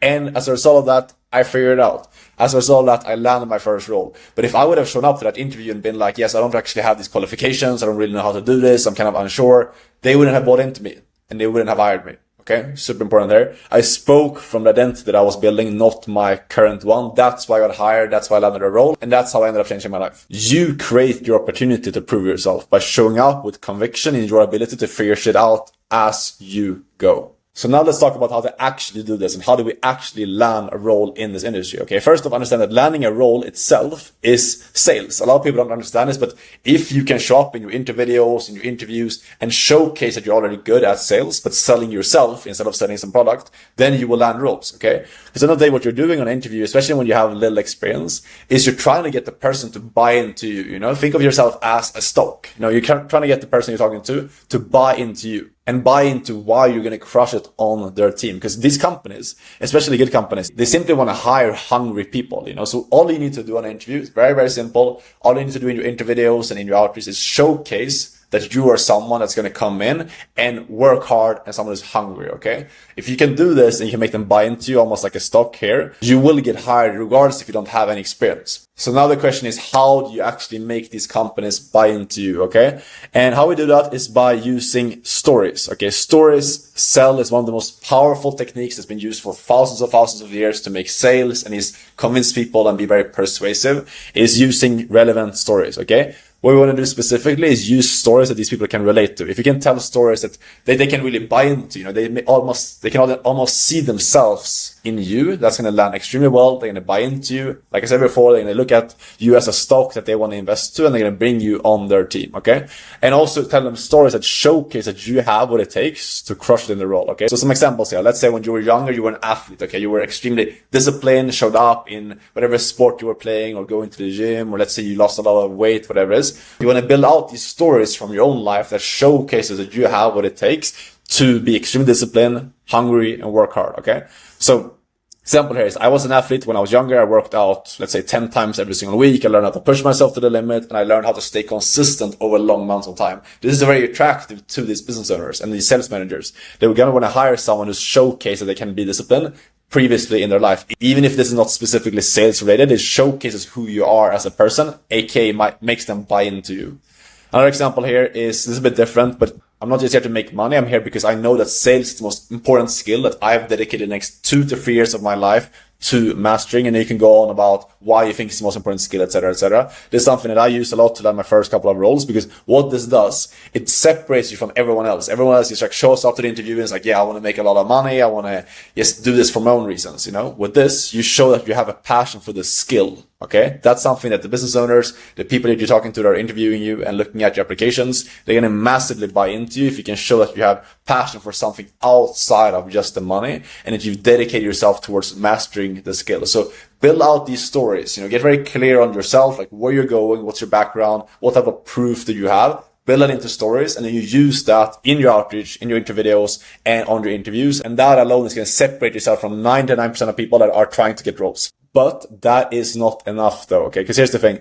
2 individuals can say the exact same words in their interview videos, in their outreach, or on an interview, but get completely different results. One might get hired and one might not get hired. And the reason for that is because of how you say it, how you actually communicate, your tonality, your conviction, the weight behind the words that you're saying, okay? If you sound scripted, if you sound very robotic, if you sound like you're just reading off some like text that you've written out before, you're not going to land a role, okay? Especially if you're talking to a good company. They've seen this time and time again where people reach out to them and they sound super robotic. You can always tell like they have a script that they're reading off of. That's completely going to fuck your chance of getting a role. So what you need to do here is you need to show up as your authentic self.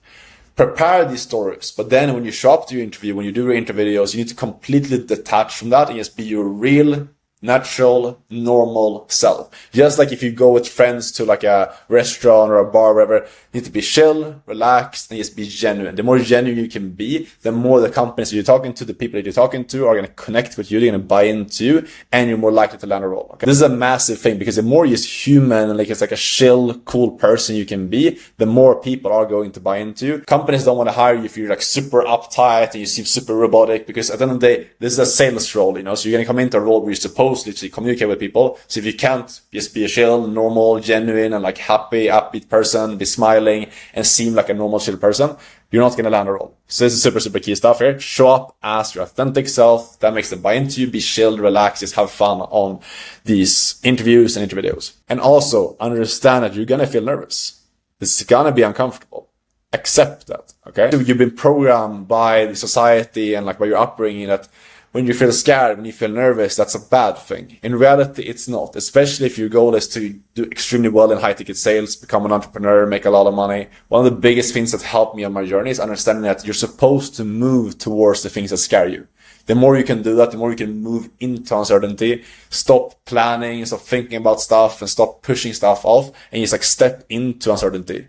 And just push yourself into rooms that you're not comfortable in yet, and just trust your ability to figure shit out, the more success that you will see. Here's a quote that I love, which is, courage isn't the absence of fear. Courage is having something else that's more important than the fear. All that means is that you need to have something else, aka your success and your goals, are more important to you than the fear that you're experiencing on the path towards getting there. So please just accept that you're going to feel nervous. You're going to be very uncomfortable, but that's part of this game. If you just jump into it, you start getting the reps in, you suck in the beginning, eventually you get good, you land a killer role. Because remember, all it takes to literally completely change your life in about 3 to 6 months is landing one good remote sales role. That is literally it. And when you've done that, when you've landed that role, when you started making your first 5, 10K a month, when you left your hometown, started traveling, got in that freedom that you're always looking for, you're going to look back at this and be so thankful that you took these uncomfortable steps. You stepped into uncertainty in the beginning, because that's what got you there.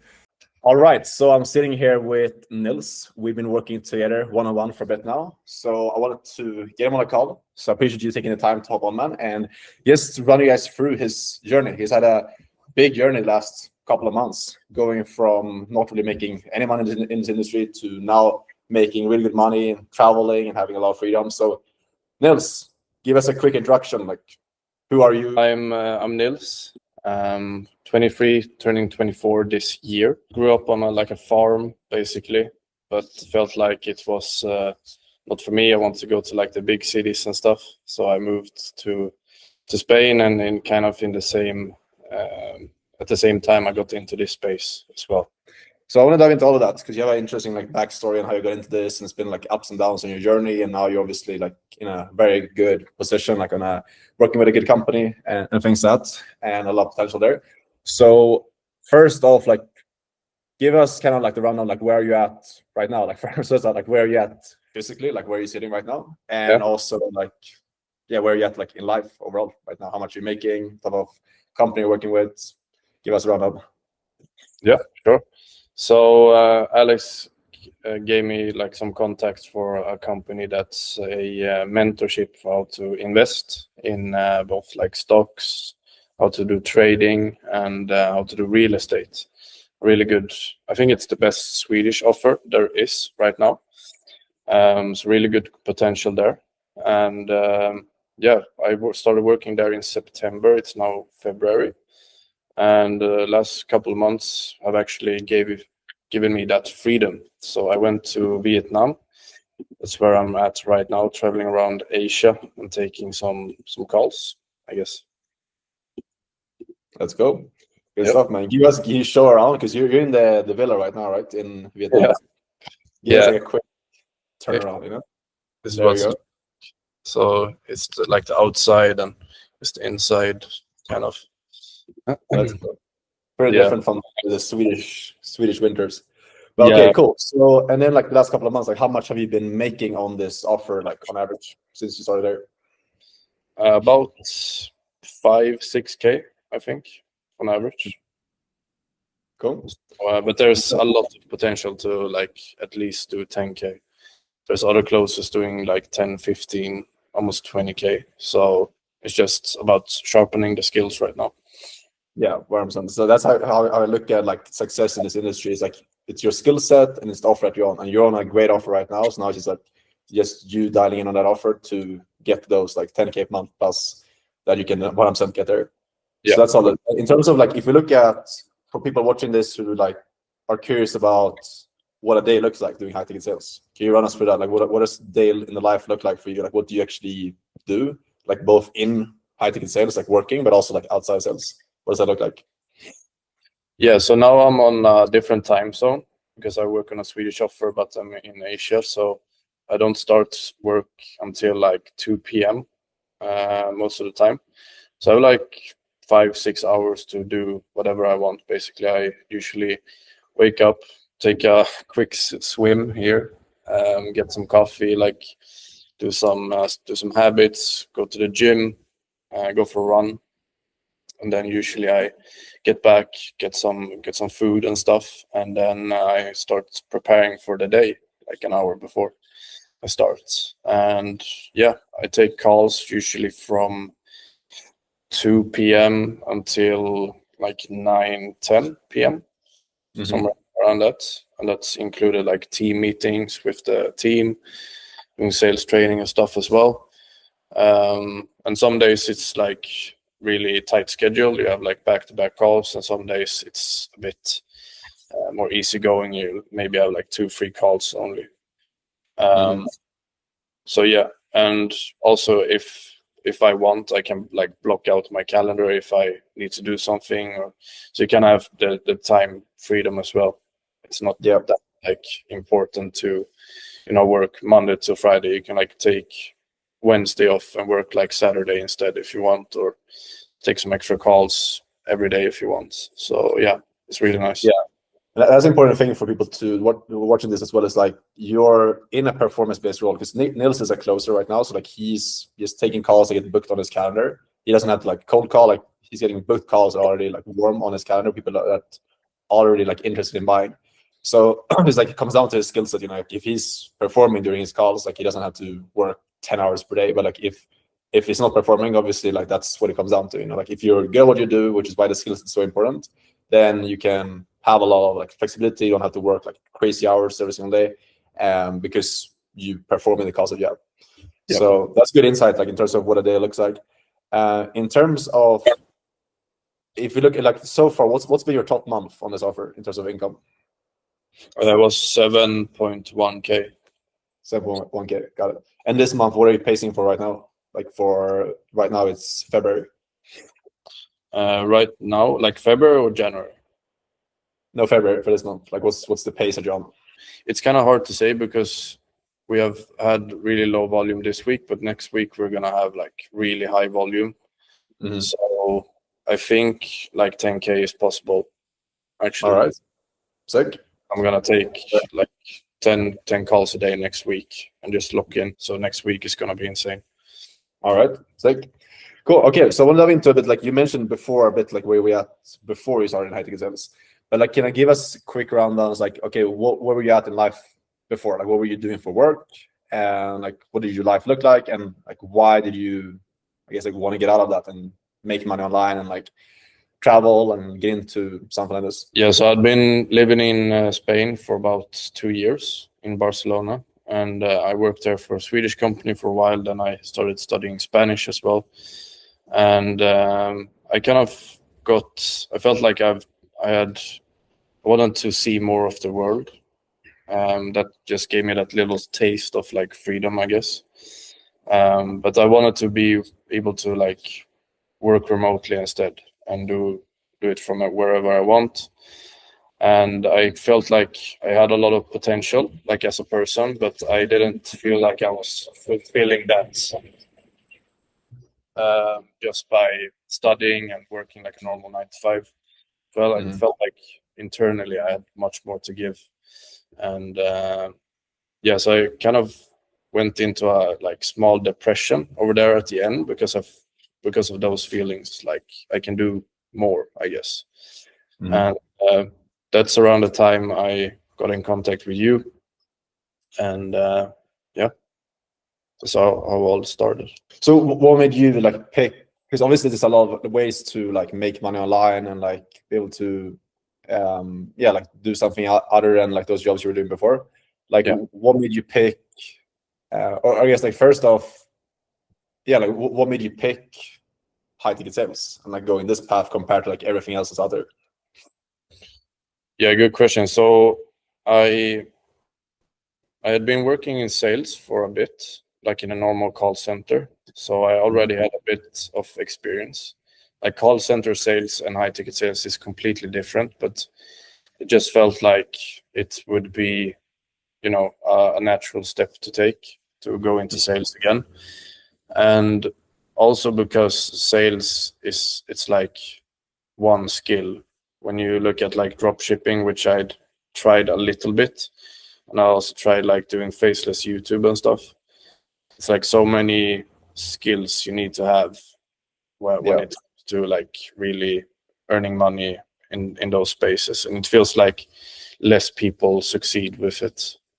That's what I hear from like pretty much everyone, and like myself included. Like that's usually the biggest thing is like, like you can make money with other business models, and it's definitely possible to make money with drop shipping, etc. But it's like the simplest thing to do is learning one skill. It's obviously gonna be easier to master one thing, especially if you can already talk and like have a conversation, like you've done jobs that are like similar, or at least you like talking to people. It's like a way to just like boost that skill, get better at that, and use that to make money instead of going out and learning how to sell, market, and find products and like this whole new business from scratch. That makes a lot of sense.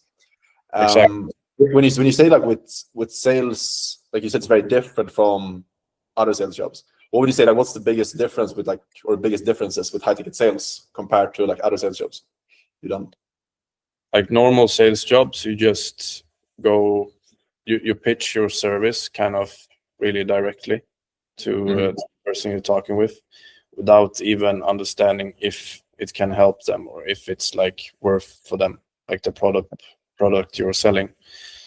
But in high ticket sales, you really, get to know the other person, really like ask a lot of questions before you even go into the pitch, if you do, because you don't, like in high ticket sales, your goal is not to like bring in every person into your program. It's just bringing in the right type of people.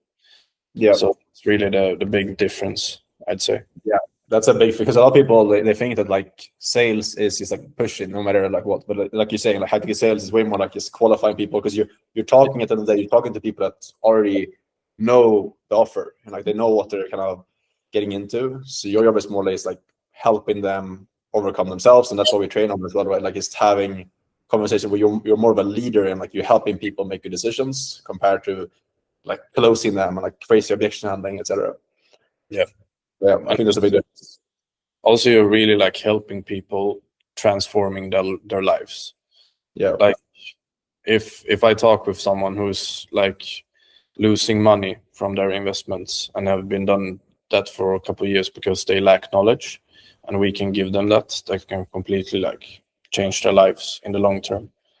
Yeah, 100%. For sure. Yeah, that gives a lot of people fulfillment as well, especially like because I work with a bunch of guys coming from traditional sales jobs, and they're so used to just like selling random like BS to people, and you come into this industry, and then like you find an actual company to work for, like you've done, like you find a company you actually believe in, you like the influencer, you like the team, and then it's like you're selling stuff you actually believe in, you can actually stand behind it, and it's like there's alignment between you and what you're selling, so generally it feels like you're helping people. So that's a big thing. I'm curious, like, what were your concerns? Like, you definitely, or I'm assuming you had some concerns, right, before we started, not only before working together with me, but like getting into this industry. You know, it's a new space. I don't think you were too familiar, right, with high ticket sales before you started. So, like, what were your concerns or like objections and before starting back then? My biggest one was like before I joined was, is this legit? Like, does this actually work? Because I had just like started getting ads on my Instagram for like 1 week, and it was like drop shipping, trading and stuff. And your thing came up, and that's the only ad I actually clicked on and etc. But I wasn't sure if it was like legit or it actually worked to make money off it. So yeah, that was probably my biggest concern before I joined. All right. How did you like? You obviously still did it. So like, what made you still do it? I was like, worst case scenario, it doesn't work out, and I'll just go back to where I was before. At least I've tried it. So I just felt like the worst case scenario is where I'm at right now already. So why not just out? But I think that's a big reason why you've been seeing success with this and why you've been moving forward a lot. Because like a lot of people, they don't think that way. You know, they're like, oh, this is a massive risk. They have a lot of fear about starting something new and like trying something they haven't done before, and they like let those emotions hold them back from starting. But like what you're saying is super key. Is like realizing that the risk of doing something is actually just like it's in your head. You know, like the worst case scenario is you literally just go back to your current situation with more knowledge, with more experience. And if you actually commit, most likely you will make it as well, like you've done it for yourself. So that's an important thing for you guys watching this as well to take away. Is like realize like what's actually the biggest risk. Is it trying something and then like learning more and moving forward and taking a shot at your goals, or is it like going to sleep every single night knowing that you're not taking the risks and you're just like stagnant, and that means you just stay in the same position. So that's a big thing right there. Other than that, like, was there any other like concerns or any like other things that you were like worried about? Was that like the main thing before jumping into it? It's a long time ago, bro, but I think that was the biggest one. When I actually joined, there was some like, there was still like some, because then I knew okay, this is legit. It actually, like, I'm in the program and stuff. But then I was like, okay, can I actually like make money off it? Like a bit of fear of failure, I guess. Yeah. Uh, Yeah, and that's also super typical. A lot of people feel like, what would you like overcome that? What would you like stick to it? Because you've been doing it for some time now. Like, what made you stick to it, even though like having that fear of failure instead of like giving up? I just felt like, okay, I've like invested in myself. Like I need to at least like earn it back. And I was just like, do I really want to go back to like a normal job or like go back to studies? Like it just felt like it wasn't for me, really. Like having whatever, in Sweden we have like 5 weeks semester every year, and that's it. And you have like a 2 to 3K income. I just didn't want to settle for that, I guess. Right. Okay. Makes sense.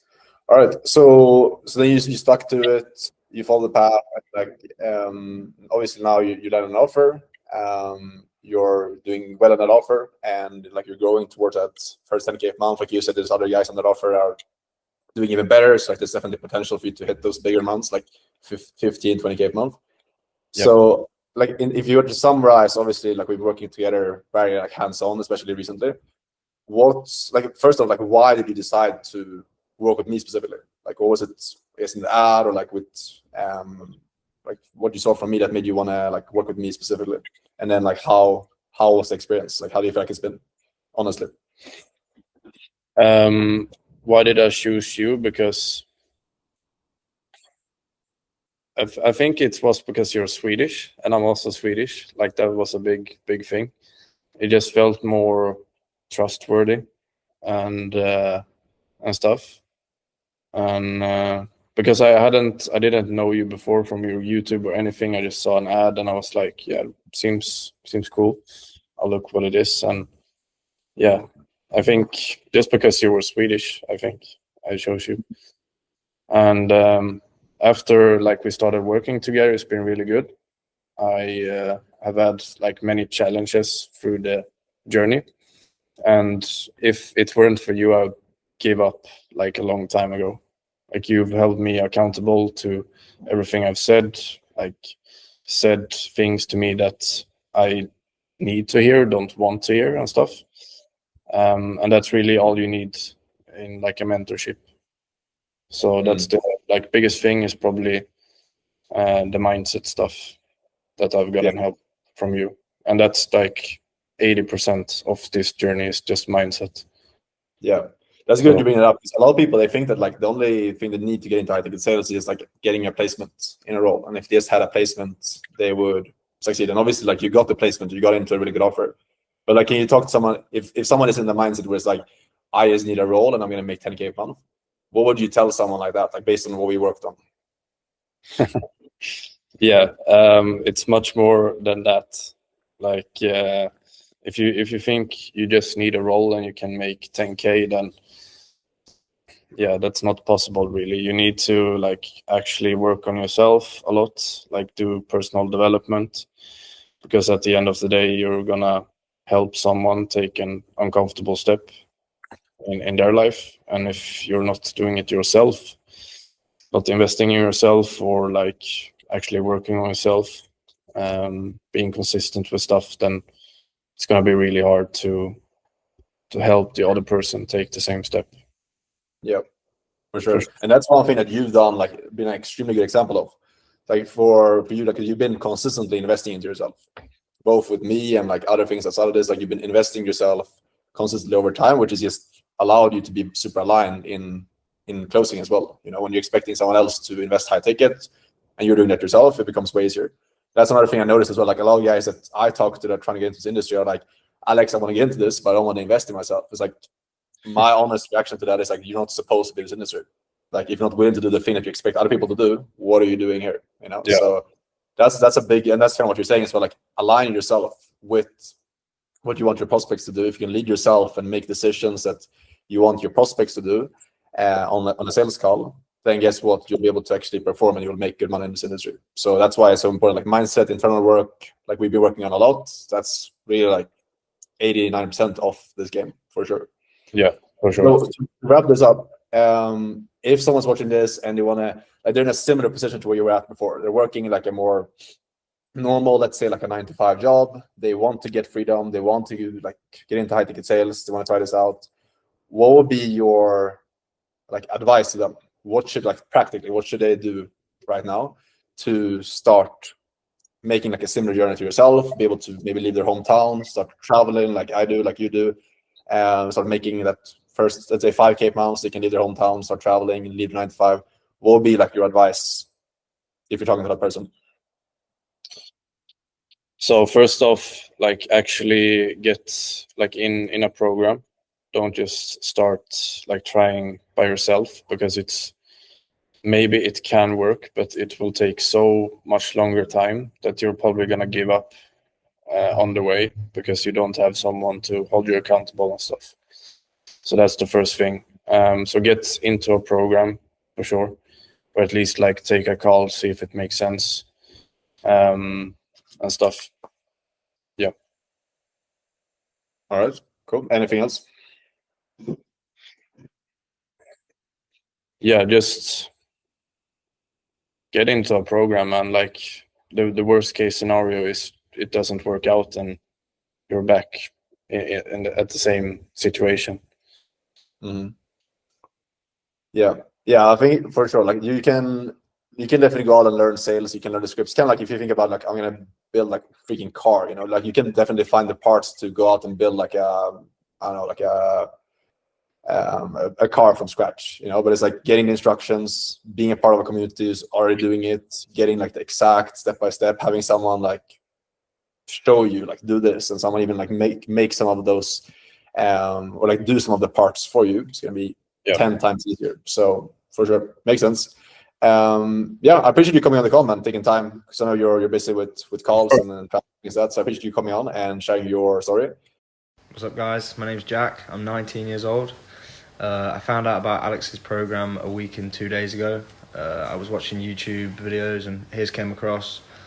So I reached out to him about remote sales, found it quite interesting, and I jumped into his course, went through all the modules, started role playing with people, and like taking the role play calls to his, like the live calls in the week, gave me loads of feedback on those that I was able to like implement really quickly. And yeah, I had an interview last week, and I've just landed my first role, so now I'm looking at starting making money tomorrow. The role starts off at like 3 to 6K a month, which is even more than I was earning before. And yeah, I'm going to start going traveling and stuff soon now as well, because obviously I can work remotely now. And yeah, it's awesome, man. I can't thank Alex enough for all his help and stuff like that, so keep grinding. I just wanted to show my appreciation for Alex Bergstrom. If you are considering to get into remote sales, Alex Bergstrom is your guy. I have joined this community just over a month ago and already landed my first role. And he actually makes it very easy for you. So Alex makes it very obvious that he has been in the game for years and years. He's very knowledgeable about sales. He has a very clear course on the exact steps you need to take to get into remote closing. And to be honest, me, but I think also a lot of other guys in the community haven't even been doing exactly what he tells you to do, and still we all are landing roles. But if you make sure to literally follow every single step Alex gives you, there's only one possible outcome, and that is success. So if you're considering working with Alex, make sure to get it done.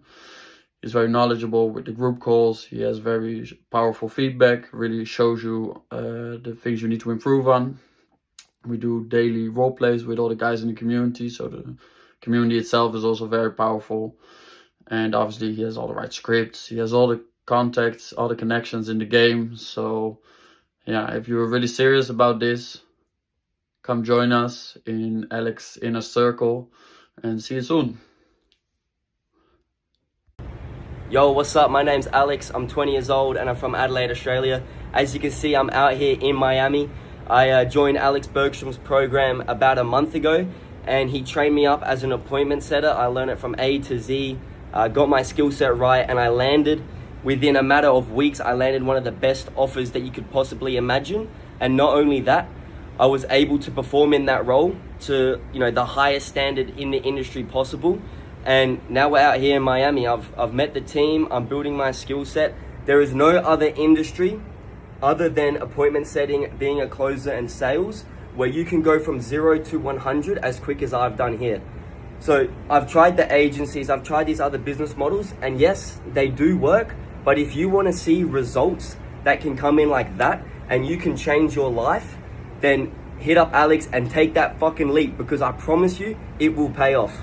So that is it for this video. Thank you for watching. I literally gave you everything that you could possibly need to get into high ticket sales, land your first role, and start making that first 5 to 10K a month online. Now it's up to you to go out and actually implement and be the guy who's going to take action on this stuff, not just take in the information and be stuck in your comfort zone. Actually use this, and I promise you it's going to change your life if you apply this and actually take action on this. So now it's up to you to actually do that. If you want to work with me one-on-one to get trained up directly by me, to be able to role with other guys, get feedback from me to actually learn how to sell properly, get placed directly into a good company inside my network. I have a bunch of companies hiring right now that need sales reps I can place you into. So if you're interested in that and you're serious and someone who's actually ready to get help and really speed up this process, you can book a call, download this video, talk to me directly. Calls are super chill just to see if I can actually help you out. No high purchase sales calls whatsoever. Or just shoot me a DM on Instagram if you're interested in that. Anyways, I hope this was super valuable for you, and I'll leave you with this. If I, as a Swedish guy with horrible accent, horrible English, was able to enter this industry and make life-changing money in this, and all the other guys that you've seen throughout this video, why could you not do the exact same thing?